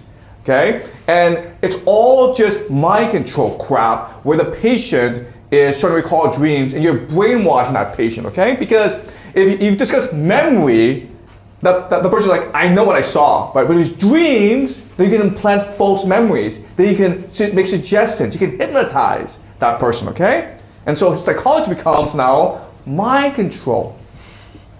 Okay, so can you read, Amber? I think everyone who occupies himself with dreams will recognize as a very common phenomenon the fact that a dream will give proof of the knowledge and recollection of matters of which the dreamer, in his waking state, did not imagine himself to be cognizant. In my analytic investigations of the nervous patients, of which I shall speak later, I find that it happens many times every week that I am able to convince them from their dreams that they are perfectly well acquainted with quotations, obscene expressions, etc. Okay, so do you understand? So when the person is talking about his dream, you can now make suggestions. And that person will believe whatever crap you tell him, okay? And that's a secret of mind control. And guess what, guys? We still use this crap today. All right? All right. So Freud is, of course, gaslighting everyone because he has to protect his patrons, the Frankists, and the Frankists will allow him to will become very famous. He'll get a lot of awards. When the Nazis come to power, he'll go to England where he's well treated. He joins the Royal Academy. The British protect him, and the British will then spread his views. Okay, he has a disciple, Carl Jung, who will take Freud's ideas and turn it into a systematic understanding of how the mind works. And from this, we'll develop neuroscience. Okay? The problem with all this is Pablo Picasso. The problem with all this is, as Buchanan tells us, it's all self-directed inwards, which gets us nowhere. Okay? It's just you looking into yourself. It's navel gazing. And from that, you learn no truth at all. But that's the entire basis of our society. And so this understanding of the mind becomes reflected in popular culture. Okay. Back to Michael Buchanan, he tells us that to be truly free, we all have to be free. We have to be free together. Okay. In each other, we find meaning, purpose, and love. Okay, not in ourselves, but in each other. That's a difference. And so this leads us to a question, okay? And this is a question I don't know. Today it's all some speculation. The question I want to leave with you today is Marxism, liberalism, individualism, Darwinism, psychology, just psyops meant to turn us into slaves? Okay, that's a question that you have to carry with you. I don't know the answer to that, okay? I'm just providing you with a theory. And these connections, we don't know how close they are, okay? It may just be random coincidence. It could be cause and effect, we don't know, okay? But this is something that you have to ask yourself as you continue your study, okay? So this shows us the alliance between the Sabbatean Frankists and the British Empire. And so next class will be our last class, and in our last class we'll talk about the Pax Judaica, okay? Which is a culmination of all these trends. All right, any questions, guys? Okay. Great, so I will see everyone next class. So we come to the end of the course. and all roads lead to Jerusalem. So we're going to take everything we've learned so far and combine it into a narrative about today and the future. So the grand thesis of this class is that secret societies control the world. And this is something you can never prove, okay? But let me propose a theory of how we can approach the truth, okay? Theory of truth.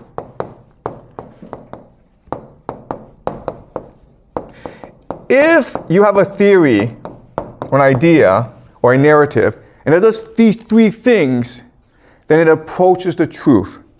The first is that it connects the past. Okay? So does it help us put the past, things that we know that happened in the past, into a coherent story that we can understand? Okay, that's test number one.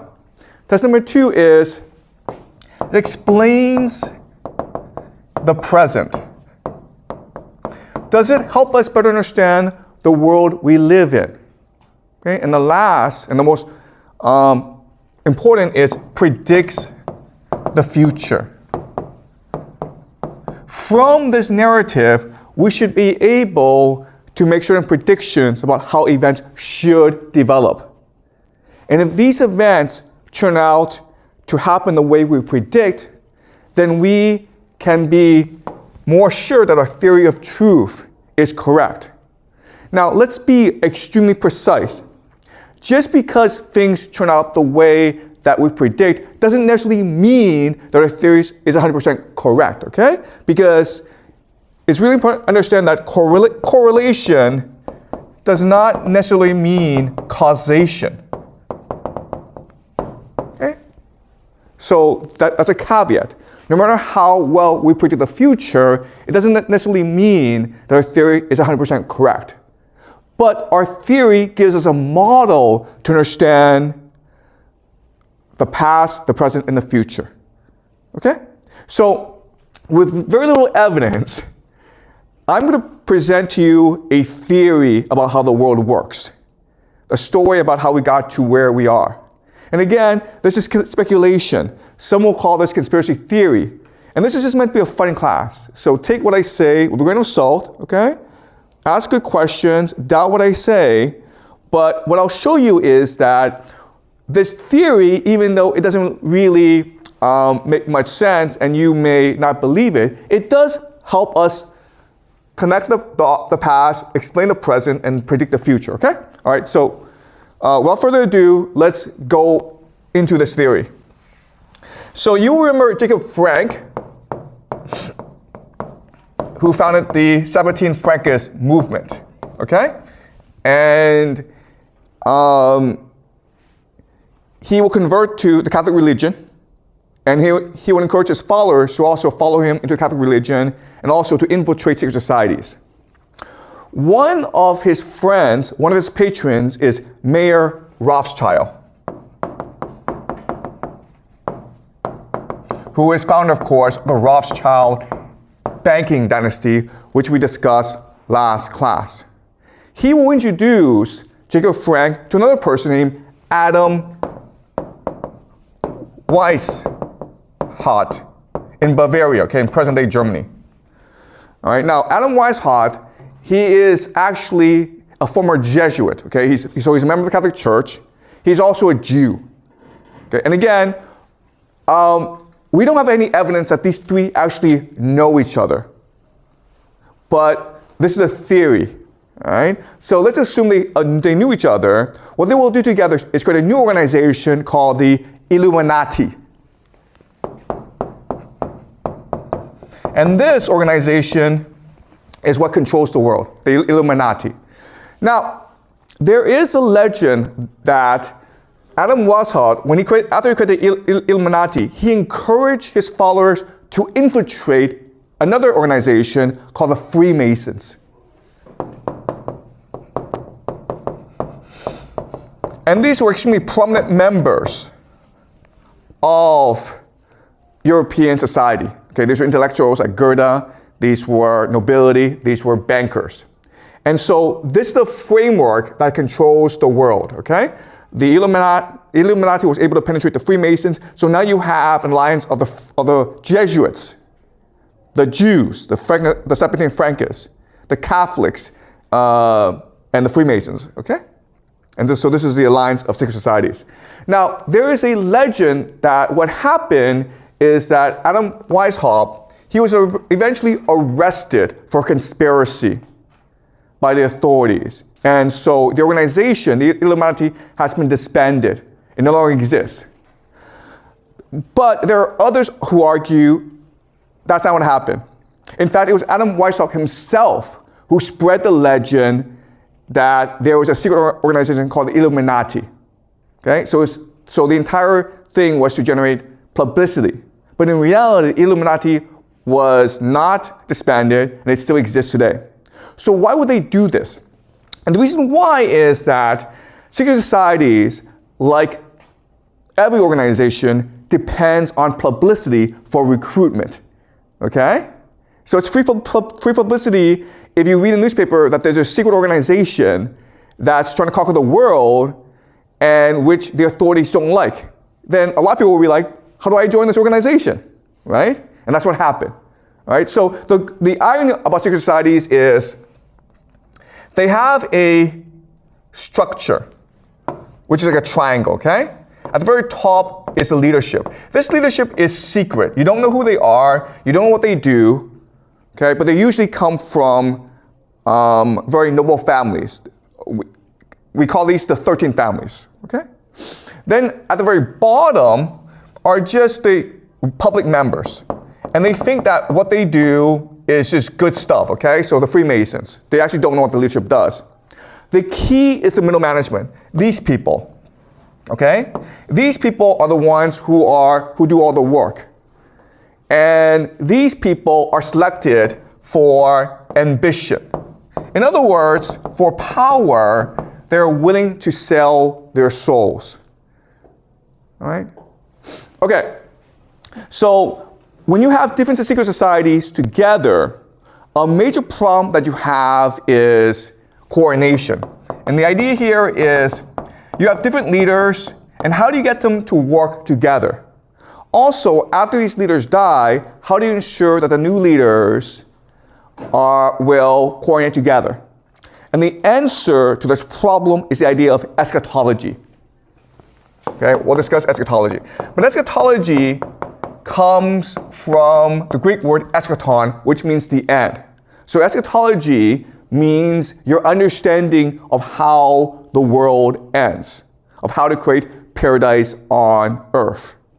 And what I will show you is that even though these different groups have different eschatologies, there are convergence points which allows them to work together.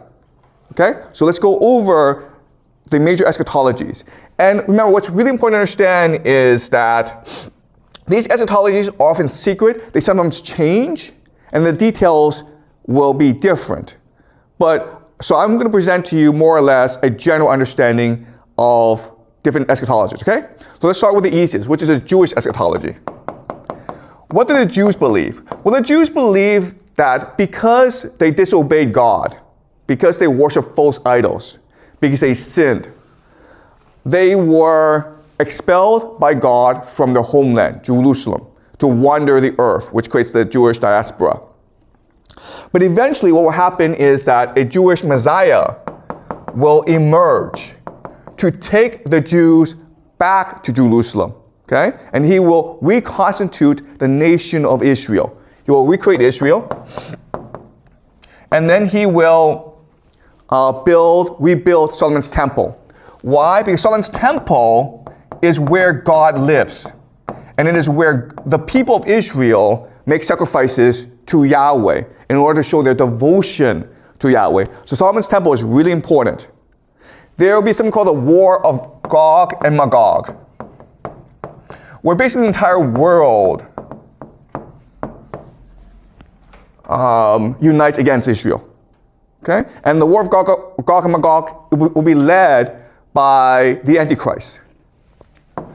the anti-Messiah, the false prophet. We don't know what Gog and Magog represent, okay? What the Bible says is these are people from the north, but that could be anyone. And certain Jewish scholars have interpreted Gog and Magog to represent Russia and Iran. Okay? This is important because of what's happening today. Okay? But of course, when it seems as though the enemies of Israel, Gog and Magog, when it seems that they are about to win, God will intervene and ensure that Israel wins. And this will usher in something called the Messianic age, when Israel becomes the most dominant nation on earth, when it becomes the light of nations, when it becomes the light of the world. Okay? Does that make sense? So that is the Jewish eschatology. And most Jews believe this. Then you have the Frankists, okay? And the Frankists, Sabbatine Frankists, they make important changes to this eschatology, okay? The first important change is the Jews believe that the Messiah will come when the time is right. So most rabbis believe that the Messiah will come in the year 6000 in the Jewish calendar, which is about the year 2040, 2040 in our calendar, which is about 200 years later, okay? So still a long time away.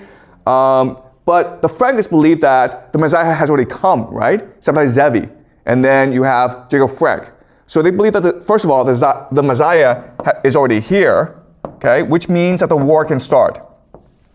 Second thing that they believe is that you don't wait for God to intervene. You can accelerate the Messianic age by sinning, right? Because by sinning, what you're doing is you are defying Satan. It's Satan who created this world, and by sinning, you're defying his laws, you're defying his authority, and this will create more chaos, and you will reveal how evil this world is. You will accelerate the collapse, okay, which will force God to intervene. And then during the Messianic age, what will happen is material pleasure. Okay, so rather than everyone being spiritually pure, we'll have a lot of sex. We will have feast. We will live forever. Okay, that's a Frankist interpretation of this eschatology. Okay? Does that make sense? Then you have the Christian Zionists. Okay, the Christian Zionists. I'll explain who the Christian Zionists are later on, okay? But what the Christian Zionists will do is they will take this Jewish eschatology but interpret it in a Christian context, okay? So for the Christians, they believe that yes, all this will happen, okay? The Jews will establish their Messianic age. But this is really the Antichrist system. Okay? The Antichrist, who is the Jewish Messiah, will establish a world government that will dominate the world. And he will establish something called the Mark of the Beast. Mark of the Beast is basically digital ID. Okay? So just think of a microchip in your forehead or wherever that and so you can be tracked, you can be monitored. Okay, so basically an AI surveillance system. Okay, so this is what the Messianic age of the Jews will look like, but it's the Antichrist system. And eventually what will happen is that the people will rebel against Israel, and this will lead to something called the War of Gog and Magog. Okay, and when it seems as though Israel is about to be defeated in the battle of Armageddon, okay, what will happen is that Jesus will return. Jesus will return, second coming, and he will take all the Christians to heaven. It's called the rapture. And then he will kill a third of the Jews, a third will convert, and this will usher the Messianic age, okay? So this is the Christian interpretation. It's called Christian Zionism. But as you can see, what's really important is the Jews' first achieve their eschatology before the Christians can achieve theirs. The Christians need to use the Jews as a tool to achieve the second coming. Okay? Does that make sense? All right. And what's really important is Solomon's temple. Solomon's temple is where the Al-Aqsa Mosque is right now. So in other words, for this eschatology to happen, you will need to destroy the Al-Aqsa Mosque, which is the third holiest site in the Islamic world. And you can imagine how angry Muslims will be. And this might initiate the war of Gog and Magog. Okay? Another important thing about this eschatology that's really important is you need the Jews to return to Israel. And how do you get the Jews to return to Israel? Anti-Semitism. Okay? So not only do you have to destroy the Al-Aqsa Mosque, which is, not very nice, but you also have to promote anti-Semitism around the world to force the Jews to return. That's another part of this plan. Okay? As you can see, this is not a nice plan. It causes a lot of death, it causes a lot of suffering, causes a lot of persecution, but both Jews and Christians believe that for the Messianic age to come, there has to be an age of tribulation, there has to be the Antichrist, there has to be the war of Gog and Magog. Okay, there has to be Armageddon, basically. All right, so is this making sense? Okay, this is the eschatology, which is a script, which is a plan that these secret societies must implement in order to achieve heaven on earth. The last people I want to talk about are the Freemasons. Okay, the Freemasons believe that they are. The Freemasons believe that they are of the Enlightenment. Okay. Freemasons. They practice a new philosophy called deism. What makes deism different is that it's an Enlightenment philosophy. So the idea is that God did create the world, the universe. That's why we are here. But then God left. And now, because of free will, free choice, we can do whatever we want. Okay? And our mission is basically to achieve godhood through science, through open debate, through rational thinking.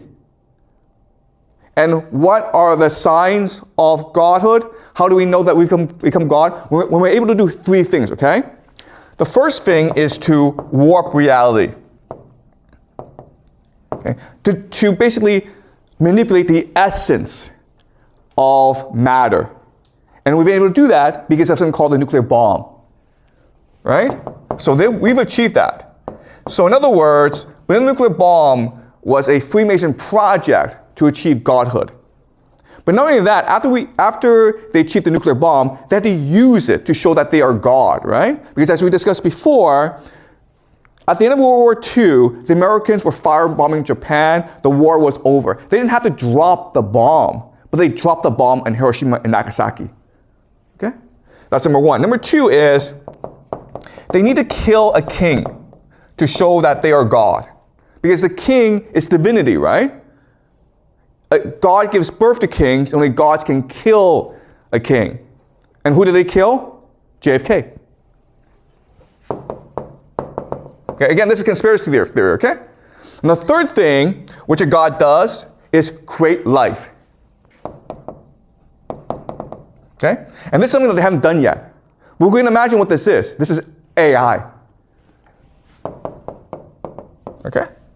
So these are the three missions of the Freemasons. And they've achieved the first two. They've warped reality by creating a nuclear bomb. They've killed the king, JFK. And the third thing they want to do is create life, which is AI. Okay?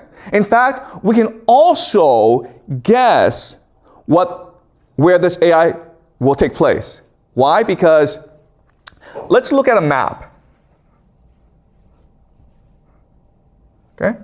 Let's look at a map. This is the equator.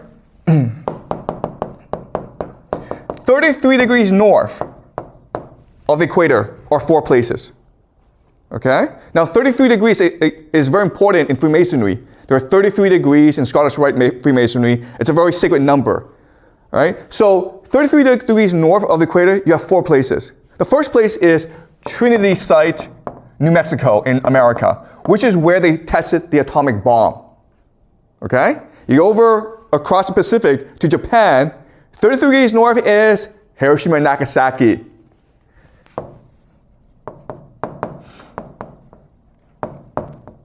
All right? 33 degrees north in America is Dallas, Texas, where they killed JFK. So the last mission of Freemasons to achieve their vision for the world is creating AI, right? Now the question is, where would they do it? And the answer is 33 degrees north of the equator, right? And where is that? Jerusalem. So this is the end game, guys. The Freemasons will create artificial intelligence in Jerusalem, and this will become the world government. Again, this is just conspiracy theory. Don't believe this. This is just for fun, okay? But if it happens like this, then that's interesting, okay? But that is the grand plan, to create a world government in Jerusalem. And where's the center of this world government? Solomon's Temple. Because the Freemasons believe that their founder was the one who created Solomon's Temple. So by recreating Solomon's Temple, you close the circle, okay? So again, this is very complicated, and I don't want to get too many things wrong, but this is the general gist of it. And so what we can see is that all roads lead to Jerusalem. Now that is the case, okay, then this helps us to understand certain things about the world that otherwise don't make any sense. All right, so let's go over them. The first thing that doesn't make any sense is America's war on terror. Yes, I understand that America was attacked on 9/11. I understand that. But why did they have to go attack Libya and Iraq and all these other places that had nothing to do with Al-Qaeda?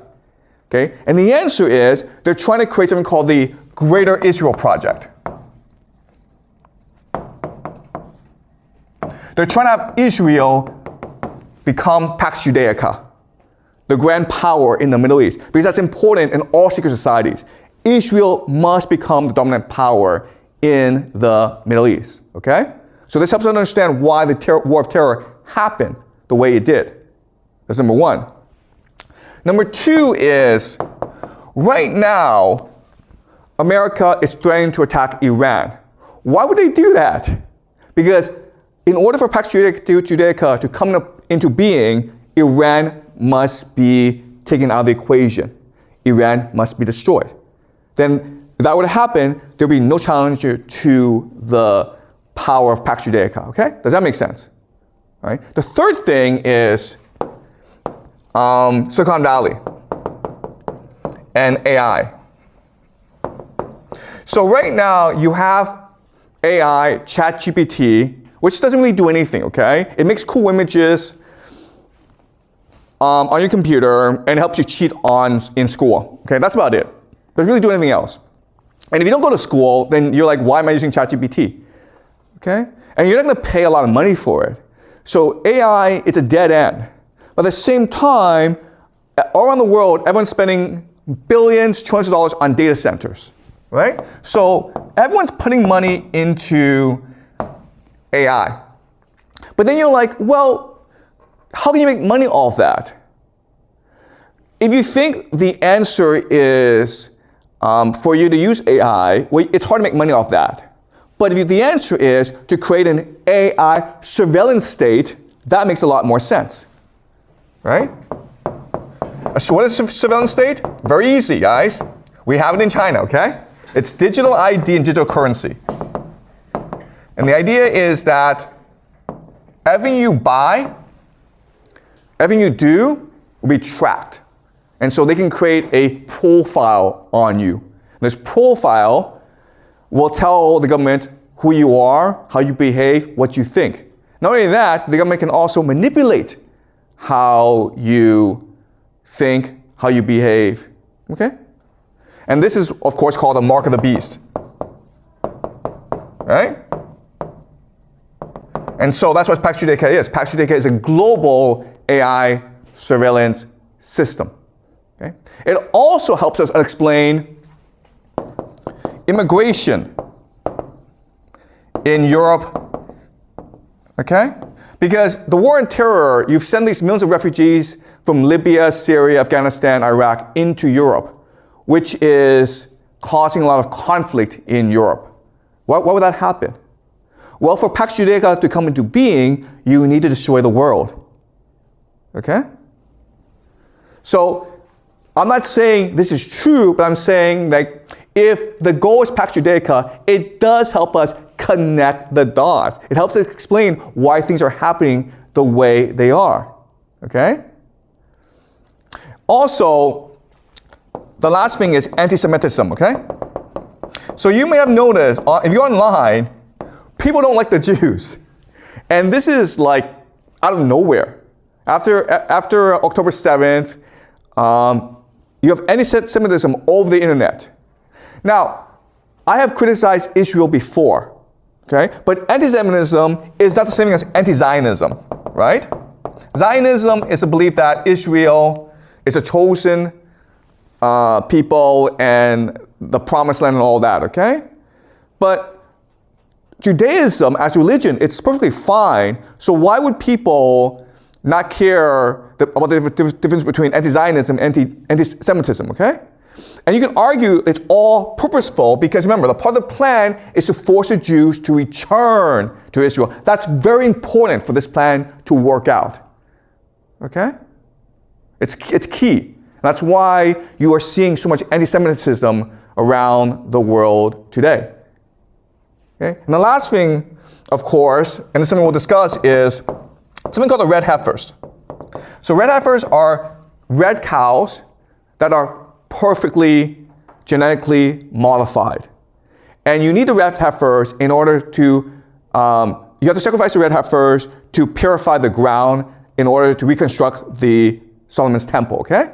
And guess what? They've already sacrificed the red heifers. So it seems as though everything is in place. All right, they're moving towards Pax Judaica. All right, so let's discuss what will happen in the short term and in the long term if Pax Judaica really is the end goal, okay? So when you have Israel fighting wars everywhere, okay? The main enemy right now is Iran. In Europe, you have the Europeans about to go to war with Russia in Ukraine. America right now is threatening to attack Venezuela, okay? South America. You have 10% of the US Navy in the Caribbean, and they're about to attack Venezuela. You have China and Japan at conflict. You have India here. And you have Africa. Okay? So what's going to happen in the short term? Okay, well, what we know is that Europe is planning to go to war with Russia. Okay? Europe is about to go to war with Russia, okay? At the same time, you have a lot of immigrants in Europe. And this is going to create civil wars in Europe. Okay, civil war. So you have both war with Russia as well as civil war. So Europe is kind of screwed, okay?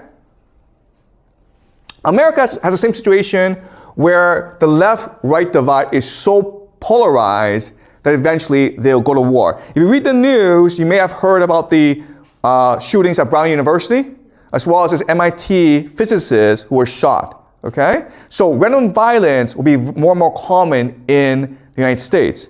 And you can argue that it's all deliberate because the idea is this. Let's just say you have a jar. You put red ants in a jar and black ants in a jar. They get along fine. But you take the jar and you just shake it up, and now they're at war with each other, okay? That's what's happening where the left and right, they really don't like each other. They don't talk to each other, and they refuse to engage in debate with each other. But they're not going to fight each other unless there's violence. In which case, their tribal mentality takes over and they start killing each other, okay? So we can expect civil war in the United States. Then you're gonna have the Americans start to attack Venezuela and possibly other countries in South America. So America is in for a bad time, okay? China, yeah, I mean, Japan and China and India, they're all gonna have conflicts with each other. But also what we should expect is that America starts to embargo China, meaning America uses its sea power to block China from accessing resources from overseas. And China imports most of its oil and a lot of its food. So if there's a blockade of China, you can expect the Chinese economy to really suffer, okay? All right, and then what we can expect to happen is America at some point will go to war with Iran, and this will destroy both countries, okay? Iran will not lose this war, but it won't win this war either because America is just gonna bomb the crap out of Iran. It's just gonna send Iran back decades. But America will lose this war, but this is important because if America loses war, it's forced out of the Middle East. And once it's forced out of the Middle East, all its military assets goes to Israel, which creates the Pax Judaica. Does that make sense, guys? That's the plan. Okay, now you have Pax Judaica. And what Pax Judaica will do is start to control the world. Because through chaos and conflict, Pax Judaica can make a lot of money, right? Because Pax Judaica, what's going to happen is that you have these technology companies like Google, they're going to move over to Pax Judaica and build a global surveillance state. You have civil wars, you need AI to control people. If you're going to war with Russia, you need weapons, okay? But you also need financing as well. So you can expect a lot of banks to move to Israel, and it's possible Israel becomes now the global reserve currency because everyone is trading with Israel. If you're Russia, you need to trade with, you need to trade your resources, right? Oil, energy, and grain, okay? So Russia controls a third of the world's carbohydrates. Guess what, guys? Israel controls Africa. So what will happen is that Russia and other countries will sign a trade agreement with Israel, and Israel becomes the center of global trade. Okay? Does that make sense? So this is how Pax Judaica will profit. And remember that Israel has the world's best intelligence agency, the Mossad. And what they can do is go around the world and create as much chaos as possible. Okay? So while the world is burning, Israel, Pax Judaica, is profiting. And that's what the future looks like for the next 10, 20 years. And this will, of course, lead to the rise of the Antichrist, who will take control of Pax Judaica and force the world to eventually attack Israel in something called the War of Gog and Magog. And this will, of course, lead to the second coming of Jesus. So that's a grand plan, okay? All right? Any questions? Does it make sense to you guys? I know it's evil, and you know what? I could be a complete idiot, okay? I could just making all this up. But you have to ask yourself 3 questions. Does it connect the past? Does it explain what's happened in the past? Does it explain what's happening today? And will these things happen in the future, okay? So we haven't lived through the future yet, but you can see the trends. Yeah, Vincent? Yeah, go ahead. Okay. Like you said that AI, they will, God, create lives and create AI at Jerusalem. But I think, ChatGPT, they already create AI in Silicon Valley. Okay, ChatGPT is not AI. It's an LLM, okay? Artificial intelligence is a thinking, conscious, sentient force. That's like God. So they're trying to create God in Jerusalem, okay? Out of Solomon's temple. Does that make sense? Okay? Any more questions before we go to the PPT? But you guys understand what's happening, right? Okay, let's go to the PPT. And again, guys, it's all just speculation on my part. I have no idea what will happen, okay? Like everyone else. Okay. All right, guys, the Promised Land. This is the Greater Israel Project. Okay, this is what Yahweh promised to Abraham in the Bible. As you can see, it's pretty huge. It's the entire Middle East. It extends from the Nile to the Euphrates in Iraq. Okay, it's a huge area. And if you say the Israelis want to achieve the Greater Israel Project, they call you a conspiracy theorist. So like, we don't want that, okay? But explain two things to me. First of all, why is the Greater Israel map on a chevron of an IDF soldier, okay? These are soldiers, Israeli soldiers, and they wear the insignia of the Greater Israel Project, okay? This is the map. Also, if you look at the flag of Israel, there are two blue lines, right? These represent rivers, the Nile and the Euphrates. All right? So if it's a conspiracy theory, then how do you explain these two things?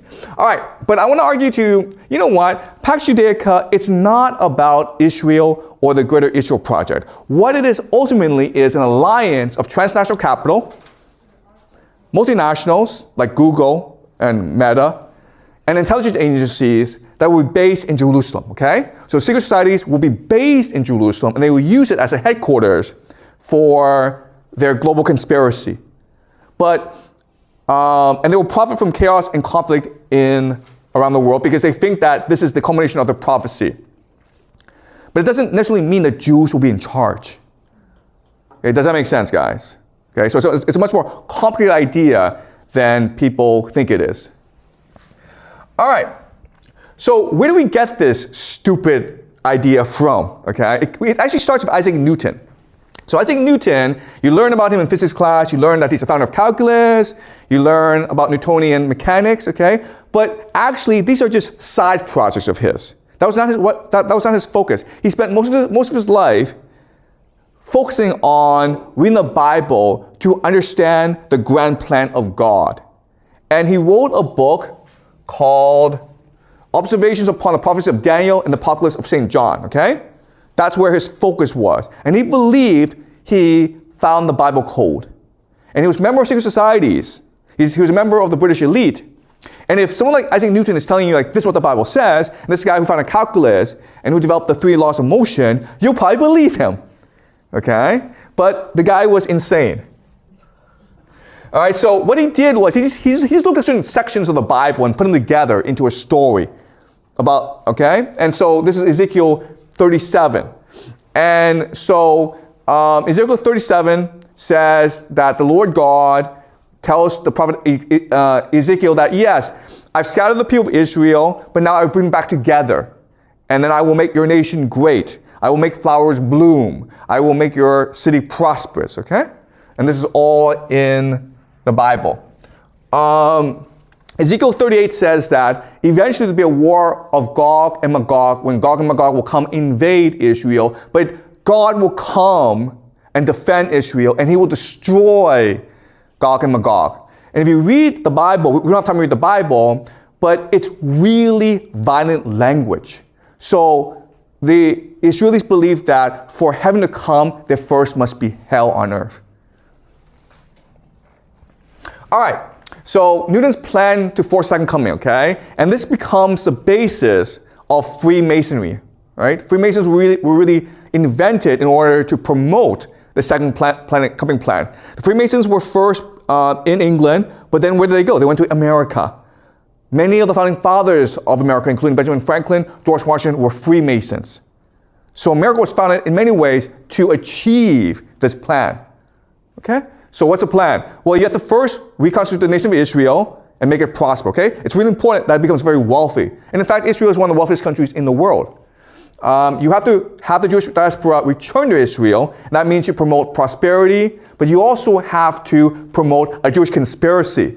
So while you're letting the Jews get rich in the West, you're also promoting the idea that the Jews control the world. Okay, it's all part of this plan. You have to rebuild Solomon's temple. You have to have the war of Gog and Magog. You have to have the Antichrist. You have to Armageddon, okay? And this will force Jesus to return and usher in the millennium age. Okay? Does that make sense? That's a grand plan. And unfortunately, most of these things have been achieved, okay? These are the Freemasons, and the top leadership is focused on achieving this plan developed by Newton. Eventually what will happen is that Adam Weishaupt will found the Illuminati with Jacob Frank, and they will infiltrate Freemasons. And why do the Freemasons allow Adam Weishaupt and the Illuminati to infiltrate the Freemasons? Because Jews are an important part of this plan. They need Jews in place. They need Jews to go back to Jerusalem and build the nation of Israel and conquer the world in order for this plan to work out, okay? So it is an alliance between the Freemasons and the Illuminati. This is Rothschild, and Rothschild will establish many branches throughout Europe, okay? Jacob Frank, we've discussed in the past. But this is a major alliance, okay? All right. Once we understand that it's these secret societies and their grand plan in motion, now it helps us understand why things turn out the way they did. For example, now we understand where British philosophy comes from. We discussed last class about John Locke, David Hume, Bentham, Mill, Marx, Darwin, okay? These were all thinkers sponsored by Britain to promote a certain understanding of the world that is materialistic, and which will build foundation for the second coming, okay? So John Locke said private property is what's important. David Hume, philosophy is pointless. Don't think about God, just focus on material wealth. Jeremy Bentham, utility is everything, okay? How do we know what's good, what's right? If it benefits someone, okay? John Stuart Mill, liberty of the individual is everything. So making sure that people are individually happy as opposed to being spiritual. Karl Marx, freedom of the individual from material want. Charles Darwin, man is a monkey, okay? So this is promoting a certain worldview that will help promote the second coming. All right. So look, if you just look at science, there are certain things they study and certain things they don't study. For example, they spend a lot of time studying particle physics. Who cares? Can I ask you this question? Who cares about particle physics? They spend billions, trillions of dollars on this stupid thing. They built something called the CERN particle collider to figure out what the underlying atom is, okay? Is it really important? Isn't solving world poverty more important?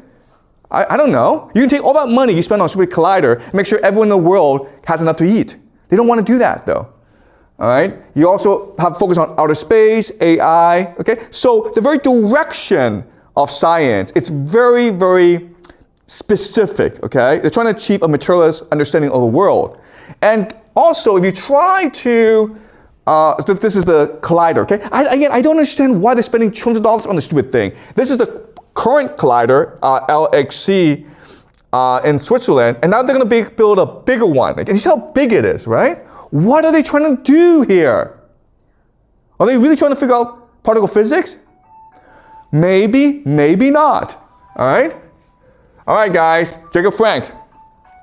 What Jacob Frank tells us is there are different dimensions, okay? And another dimension is Big Brother, who's a friend of his, but he's stuck in his dimension. He's trying to come to our dimension, but he needs our help.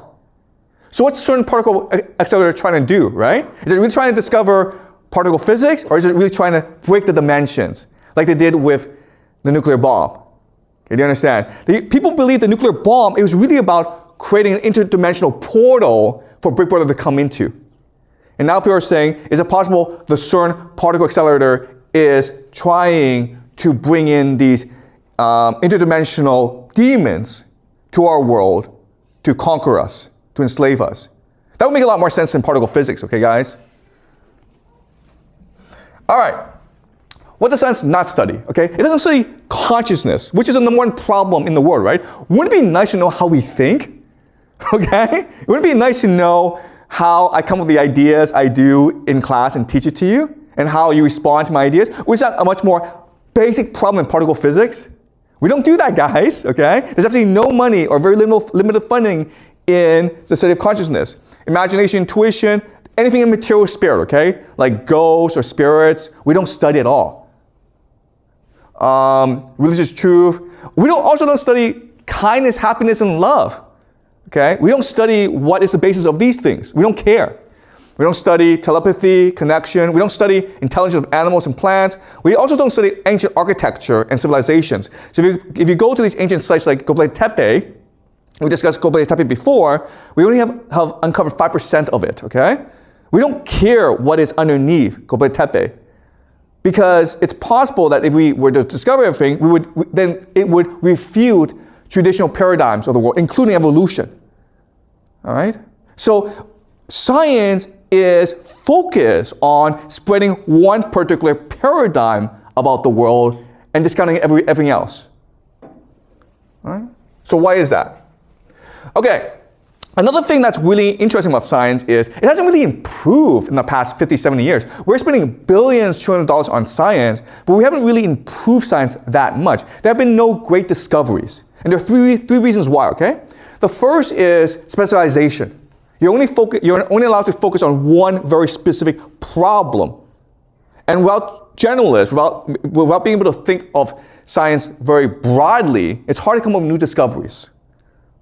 All right? The other thing is you have a very strict bureaucracy. So as a scientist, you spend most of your time actually applying for funding. You actually don't spend most of your time trying to solve the problems of the universe. And the third thing is credentialism, where if you don't have a certain PhD and you don't belong to a major research university, you're not allowed to talk about science. Okay?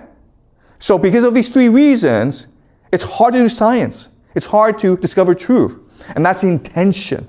The intention is to prevent people from discovering the truth of the world. Okay? Now, science is not very good at creating new things, but it's very good at faking things. Okay? It's very good at faking things. Also, guys, it's possible they might fake something else, called an alien invasion. Science is very good at that. It's not good at creating spaceships, but it's good at faking spaceships, okay? There's a difference. All right, so this is Thomas Kuhn, and he wrote something called The Structure of Scientific Revolutions. And he just says it's natural for paradigms, new ideas, it takes a very long time for paradigms to take shape. But then if that's the case, how do we explain Einstein? The moment he proposed relativity, boom, he's famous, world famous, okay? How do you explain Darwin? The moment he proposed evolution, boom, he's world famous. It's really strange like this way, okay? And so one explanation is secret societies control the world, they have a certain eschatology, and they are promoting things that push their eschatology forward. And that's how the world works, okay? So if you think, okay, all right. We also discussed last class the idea of con speak. We didn't buy this Jew in Britain who becomes the first Jewish prime minister, Benjamin Disraeli. And it's about how Jews control the world. And we were like, why is this happening? And I said, because it's part of the plan. Because not only are Jews supposed to prosper in the West, but people are supposed to think that they are part of a grand conspiracy, okay? Because the end goal is anti-Semitism and force them to return to Israel. Okay? All right. So, with this plan in motion, obviously these secret societies cannot themselves come out and propose this plan. They're secret societies. Okay? So they have different individuals do this for them. This is Theodor Herzl, who is considered the founder of Zionism. The idea of Zionism is that Jews deserve their own homeland, preferably in Palestine, okay? Current day Israel. And he wrote a book called The State for the Jews, okay? And it was heavily promoted in 1896. You also have something called the Schofield Bible, okay? Which is to take Newton's plan and turn it and then explain how the Bible and the plan work together, okay? And this is called premillennial dispensationalism. Okay, don't worry about the idea, okay? Okay. All right. So 1917, you have Lord Rothschild. Okay. Balfour, the British government is sending a letter to Lord Rothschild saying, I have the pleasure of allowing you to create a homeland for the Jews. Okay? So again, this is part of the plan where the British want to create Israel, but they're blaming the Jews for it, okay? They're saying, it's the Jews who want to create Israel. Okay, so in 1948, they create the nation of Israel. Okay, this is Theodore Herzl.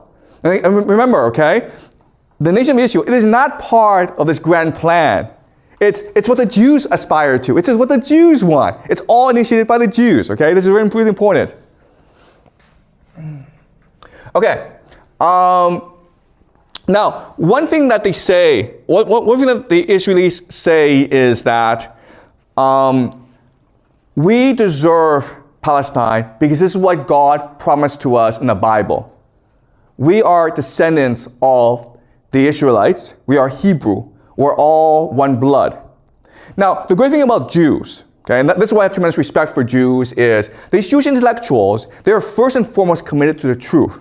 So this is Arthur Kessler, okay, who is a Jewish intellectual. And he wrote something called the 13th Tribe. In this book, what he tells us is, this is nonsense, okay? The Jews, most of them don't come from Israel. They don't come from the Middle East. They come from Ukraine, okay? And this is called the 13th Tribe. And he explains what happened, okay? So, Amber, could you read, please? All right, could you read this passage, okay? At the beginning of the 8th century, the world was polarized between the two superpowers representing Christianity and Islam. So these two powers are the Byzantine Empire as well as the Abbasid Caliphate, okay? Their ideological doctrines were welded to power politics pursued by the classical methods of propaganda, subversion, and military conquest. The Khazar Empire represented a third force, which had proved equal to either of them, both as an adversary and an ally. But it could only maintain its independence by accepting neither Christianity nor Islam, for either choice would have automatically subordinated it to the authority of the Roman emperor of the Caliph of Baghdad. Okay, so do you understand this idea? It's very simple. You have these three powers in Eurasia. You have the Byzantines and you have the Abbasids, okay? Byzantines are Christian. The Abbasids are Muslim. And these are the two dominant religions. And the Khazars think they're a power, and if they convert to, right now they're pagan, if they convert to Christianity, they now have to obey Byzantine. If they convert to Islam, they now have to obey the Abbasids. So they don't do either, okay? So they pick another religion, which is Judaism, right? And it makes sense because Judaism is the first religion. It is from Judaism in which you have Islam as well as Christianity. And therefore, Judaism is superior. And therefore, we Khazars are superior, okay? So this makes perfect sense, right? Keep on going. There had been no lack of efforts by either court to convert Khazars to Christianity or Islam, but all they resulted in was the exchange of diplomatic courtesies, dynamic intermarriages, and shifting military alliances based on mutual self-interest. Relying on its military strength, the Khazar kingdom, with its hinterland of vassal tribes, was determined to preserve its position as the third force, leader of the uncommitted nations of the steppes. Okay. So the Khazar Empire is very ambitious as well. Okay, it sees itself as a great power. Eventually, it wants to unite the different tribes of steppe nations and conquer the world. But to do that, it needs its own distinct identity. So it's not going to convert to Christianity or Islam. All right, keep on going. At the same time, their intimate contacts with the Byzantium and the Caliphate had taught the Khazars that their primitive shamanism was not only barbaric and outdated compared to the great monotheistic creeds, but also unable to confer on the leaderships the spiritual and legal authority which the rulers of the two theocratic world powers, the Caliph and the Emperor, enjoyed. Yet the conversion to either creed would have meant submission, the end of independence, and thus would have defeated its purpose. What could have been more logical than to embrace a third creed, which was uncommitted towards either of the two, yet represented of the venerable foundation of both? Yeah, okay, this is a very simple idea. Monotheism is very important because the idea of one God gives ultimate authority to one person, which allows for the creation of empire, right? Otherwise, every god is equal and you have like a lot of gods. So it's important to have one god. You have three religions that celebrate one god. You have Islam, which is doing very well. You have Christianity, which is doing really well. You have Judaism. And no one's practicing Judaism, so let's just take it for ourselves. Really simple, okay? So this was a mass conversion of an entire people to Judaism, okay? Does that make sense? All right, and so this is what the map looks like. As you can see, it's a huge area. This is Ukraine, okay? Modern day Ukraine, the Khazar Empire. Then you have the Byzantines, and you have the Abbasids. And the Khazars saw themselves as equal to both. They want to maintain a separate identity. Okay, they don't want to be consumed by either empire. Okay, and this is another map that shows Khazaria, okay? And then, yeah. All right, can you keep on reading? The only mercy. The only mercy shown by history to those who took to flight or were driven to it was the existence of Khazaria, both before and after the conversion. Okay, so it doesn't make sense. So Jews are being persecuted in Europe all the time. They have no place to go except Khazaria, which is now the Jewish homeland. And the Jews know about Khazaria because they're traders, they're merchants, they're part of the diaspora. So information is spreading about Khazaria, and they all go there. And these Jews are heavily intellectual, and so they bring their cultural practices to Khazaria. Also, we discussed this before. What is a Jewish person? A Jewish person is not someone who is born Jewish. A Jewish person is someone who reads the Bible and accepts the cultural practice of the Jews. And therefore, it's really easy to become a Jew. Keep on going. Before, it was a refugee haven. After, it became a kind of national home. The refugees were products of a superior culture and were no doubt an important factor in creating that cosmopolitan, tolerant outlook which so impressed the Arab chroniclers quoted before. Their influence and no doubt their proselytizing zeal. This was an age when converting unbelievers by force or persuasion was a foremost concern.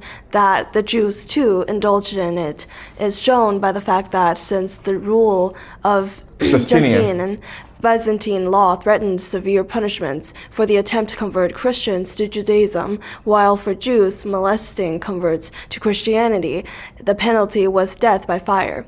Scharf, p. 25, would have made itself felt first and foremost at the court and among leading notables. They may have combined in their missionary efforts theological arguments and messianic prophecies with a shrewd assignment of the political advantages that the Khazars would derive from adopting a neutral religion.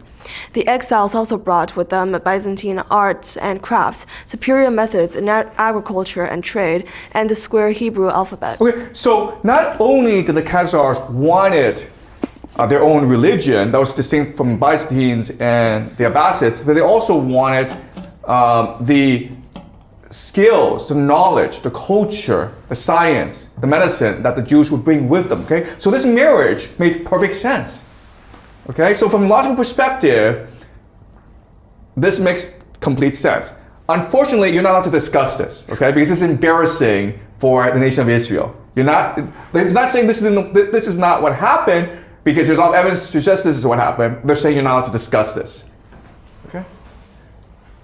All right, can you keep on reading? That's ethnically the Asimov tribes.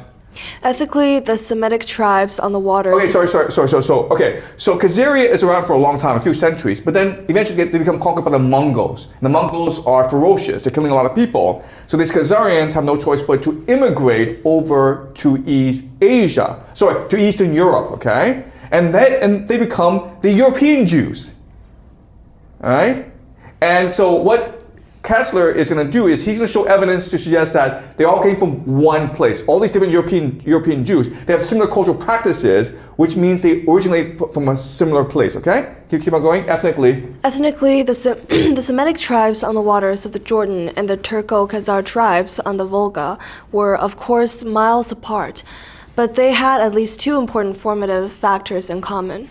Each lived at a focal junction where the great trade routes connecting east and west, north and south intersect, a circumstance which predisposed them to become nations of traders, of enterprising travelers, or rootless cosmopolitans, as hostile propaganda has unaffectionately labeled them. But at the same time, their exclusive religion fostered a tendency to keep themselves and stick together. To establish their own communities with their own places of worship, schools, residential quarters, and ghettos, originally self-imposed, in whatever town or country they settled. This rare combination of wanderlust and ghetto mentality, reinforced by messianic hopes and chosen race pride, both ancient Israelites and medieval Khazars shared, even though the latter traced their descent not to Shem, but to Japheth.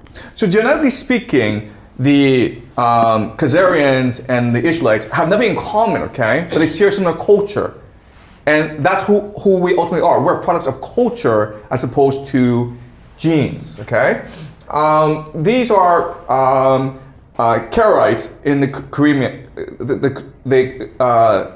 in basically Ukraine, okay? And as you can see, they're Jews, and they practice the Khazarian version of Judaism, okay? The first impression, okay? The first impression one gains is a striking similarity between certain privileged positions held by Khazar Jews in Hungary and in Poland in those early days. Both the Hungarian and Polish sources refer to Jews employed as mint-masters, administrators of the royal revenue, controllers of the salt monopoly, tax collectors, and moneylenders, i.e. bankers. This parallel suggests a common origin of those two immigrant communities, and as we can trace the origins of the bulk of Hungarian Jewry to the Magyar-Khazar nexus, the conclusion seems self-evident. Okay, all right, thank you. All right, so does this make sense, okay? There's a lot of evidence to suggest like the Khazars were Jews. And this is really important to understand because guess what? The Khazar Jews, they will take over Europe, okay? And you have three different types of Jews. You have the Sephardic Jews, which basically are the Jews who were expelled from Spain, okay? These are real Jews. You have the Mizrahi Jews who were in the Islamic world. Again, these are real Jews. The blue, these Ashkenazi Jews, they're not real Jews. They're converted, okay? This is something you're not to discuss at all, even though the evidence is so stark. The other issue with the Ashkenazi is that they make up 80% of all Jews in the world today, okay? And so you go to the issue and it says, like, we're here because this is what God promised to us. That's nonsense. But again, you're not allowed to discuss this, even though, again, the evidence is stark, all right? All right, so this conspiracy also helps us, again, explain the JFK assassination, okay? As well as, so this is the book King Kill. You can read it online for yourself. It's by Downard and Hoffman. It goes into why the Freemasons would want to kill JFK, the sort of ritual sacrifice ideas behind it, okay?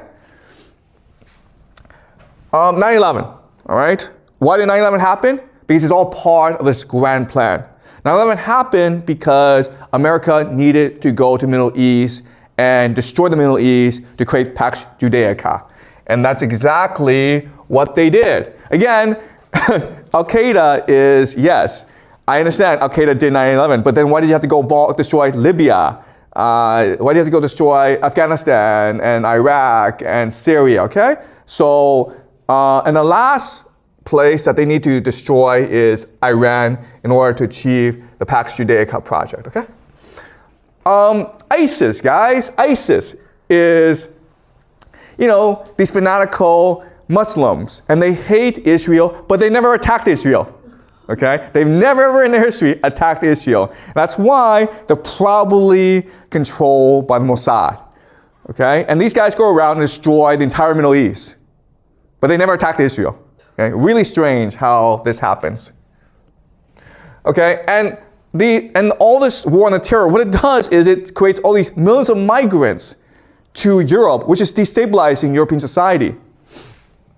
And these societies, look, Libya was once a middle-class, prosperous society, and now you have these slave markets. You got these millions of Africans who are sold as slaves in Libya. It is in anarchy now. Okay, so 2015, you have all these immigrants going to Europe, and the Europeans are like, we don't want these immigrants because what are we going to do with these immigrants? They're poor, we don't have the money, we don't have the system in order to accommodate these immigrants. And Angela Merkel, who is the leader of Europe at this time, the German chancellor, she says, we can do this, guys. We can do this. And it has become a dumpster fire, okay? And like, guys, in 2015, everyone knew this was going to happen. Everyone knew that if you brought in millions of immigrants who did not speak English, who did not share European cultural values, and who didn't have much education, this would happen, okay? Europeans are not as open as the Americans are.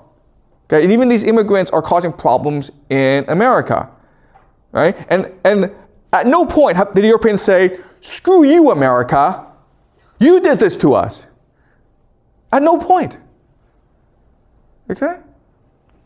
And you could argue like, okay, maybe it's bureaucratic incompetence, but at the same time, it could also be part of the grand plan to create Pax Judaica. This is October 7th, when Hamas went and killed a lot of Israelis.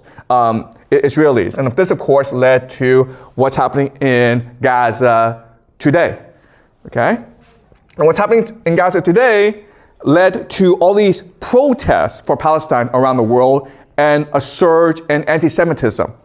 And this surge in anti-Semitism will ultimately lead to killings around the world. So this is Bondi Beach in Sydney, Australia, where if you read the news, 2 Islamic State supporters killed 15 Jews celebrating a Jewish festival in Bondi Beach. And quite honestly, we can expect more of this to happen in the future.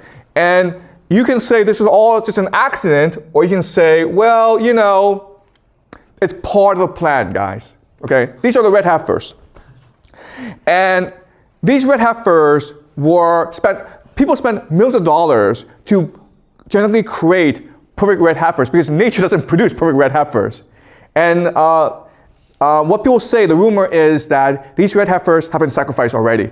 So now they're getting ready to rebuild Solomon's temple, which will be the site of the world government, okay? Pax Judaica. Let's go to Silicon Valley, okay? Bill Gates, Mark Zuckerberg, Jeff Bezos, Elon Musk, how did they become billionaires? Guys, I don't think they're smarter than us. In fact, I don't think they're that smart, okay? Steve Jobs is a smart guy. I will say Steve Jobs is a really smart guy, but these other guys are pretty normal guys. How do they become billionaires? All right, so Silicon Valley. People say that Silicon Valley is a hotbed of innovation. That is complete and utter nonsense. The hotbed of innovation is the American military because they spent billions of dollars on innovation, okay? So these are computers that they developed for war purposes, okay? For the nuclear bomb, to fight World War II, to fight the Cold War. They spent billions of dollars to develop this technology. And then what happened was this technology became smaller and smaller, and so much smaller that Steve Wozniak was able to take this technology and create an own personal computer. Now this is kind of strange because this R&D was funded by the American government. How did this one guy, Steve Wozniak, how was he able to take all this knowledge and then go and make his own computer? What did the American military let him? In fact, what's really strange is that while Steve Wozniak was building his own computer, which will become the Apple computer, he was working for Hewlett-Packard. In other words, everything he did should have been the IP of Hewlett-Packard. And in fact, Steve Wozniak said to his boss, listen, you guys pay me, you guys train me. If you want this PC that I'm going to create, I'm happy to give it to you. And Hewlett-Packard said to him, no, keep it for yourself. That's really strange, guys. What corporation is so generous? Why would they do that? Well, there are 3 good reasons, okay? The first reason is that if the American military were to promote personal computers, every American in the world would say, screw you, okay? You guys are the military. You guys are responsible for the Vietnam War. You guys are responsible for millions of deaths around the world. Why would I take a computer from you knowing that it's from the military? You're gonna use a computer to spy on me, man. You're gonna use this computer to turn me into a robot. There's no way I'm gonna touch this computer. But it's coming from Steve Jobs. That's different, right? Oh, Steve Jobs, he's a visionary. He's messianic. Of course I'll buy this personal computer from Steve Jobs, okay? Second is, at this time in history, America's at war with Soviet Union, okay? Which system is better? Communism or capitalism? And so if you said that, okay, we're the government and we spent billions of dollars to build this technology, that proves communism is better, right? But if it's like, no, it's these guys working by themselves in Silicon Valley in the garage, they come up with these ideas for themselves, that proves capitalism is better, okay? That proves entrepreneurship is better. And the last reason, and this is the most important, is if the US government built this knowledge, right, it belongs to American people. So how do you monetize public knowledge? Well, you create private companies controlled by secret societies. That makes perfect sense, right? And we can now understand all these guys, Bill Gates, Elon Musk, they're front people. They're just poster boys. They're not really in command. It's the secret societies that's really in control, okay? Sorry. All right.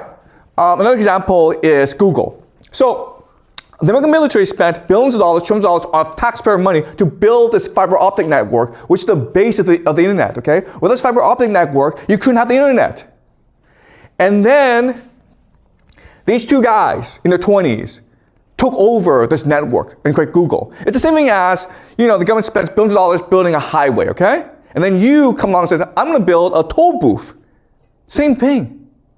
Why were they allowed to do that? But not only that, but now they're slowly building their own underwater fiber optic network. So they're basically privatizing this network created by the American military. Yes, I understand they're spending their own money to build this network, but it's the American military that spent taxpayer money to do the R&D for all this, okay? That's where the real value is. Mark Zuckerberg, guys. Look, he's not that smart, okay? And look, the other thing is, he was 19 years old, he stole this idea from his Harvard classmates, and then he got billions of dollars from venture capitalists to start Facebook. Where did he get this money? Facebook is not a great idea, right? Social media, great, but I mean, like, I could also start a social media company. You could start a social media company. The other thing is, like, Yahoo at one point offered this guy $1 billion to buy Facebook. We'll give you $1 billion. That's a lot of money, right? You would have taken it, I would have taken it. But Mark Zuckerberg's like, nah, I wouldn't know what to do with the money. That's retarded. Why did you start Facebook in the first place but to make money? Okay? So you have these three questions. First of all, why are these people giving him money? He's just a 19-year-old guy. He's a Harvard dropout. That's all he is. No experience, nothing. Second question is, if you're someone who's that young and you succeed so much, you would suffer from hubris, from ego. You make a lot of mistakes, right? The guy's never failed in his life. The third thing, of course, is I understand why Amazon, Google, and Apple are successful, okay? Apple has Steve Jobs. Google controls the world search. Amazon controls buying things, right? What does Facebook do? It doesn't do anything, right? So how can we explain why Mark Zuckerberg is so successful? Well, there's actually an explanation. This, guys, okay? It's all part of it's possible, okay? I'm not saying it is true, but it's all part of the grand conspiracy to create an AI surveillance state, which is what Pax Judaica is. This guy, okay? They look exactly the same. They are the same. They look like clones of each other. No personality, no ideas of their own. They're just robots. How did they become so successful? Right? And OpenAI, guess what, guys? Makes no money, but at the same time, they get trillions of dollars from investors to build data centers. Okay? And these data centers allow you to make really nice pictures and videos online that do nothing, okay? Why is all this money being spent except one day to create a surveillance state, okay? That's what makes sense. The idea that these things exist so that you can play on the computer makes no sense. But these things exist in order to one day have complete control over what you do, what you think, and how you behave. That makes sense now, okay? Pax Judaica. All right, Elon Musk, okay? I understand millions of people worship this guy. I don't know how this guy makes money, okay? If you look at Tesla and Facebook, and you came in and says, listen, there are these two companies, Facebook and Tesla, would you invest in them? I'd be like, no! Facebook, there's no business model here. I don't understand why people need social media. I don't understand how Mark Zuckerberg, how he's gonna make money in the future. Elon Musk, he gets all his money from government subsidies. Tesla doesn't make any money, man. And the guy's a moron. Okay? But Neuralink, okay? Why is he proposing Neuralink? It's part of transhumanism, right? All right. So Jacob Frank, guys, all right? Everything goes back to Jacob Frank. What does Jacob Frank believe? He believes that what matters is, at the end of the world, is the spirit becomes flesh. You understand? The spirit becomes flesh. What matters is not the mind. What matters is matter. Second thing he says is, listen, your laws tell me to fast, to suffer. I don't want that crap. I want to enjoy my life. Okay? And the third thing is, this world cannot have been created by God. It was created by Satan. Because why would God allow us to die? Therefore, we must defy Satan by living forever, okay? Now, if we understand Frank, we understand the idea of transhumanism. Okay?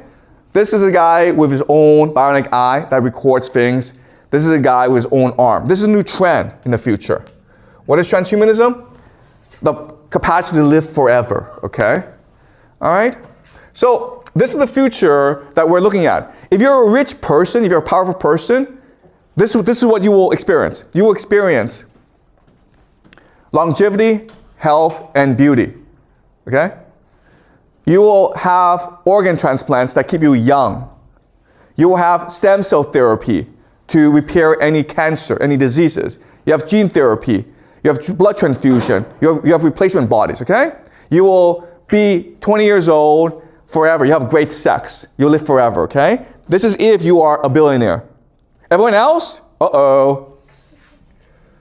Uh-oh. Well, first of all, you become a cyborg, where you are now specialized for a certain function, okay? They're gonna put microchips in your body so you can become a better accountant, okay? They'll turn your arms into cyborg, bionic arms, so you can be better construction worker. Who knows, okay? Microchips inside of you, the mark of the beast. What do these microchips do? They are digital ID and digital currency. And guess what, guys? If you're not happy, they'll know about it, and they'll give you drugs to make you happy. You think this won't happen? They've already have everything in place, okay?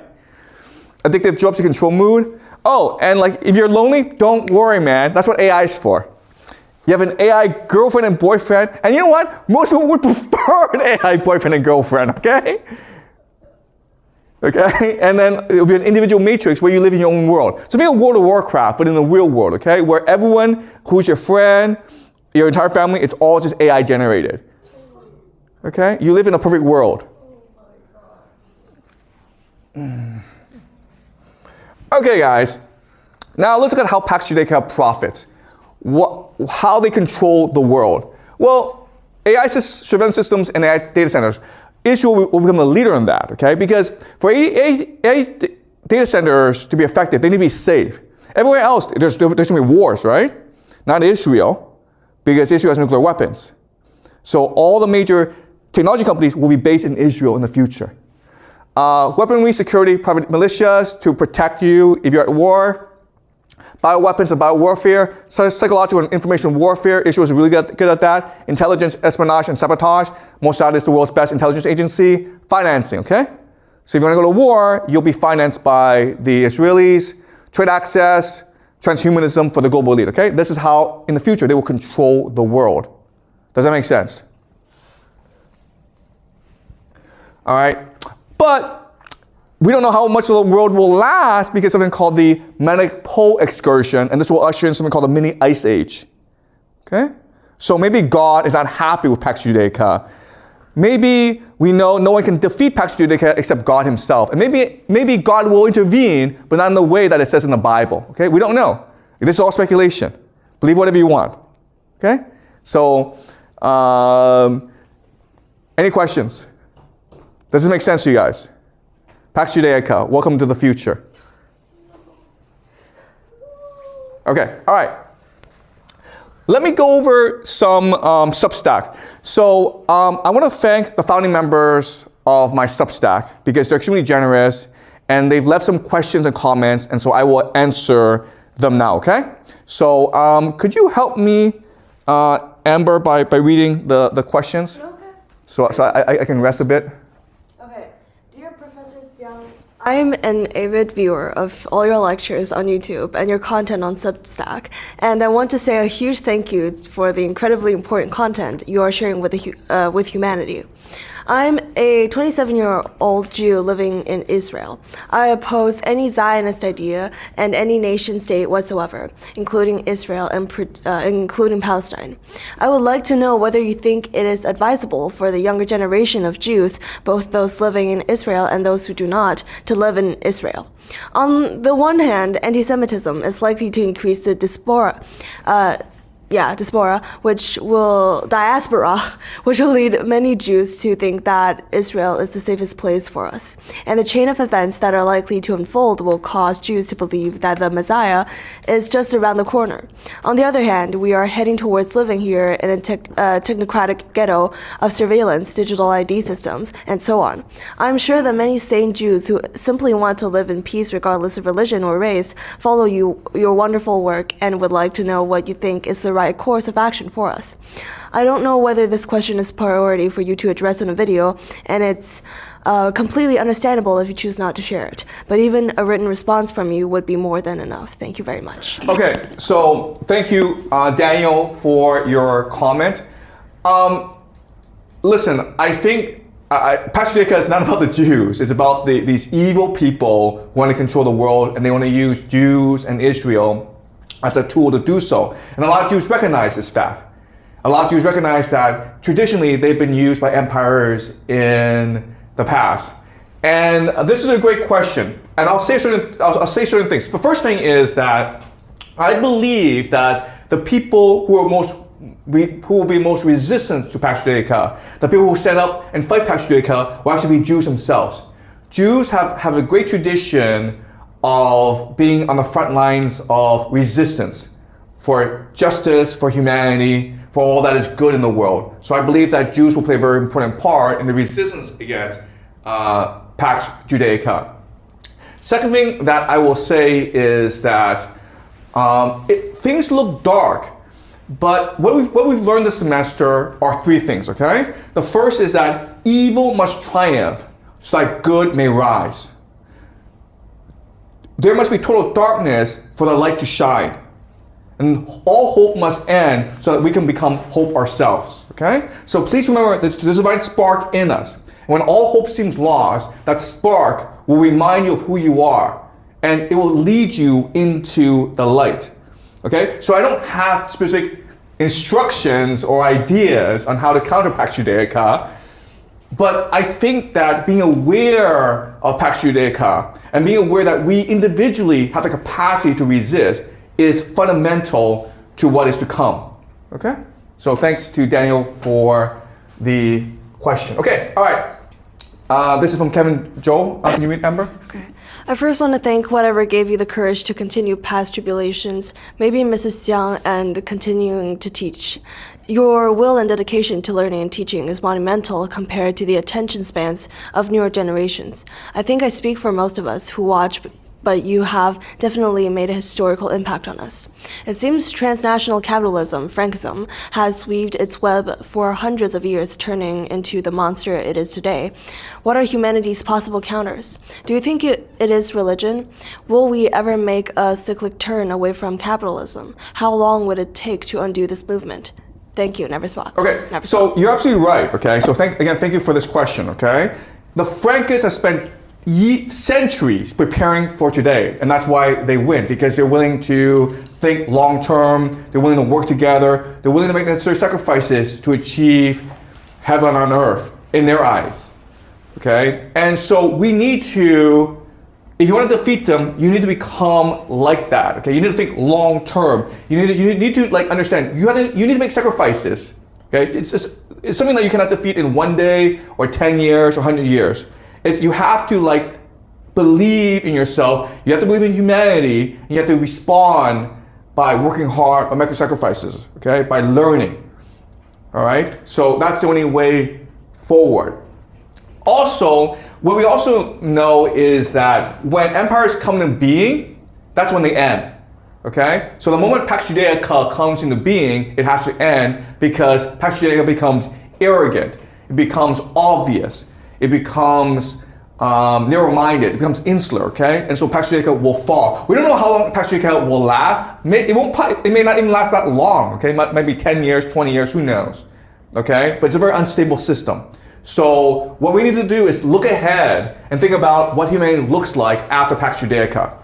Also, I hate to say this, but it looks like the world is about to end. Wars everywhere, destruction everywhere. Maybe 9% of humanity gets wiped out. Okay? So we need to face this fact and prepare for what the future looks like after the great flood that is coming.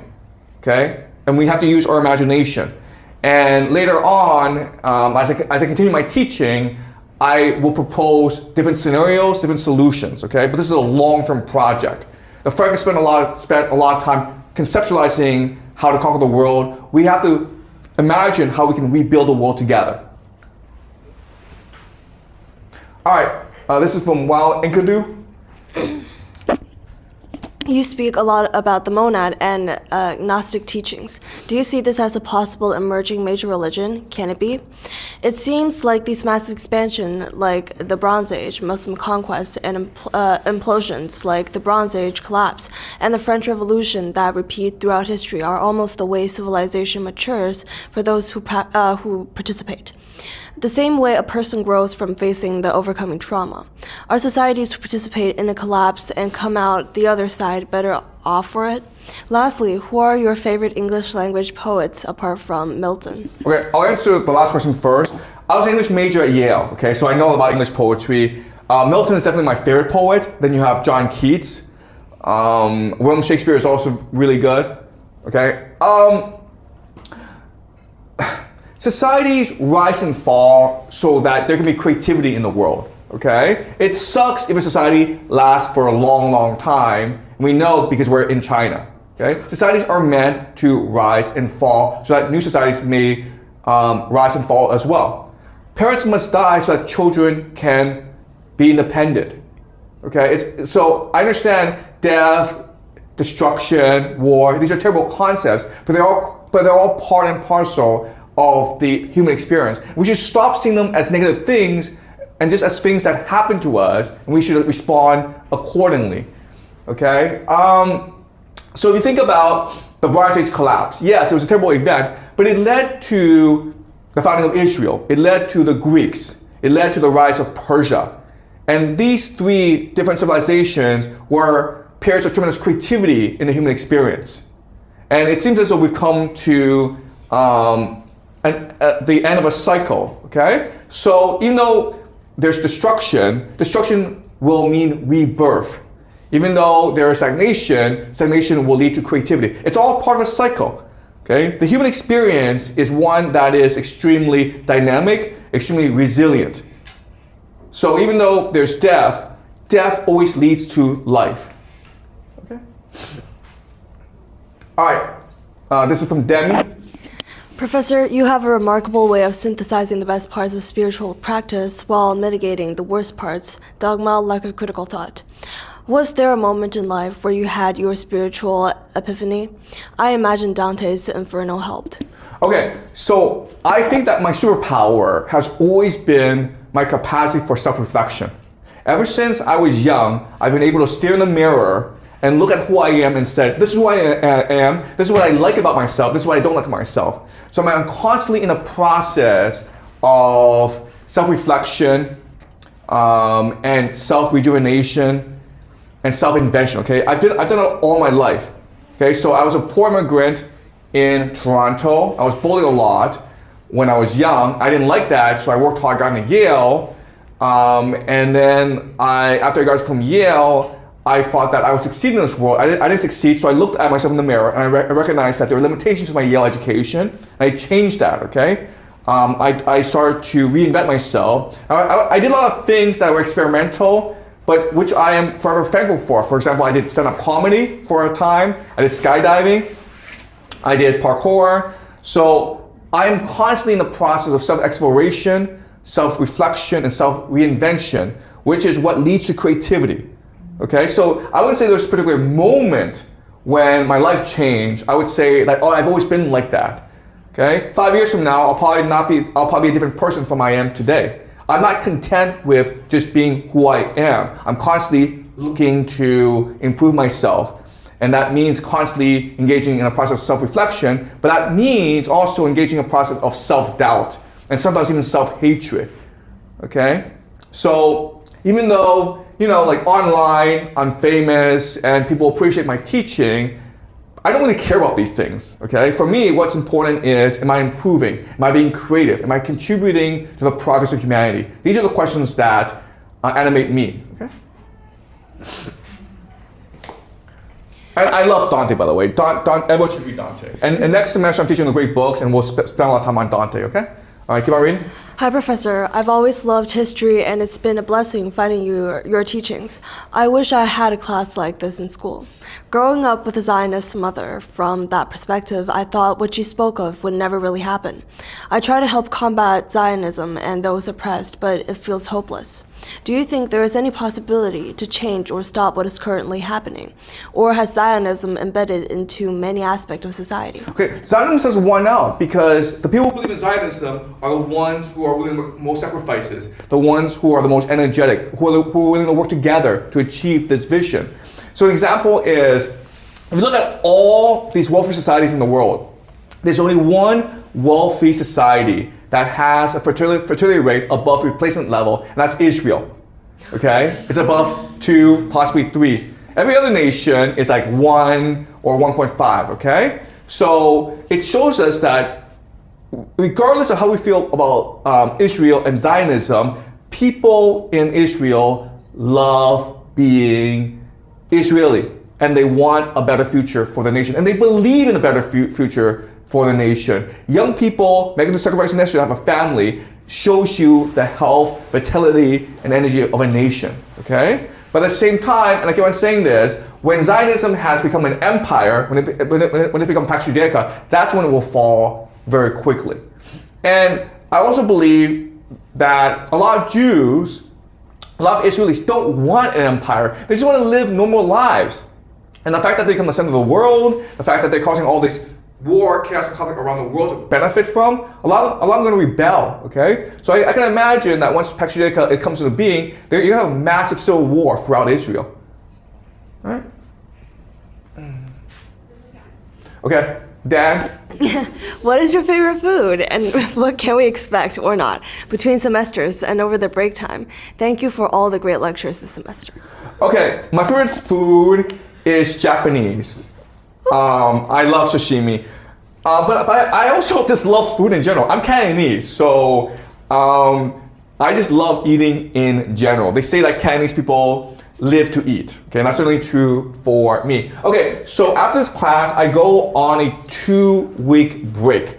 And then I come back to teach 2 classes, game theory and geopolitics. So what we'll be doing is looking at current events and using game theory to understand how and why they're happening, okay? So we'll be looking at things like Venezuela, Iran, Israel, okay? So that'll be a fun class. I'll also be teaching the great books. So we'll be looking at Dante, Homer, Plato, Shakespeare, Milton. Okay, so 2 weeks, there'll be a 2-week break, but in January, we start 2 new classes, and they'll be fun, they'll be interesting. I hope that you enjoy them, okay? All right, this is from Oz. It's been a pleasure to read and listen to your work. The education and contextual framing is super interesting. I am especially inspired by the original works you quote, which illustrates how well read you are. I'm sure you have already heard this, so I'm hoping that writing a book is already on your radar. Half of the works is done, and you have a proven audience. Start with putting all your transcripts and essays into AI with some guidance and ask it to create a book. Then you can iterate. All you will need beyond that is perfecting citations and ensuring there are no errors. But that won't change the messages you have brought to light. Okay, so thanks, Oz, for the encouragement. I am planning to write a book. Okay, now I've written many books in the past before. I published 2 books, so I know the book writing process. I have an agent, so it won't be hard for me to publish a book. And as Oz says, I do have an audience. I do have a global audience, tens of thousands who would love to read the book. But I want to create the best book possible. So that requires meditation, that requires discussion, that requires experimentation. So I understand the book writing process. And the way I write books is different from how others write books. Okay, I have lots of writer friends. They're extremely successful. I can't do what they do. I mean, they spend like 10 hours a day writing books. I am much more imaginative. I'm much more intuitive. I like to take long walks in the park and just play around ideas. Okay, so I will write a book. I am very efficient. When I set a goal, I go and do it. But I want to write the best book possible for everyone. I see myself first and foremost as a writer. Most people see me as a teacher, but I'm first and foremost a writer. And so I want to take tremendous pride in whatever I produce. I want this book, no matter what I write, to stand the test of time. I want people to read it 100 years from now. Okay? I love reading books. I love books. Books to me are just as alive as people. When I read books, what makes me what makes me distinct as a reader is when I read books, I'm able to perceive or go into the soul of the person. Okay, that's why I know Jacob Frank so much. When I read Jacob Frank, I'm like I understand how he thinks.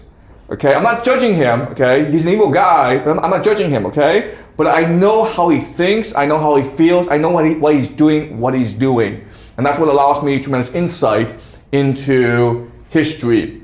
And that's why I'm able to create really interesting content for everyone. So I love reading, I love writing. If I'm gonna produce a book, if I'm gonna write a book, I want it to stand the test of time. I want people to read it and be forever changed by it. Okay? All right, so that is it. Thank you so much, guys. Next semester, we start game theory and geopolitics. Okay.